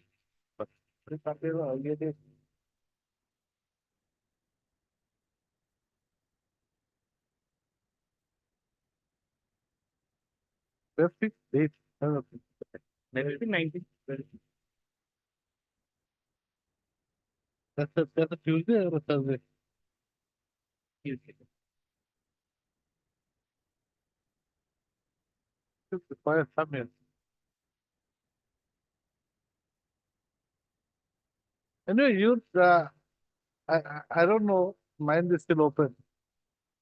So, I can find something more like because not the one thing is that even he's got his point, I think needs to be gone into all. RERA is as a substantive law, it also has a procedure aspect to it. it's a complete code. What's a Lordship, complete but code? what I'll needs bring to a be- look, what needs to be seen is from the procedural aspect, are we being agreed in any manner whatsoever or not? Or does it have a wide effect? Is it affecting public policy? Because merely there is a procedural aspect to that, and no one is going to agree for that, that will not be a part. That is what the Honorable Delhi High Court has also said. if And Lordship very has also exorbitant referred to another- interest in given. And I may no, be- no, that is defined. The 2017 term, Lordship, that is defined what is going to be the amount of interest. Again, that has also been defined. It's going to be SBI ka PLR plus 2%. email. No, Yeah, but prime lending. if there is already everything in place to determine how your interest is going to be calculated.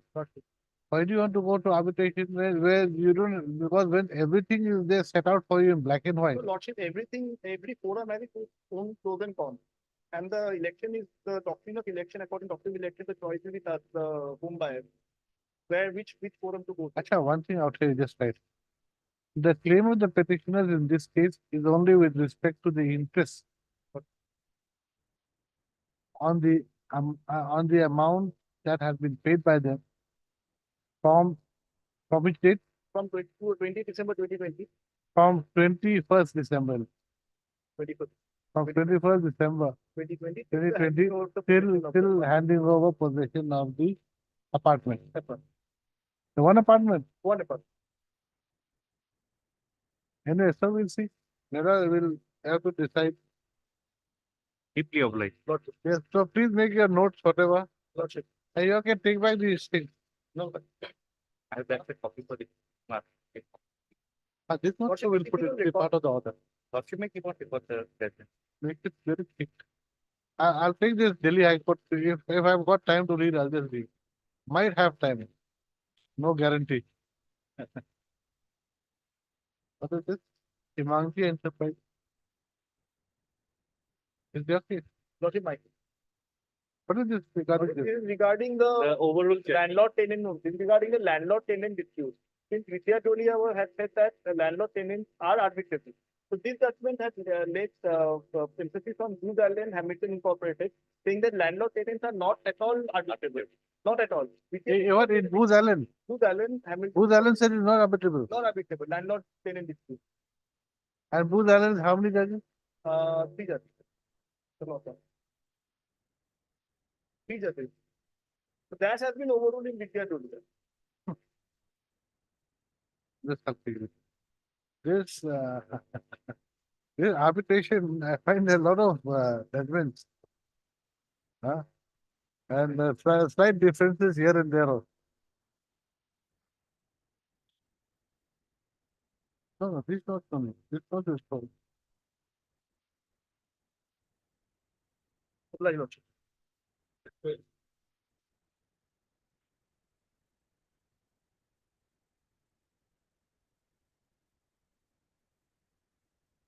What is this?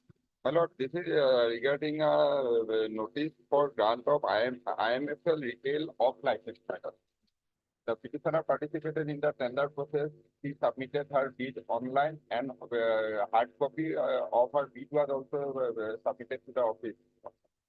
But my lord, while evaluating the tender, my lord, now it is they are saying that my lord, she has not submitted her online bid matter. Hard copy. Online bid they have received. But hard copy, he has not submitted to the office, my lord. But on oath, my lord, I have stated in paragraph, my lord.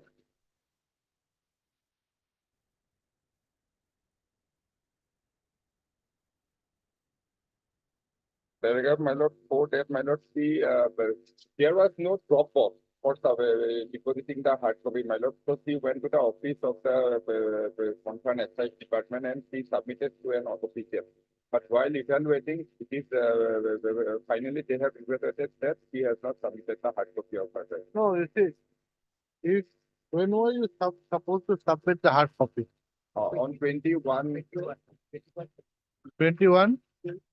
21, 12, 21. 21 to 21. Yes. When was the evaluation? Is it a 2-bit system or a 1-bit? 2-bit system, my lord. 2-bit. So technical bid was opened when? on 27, 12, 27. And he submitted on 21 2023. 21. Yes, but that is not our Sam India.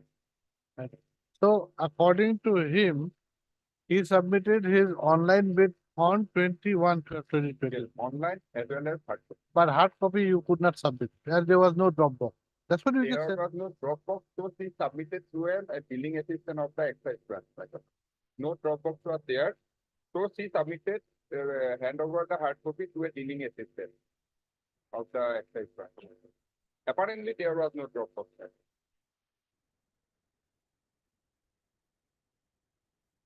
Yes. And on the other hand, second ground is that, my lord, the private respondent who has been granted the LOI, my lord, he did not, private respondent number 4, my lord.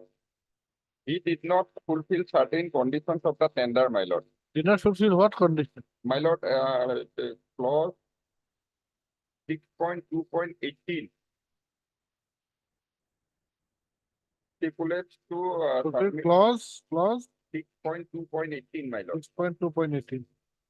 That the tender has to submit no electricity use certificate from APDCL.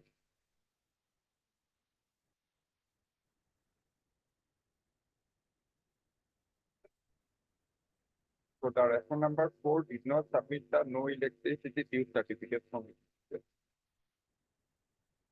It will be revealed from the record.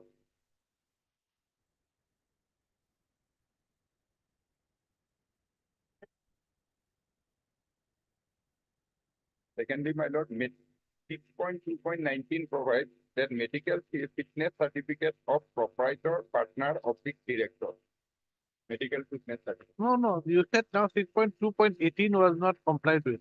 6.2.18 and 6.2.19, both, my lord.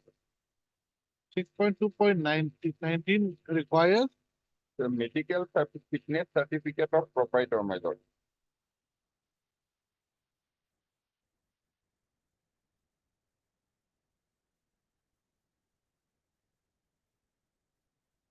yeah, That medical fitness certificate, if your lord to justice, come to page 63, my lord, and extra 6, my lord, page 63, my lord.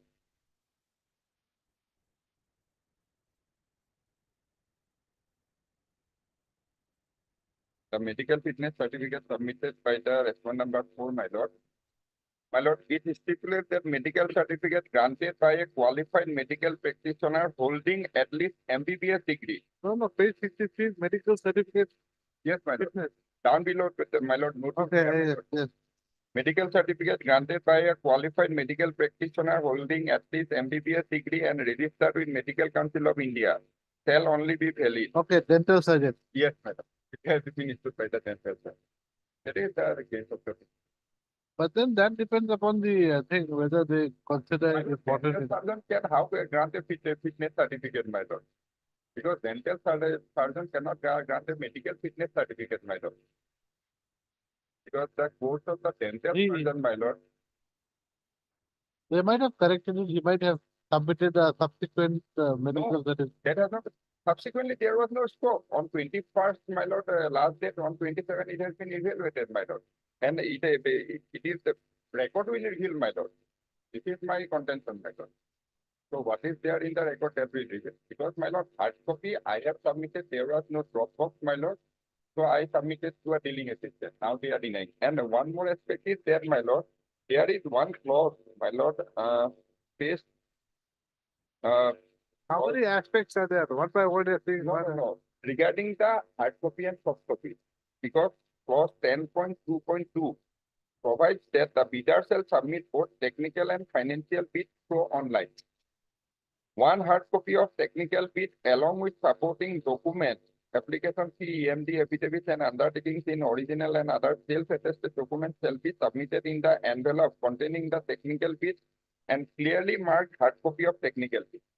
In the event of discrepancy between online and hard copy of technical bid, the online bid shall prevail and shall be considered for equivalent.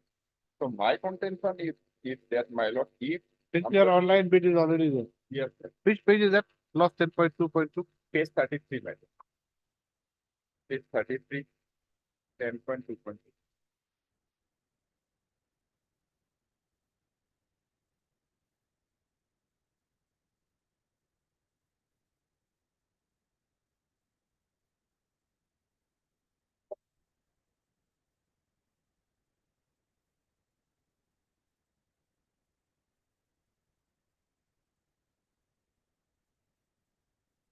Yes.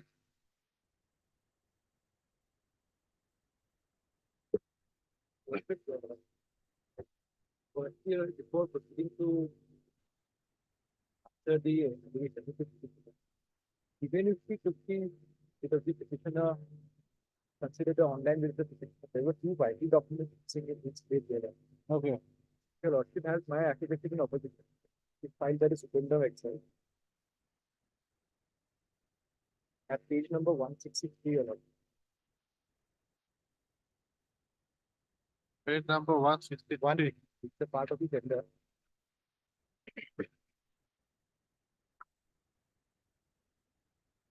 Clause 6.163, clause 6.2.4.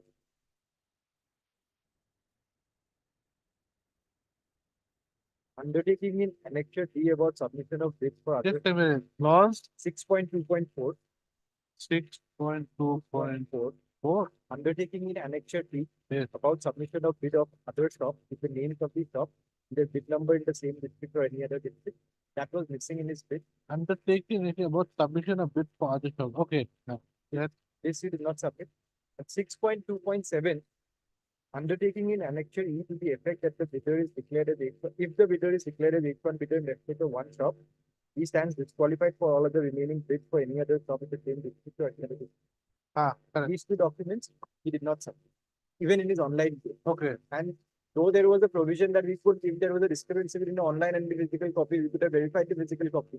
But in his case, at paragraph number 6, we have categorically stated that the last date of submission of bids of our affidavit in opposition, we have stated that the last date of submission of bids was 21st of December 2023.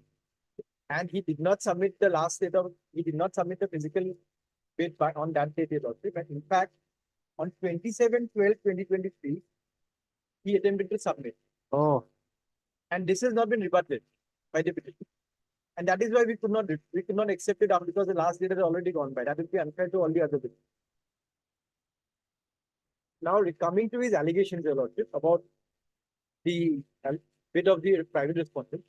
Now, the first allegation is that he had not submitted his medical certificate was by a BDS doctor. dental surgeon. Now, the relevant clause, Your Lordship will find at clause 6.2.19, Your Lordship, which is at page number 6.2.19, page 164.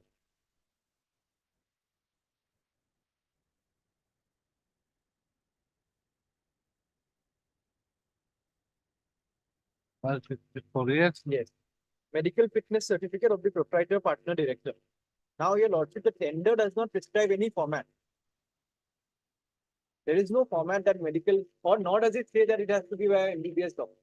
Now, the certificate which was produced by the petitioner, the private respondent, there, I think it was for some other tender, probably some other format.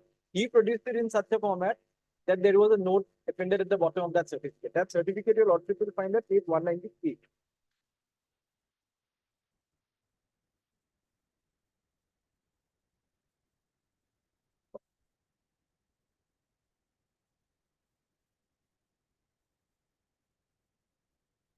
This is the certificate produced by the private respondent. Now, we did not prescribe this format. Though he got it from a BTS doctor, we found it to be satisfactory because there was no format, nor there was a requirement that it has to be by an MBBS doctor. So we accepted it because that is again it's an ancillary condition a lot. It is his medical fit. So we accepted this document as it was provided. But this is the same certificate that he has referred to. This is the certificate he is referring. There was no format prescribed by us, nor no format, nor any qualification of the medical practice. But then, when you go for a physical, when you go ask for some medical certificate, why don't you go next time to a veterinarian doctor? Lordship, perhaps. What? Or to a PhD doctor? Lordship, we use it a medical practitioner to give it a wider, because in India there are traditional fields of medicine also, Lordship. And Doctors that- from come Ayurveda, on, Ayurveda. let us be practicable also. Let us be practical. I understand you, Lordship. To Obviously, we can- that extent, I'm quite sure you meant to say, you meant that the certificate should be issued by a proper doctor. But the term medical practitioner, perhaps it can be extended to a, that is what we felt, your Lordship. I don't know, you show me, what does the term imply? In the tender, there is no, it's not. What There does is no stipulation. the Medical Council of India say? I did not think about it on that line. But, Actually, they are the authority. but perhaps then, as far as this tender is concerned, his medical, because he doesn't have to do any physical work, his medical fitness, there is a requirement. He found this certificate to be satisfactory. It's an ancillary condition, your Lord. So what? So, okay, so you're relying on which judgment? AFCON's judgment. Yes. And the second requirement, your Lordship, regarding the clause No electricity due. No electricity Yes. used. Regarding clause 6.2.1, 6.2.18, 19, 18. 18, Your Lordship. Ah. It's at the same page. Page 164. No electricity use certificate from APDC. Now, Page. page one, it's at page 164. Same. 6.2.18. 6.2.18. Yes. At the top of the page. Yes. No electricity use certificate from APDC. Now, what the private respondent has given us, Your Lordship, is a copy of his previous electricity bill. Now, the bills which are issued by APDC, they contain a reference if there are any unpaid. Arrears. Is there any arrears? So, see, we were satisfied that there were no unpaid bills, and this benefit was not. Where is this? Where is this? That's certificate. We have made the statement, Your Lordship, at page 144.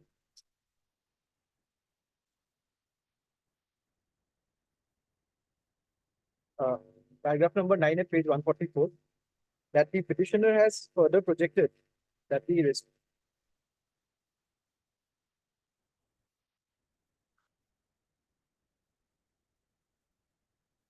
the petitioner has further projected that the respondent number 4 has failed to submit a no electricity use certificate from APDC as mandated under clause 6.2.18 of the bid document. In this regard, the deponent begs to submit that the said respondent has submitted his up-to-date electricity bills issued by APDCL. From a perusal of the bills, it was discernible to the evaluation committee that there were no pending dues of electricity charges. This pertinent to mention that such benefit or evaluation on the basis of electricity bills was extended to all bidders who had submitted their electricity bills in lieu of a certificate from APDC. Now, Lordship, to buttress this point, Your Lordship, I would be relying on the judgment of Central Coalfields, paragraph number 48, that if a benefit is given, it is given equally to all bidders in a tender process, Your Lordship, that it's not. But when you ask for something to be done in a certain way, can it be done in some other way? Lordship, because the goal of this clause, Your Lordship, was to satisfy ourselves that there was no pending electricity use in the location where the shop was going to be installed, because that would again cause problems under the electricity code. Since- What is the citation? 2016 8 SCC 622. Central Code. 622 para Para 48. 14. 48. Code. There is just one more aspect, Your Lordship, that after Bharat Coking Code, Your Lordship, in matters of this kind, even if there is an allegation of violation of the right under 14 or the freedom under 19(1)(g), there has to be an element of public interest involved, Your Lordship, for a writ court to interfere. Now, there is no ever, I went to the petition, there is no averment to that aspect. Your Lordship. My lord, that is there because the petitioner quoted 36 lakhs, my lord, and the private respondent quoted only 25 lakhs, much more higher than the private respondent. In my lord. Bharat Coking, that is, I knew my learned friend would say that in Bharat Coking Code, the court has specifically said that the price cannot be a public interest. I have to judge. Yes.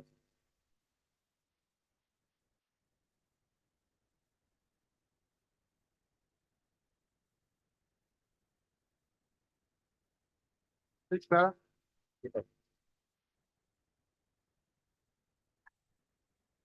Paragraph number 33. Your Lordship. 33 on. I'll just read out your Lordship.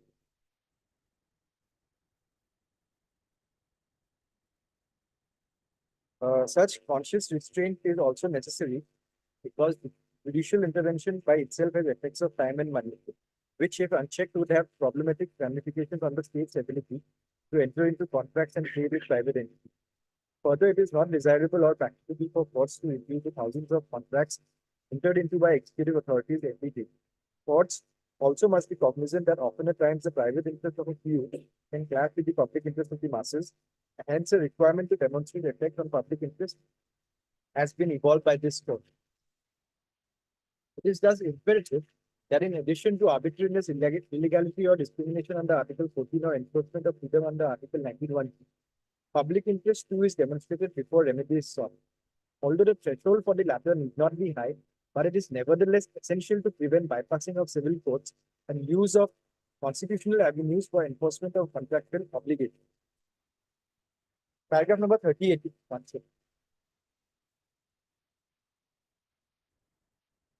Yes. Additionally, we are not impressed with the first respondent's argument that there is a certain public interest at stake whenever the public exchequer is involved. There are various factors at play in addition to mere bidding price like technical ability and timely completion which must be kept in mind. And adopting such interpretation would permanently blur the line between contractual disputes involving the state and those affecting the public land. This has been aptly highlighted in Ronak International versus ITI Construction, paragraph number 11.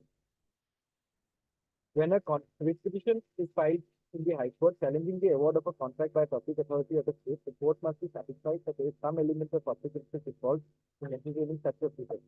If, for example, the dispute is purely between two tenderers, the court must be careful to see if there is any element of public interest involved in the litigation.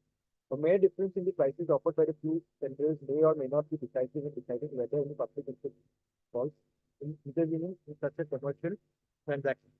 It is important to bear in mind that by court intervention, the proposed project may be considerably delayed, thus escalating the cost far more than any saving which the court would ultimately affect the public money by deciding the dispute in favor of one tenderer or the other tenderer. Therefore, unless the court is satisfied that there is a substantial amount of public interest, the transaction is entered into malafide, the court should not intervene under Article 26 of disputes with two rival tenderers. Now, there is no allegation of malafide in the petition here. And though there was no projection of public interest made in the petition here.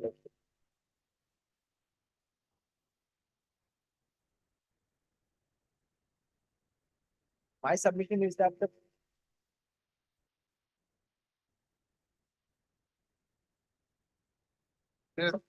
my submission is that when a party or lottery participates in a tender, then he has a responsibility or lottery to be diligent and then at least make sure that he himself is qualified before he challenges the bid of another.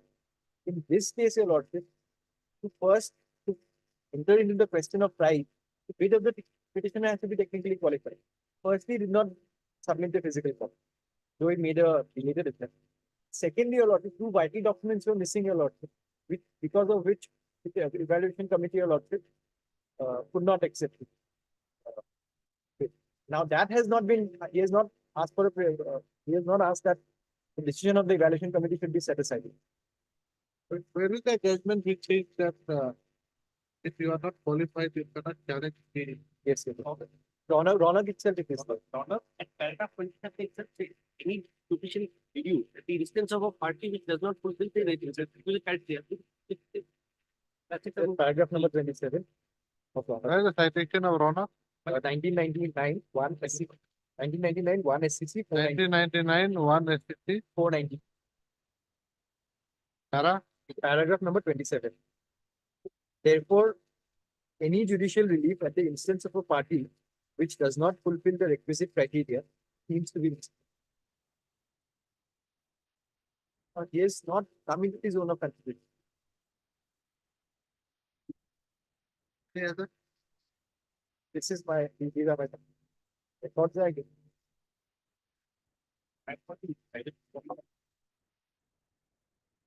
Let me see the data.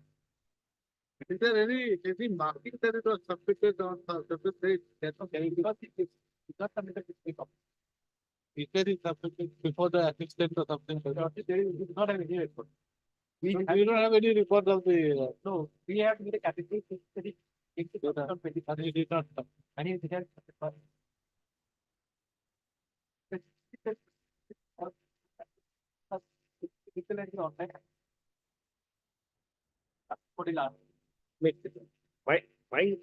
I'm 45 with respondent number 4. My stand starts at paragraph 74, my lord. None of these statements and averments which I have made herein have been denied. Page. Page 74 it starts, and your lord, in fact I'll place the NIT. NIT starts at 95 and the schedule is at 101, my lord. If your lordship kindly takes page number 101. Yes. Serial number 9, my lord. Now, serial number 9 says closing date for submission of e-bid. Date your lordship will find 21/12/2023 and the time is 5 p.m. my lord. Now, here is a case, my lord, where the writ petitioner had approached the authority with his physical copy on 27/12. Now, this has not been denied. 27/12/2023 is the date when he approached the authorities seeking for the sealed box. Now, let us see the clause, my lord. The clause 10.2.2, your lordship will find at paragraph 113. If your lordship kindly sees, clause 10.2.2, page number 113, it says, page 113, my lord, clause 10.2.2, the bidder shall submit both technical and financial bids through online. One hard copy of the technical bid along with supporting documents within bracket application fee, EMD, affidavits and undertakings in original and other self-attested documents shall be submitted in the envelope containing the technical bid and clearly marked hard copy of the technical bid. In the event of discrepancy between online and hard copy of the technical bid, the online bid shall prevail and shall be considered for evaluation.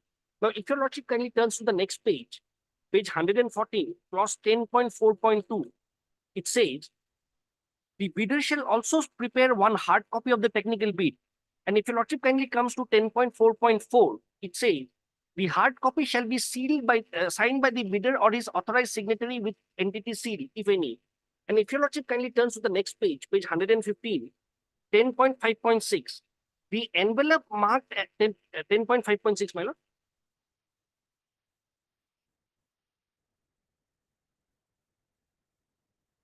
10.5.6, my lord, page 115, it says, the envelope marked as hard copy of the technical qualification bid shall be deposited at the designated sealed box at the office of the district collector before the end date and time of the bid submission. Now, my lord, it cannot be the argument of the writ petitioner that the sealed box was there for the other bidders and not for him. Because I myself submitted my bid in the sealed box, my lord. No, I Just like, it was not. just like any other bidder. So therefore, my lord, if we read 10.2.2 with 10.4.2 and 10.4.4 and 10.5.6, it indicates that the submission of a hard copy is a mandatory condition, my lord. And the purpose is also very simple, my lord. Online bid has to be tallied with the hard documents. And the hard documents will have to be in original. And that is the sole reason why these clauses have been incorporated, to check the veracity and genuineness of a bid. Now, your lordship will see, he had approached this, he had approached the authorities on 27. In fact, if your lordship sees page number 135, the tender summary report, your lordship will see page number 135 is the tender summary report. Serial number 1, my lord, bidder is Ajanta Das, that is the writ petitioner. And your lordship will see the submitted date, 21st December 2023, 4:57 p.m. 3 minutes prior to the closing time, my lord. That is the casualness. He submits his online bid 3 minutes prior to the closing date. He submits his hard copy 4 days, 6 days after the closing of the my lord, bid. This is the approach. So my point is, my lord, I have a 5-point submission. Number 1, this writ petition has been filed by suppressing the material and actual facts, my lord. He has not disclosed before this honorable court that he had approached his authorities for submission of his bid on 27/12. We have filed, one second. Let me complete and then you continue. We had filed our affidavit that he has not rebutted, meaning thereby he has admitted. Number 2, my lord, locus standi. As my learned friend had already pointed out, I have already indicated the violation of the mandatory condition. Besides that, my lord, he had not submitted 2 requisite documents. Now, he is definitely, my lord, an ineligible bidder. Therefore, in my humble submission, my lord, he has no locus to maintain the challenge in the present writ petition. Number 3, my lord, the impugned decision-making process was taken by the tender committee. Who formed the tender committee, my lord? Page number 80, your lordship will file. Page number 80, if your lordship kindly turns of my affidavit, your lordship will see the impugned decision-making process has been taken by the e-tender committee Dorong, consisting of the following members. Page number 80, my lord. Yes, yes, carry on. Number 1, paragraph C, heading is non-joinder. Number 1 is District Commissioner Dorong. Number 2 is Superintendent of Excise Dorong. Number 3 is FOA Disease Office Dorong. And number 4 is Inspector of Excise Dorong. Now, he has not made the most, because tender committee is ultimately the, they are not required to do that. So that is the decision which has been, the impugned decision has been taken by the tender committee. Maybe, my lord. And fourthly, my lord, if your lordship kindly turns to page number 11 of the writ petition, that is where the prayer lies. page number 11. These are all directions, man. He is seeking a writ of mandamus, page number 11. And before seeking a writ of mandamus, my lord, he has to demand justice. He has failed to produce a single document or a representation to show that he had demanded justice from the authorities. Now, these are the preliminary grounds, man. And on merits also, your lordship will see the violation, as my learned friend had already pointed out, page number 144, clause of the allegation of 6. What has happened? Is there a stay order or something? No, there's no. So you have been awarded the, I have been awarded, and your lordship will find you have been given the IMFS. LOA. That LOA is at page 137, my lord. Page 137, LOA. Dated 17 January 2024. and any that's enough to open the shop now. Or do you Now, have to sign an I have agreement? to submit bid value that your lordship will find at page 138. So have you submitted? Yes, my lord, page number 138. I had submitted an amount of rupees 26 lakhs 50,000 Then what else? bid money. And I've also started, my lord, taking concrete steps to set up a shop, my lord. Already I've invested Where? in Dorong, my lord. But by the order dated 18/1/2024, your lordship may peruse, my lord. Your Chief Honorable Court has been pleased to observe that, my lord, if anything is processed by the respondent number 4, that will be at the risk and cost of the That's a different. That's a different. because the consideration for interim order, my lord, the next date was 6/2/2024. Anyway, so that I think that's your. Yes, my lord. Your lordship may peruse the records, and secondly, my lord, if he can be favored for non-submission of 2 documents, my lord. And secondly, that is undertaking, my lord, has to be submitted by a tenderer when he submitted bid for other shop also, my lord. Otherwise, my lord, he submitted bid for a single shop only, my lord. So that undertaking is not required to be submitted by the petitioner, my lord. Annexure D and Annexure E, my lord.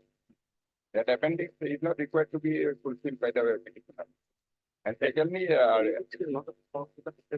on 27, my lord, because, my lord, it is in collision with the respondent number 4, the department of respondent authorities, my lord, they have misplaced the hard copy of the petitioner, my lord. And because apparently there was no seal box, my lord, or top box, my lord, to submit the hard copy on 25. Seal box was there till 25. No, my lord, it was not there, my lord. He submitted his online bid 3 minutes Okay, prior right. to the closing. Yes, my Right, lord, that right. I heard That cannot Mr. be a T.P. ground. Bora, learned counsel for the petition. Mr. K.B. Pathak appeals for the numbers 1 and 2. While Mr. K. Gogoi appeals for point number 3. Anybody else? Mr. AK Bua for respondent number 4, private respondent number. Krishna. The petitioner.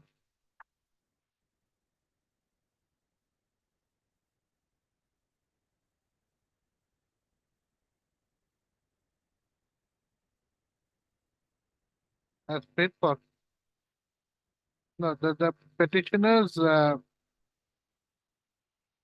bid for grant of IML retail off license at ward number 5, Karupetia Municipal Board, bracket urban, shop number DRG 8, in pursuance to e-bid notice bearing bid identification number 2023-ED-34088, dated 20/11/2023, issued by the respondent number 3, was disqualified at the technical evaluation stage. And as such, has challenged the same.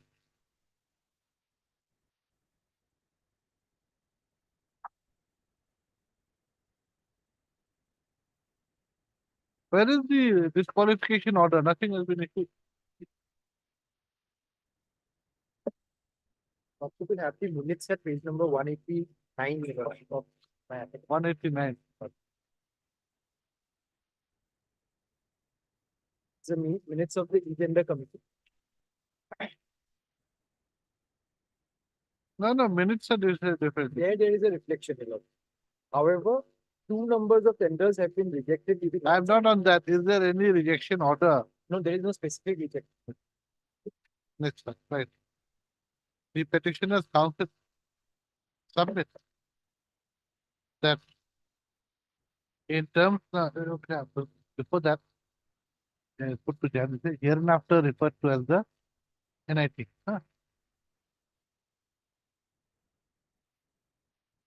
Next panel, the petitioner's case is that pursuant to the NIT, the petitioner had submitted his online bids, both technical and financial, on 21/11, 21/12, 21/12, 2023. By quoting 36 lakhs. Huh? By quoting amount of 36 lakhs. With a bid amount of rupees 36 lakhs. However, as there was no drop box for submission of his hard copy of his technical bid, the petitioner submitted the same to the dealing assistant of the concerned office on the said date. Prior to the deadline, that is 5 p.m. Yes, sir. The petitioner's bid, technical bid, was however disqualified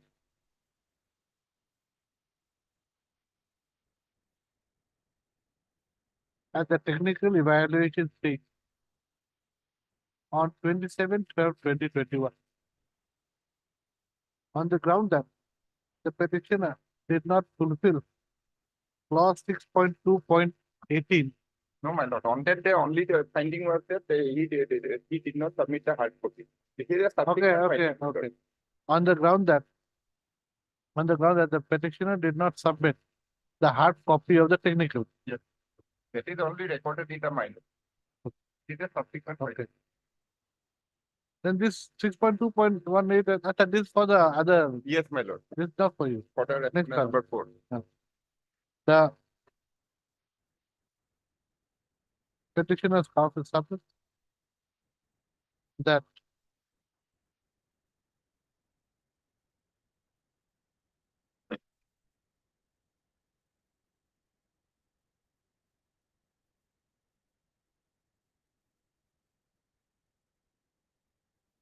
a direction should according, the submits that the respondent number 4 was selected. Was selected? No. Yeah. Was The petitioner's counsel submits that after the technical bid was opened, technical and financial bid was opened, by excluding the bid of the petitioner at the financial evaluation stage, the respondent selected the respondent as the successful, selected the respondent respondent number 4. respondent number 4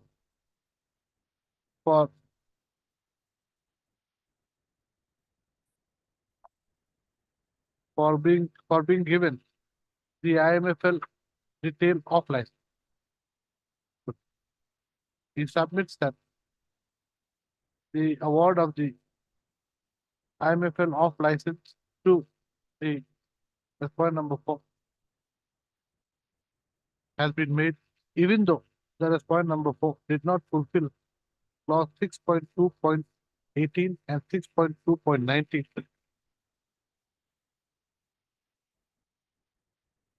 which required the respondent number 4 to submit no electricity use certificate from the APDCL and medical certificate from a medical doctor, from a Practitioner. from a Medical practitioner. from a medical practitioner He Lordship, I beg your pardon. There is no requirement. It just is medical. Medical fitness. It just is medical fitness. medical fitness certificate. Huh? Whatever. Huh?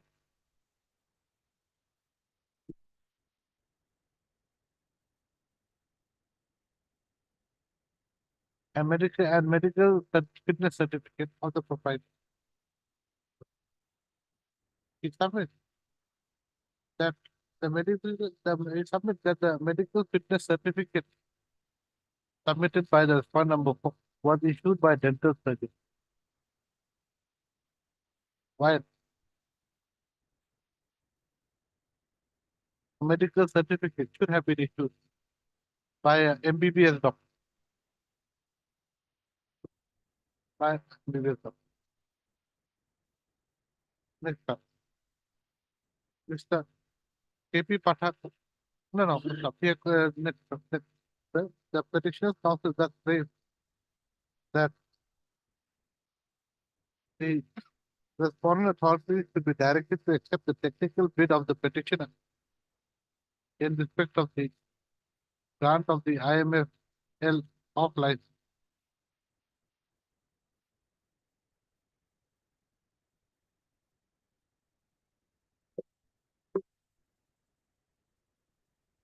And disqualify the respondent number 4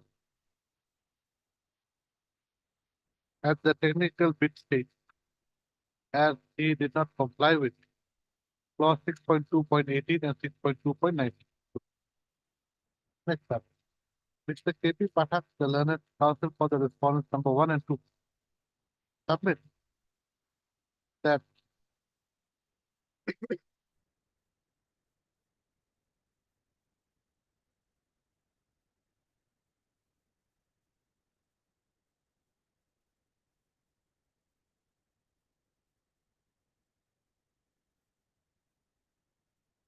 the petitioner did not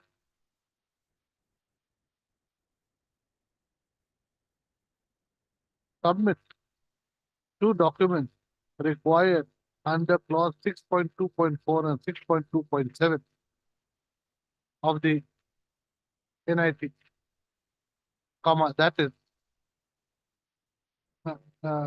comma, which are as follows. That's page 163. Okay, you take it down. 6.2.4 and 6.2. Next up. Mr. KP Pathak further submit that the petition that the respondent. Where is your affidavit, para 6 of the AIF? Para 6, sir. Page 140. 140.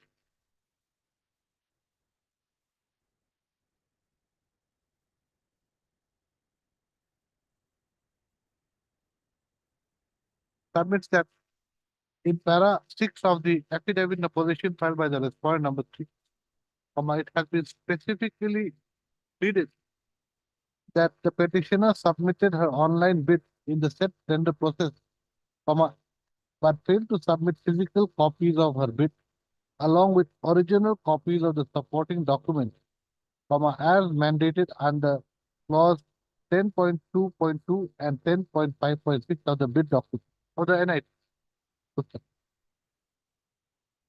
In fact, the petitioner attempted to submit her physical bid only on 27/12/2020, but the same could not be accepted, as the last day of submission of bid had already passed on 21/12/2023. The learned counsel for the respondents number 1 and 2 submit that the said averment made in para 6 of the affidavit in opposition filed by the respondent number 3 has not been denied by the petition by way of any subsequent affidavit. Next up.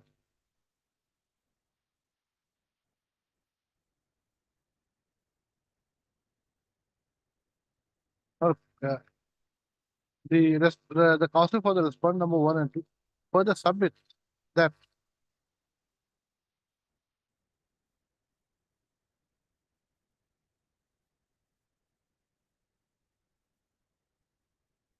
the respondent number 4 had submitted his last electricity bill, though the no electricity dues certificate from the APDCL had not been submitted. However, the respondents had accepted the same in lieu of the no electricity dues certificate from the APDCL, as the said certificate showed that he was not a defaulter or having arrears in paying his electricity dues. He also submits that the medical fitness certificate of the respondent number 4 was issued by a dental surgeon. However, clause 6.2.19 of the NIT did not specify that a medical fitness certificate could be issued only by a MBBS doctor. It submits there are no essential or mandatory documents have been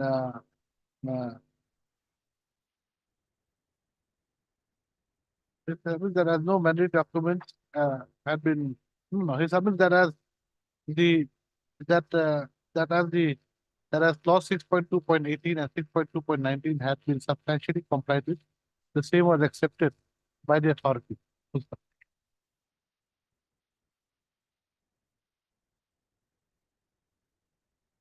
He also submits that. What is that?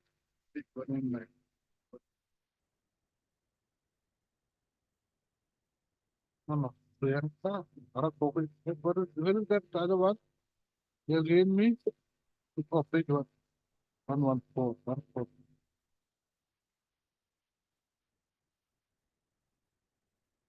No. 2016 850. Yes. Where is that? You gave me? Yes, Your Lord. Lordship, I have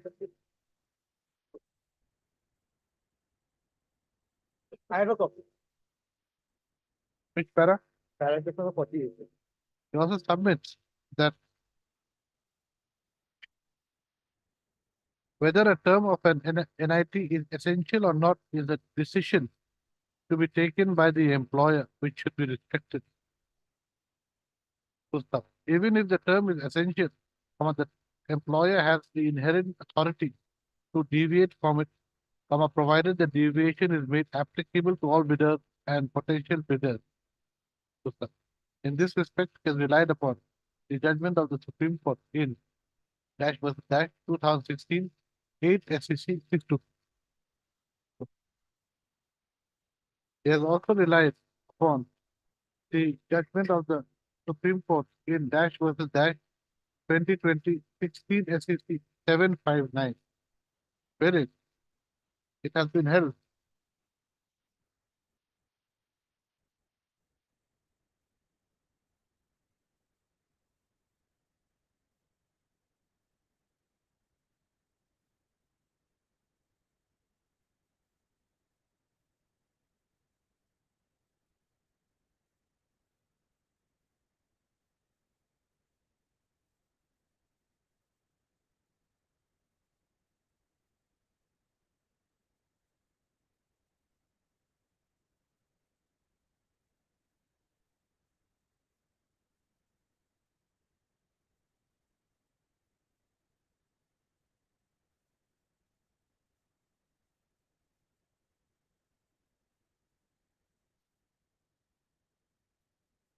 that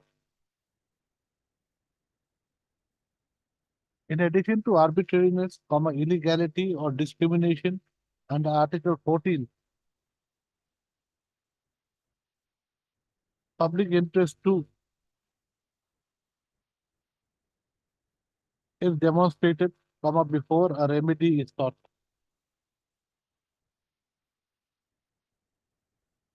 It further held that unless the court is satisfied that there is a substantial amount of public interest or the transaction is entered into mala fide, comma. The court should not intervene under Article 2 to 6 in disputes between two rival tenders. Good, sir. Yes, sir. Mr. Next para, he accordingly innovator, Mr. KP Patak, that submits that the rate petition should be dismissed as the petition has not crossed the threshold for being considered for the work in question. Good. Next, Mr. No, Mr. A.K. Barwa. Barwa, there is also for the response number 4. Submit that. Got a meeting at 4:30.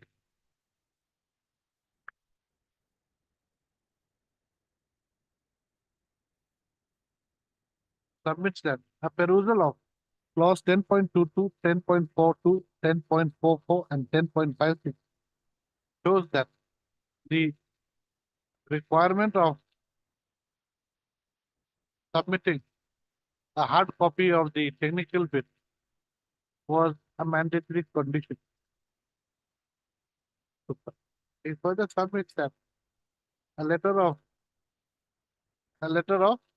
acceptance dated 17/1/2024 has been issued to the respondent number 4, and the petitioner has submitted his bid value on my 17/1/2020, 17/1/20, amount 26 lakh, amounting to 27 lakh 26 lakh, 26 lakh 50,000.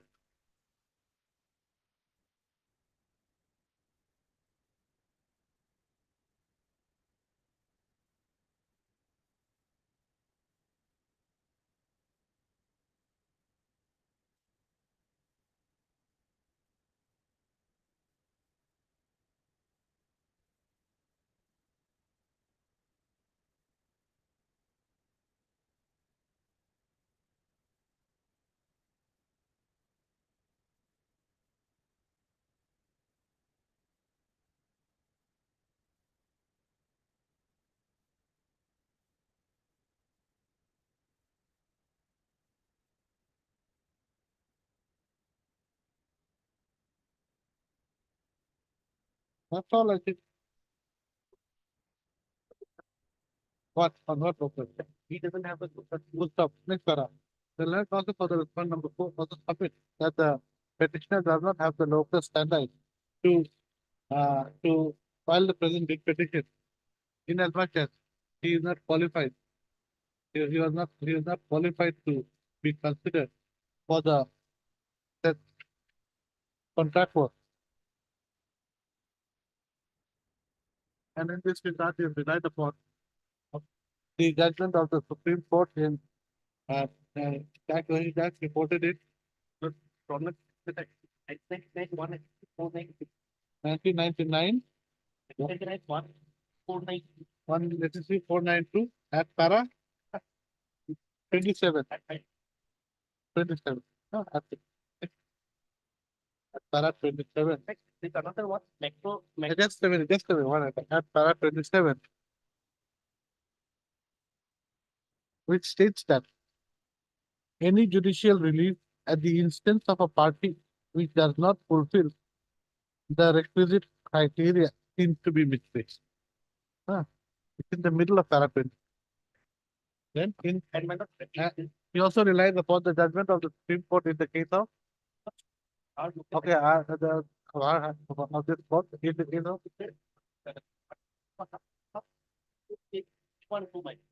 the last paragraph, the last 6 lines, paragraph 10. The line, that is from 8th line from the bottom, my lord. yes, The basic case of the petition is that. last paragraph. For the last paragraph, 8th line from bottom, my lord. The line started from the basic case of the petition is that.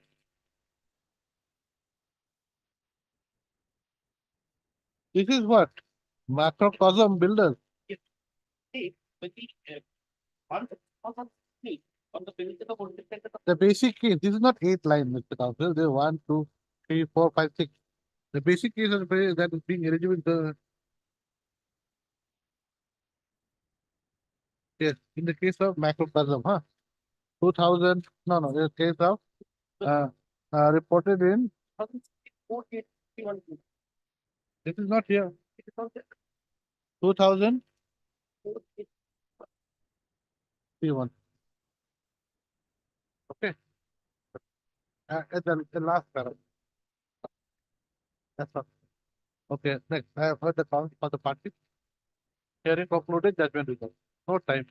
My lord, only one point may be recorded that, my lord, annexure D and E, my lord, that is not required for the petitioner because that is required for a person who submits B in respect of other property. Which one? The annexure D and E, that Yeah, they have right, that I right. not The petitioner's counsel submit that the, 6.2.4. that Annexure clause, clause 6.2.4 and 6.2.7. Requirement of annexure D and E, my lord. 6.2.4 clause 6.2.4 and and 6.2.7, annexure D and E. and it is not required.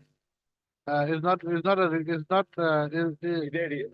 the petitioner is not required to submit documents in terms of section 6.2.4 and 6.2.7. As she has not submitted bid in respect of any other. As she has not submitted bids in respect of any other shop.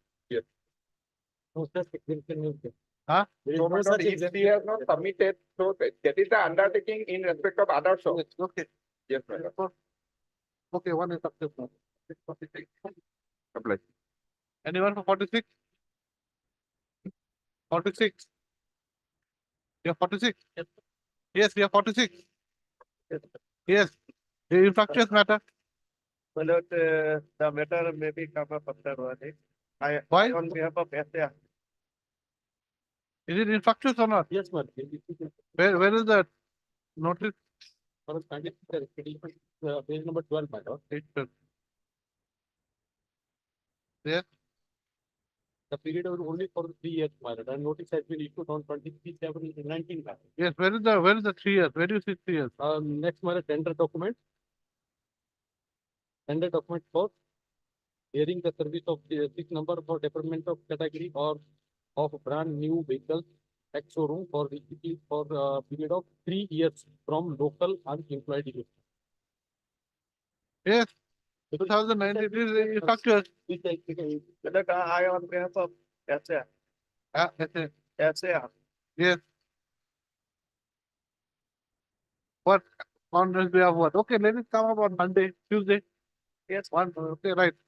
Adjournment prayer has been made on behalf of Mr. H. A. Ahmed, Learned Counsel for the petition for adjournment. Gustav. The issue here is with regard to tender notice number 23/7/2019, wherein vehicles are to be hired for a period of 3 years. Gustav, it appears that the matter is infracted. Gustav, however, list this matter on 27 to 2023, 2024. To give one last opportunity to the petitioner to explain whether the matter is, to submit whether the matter is.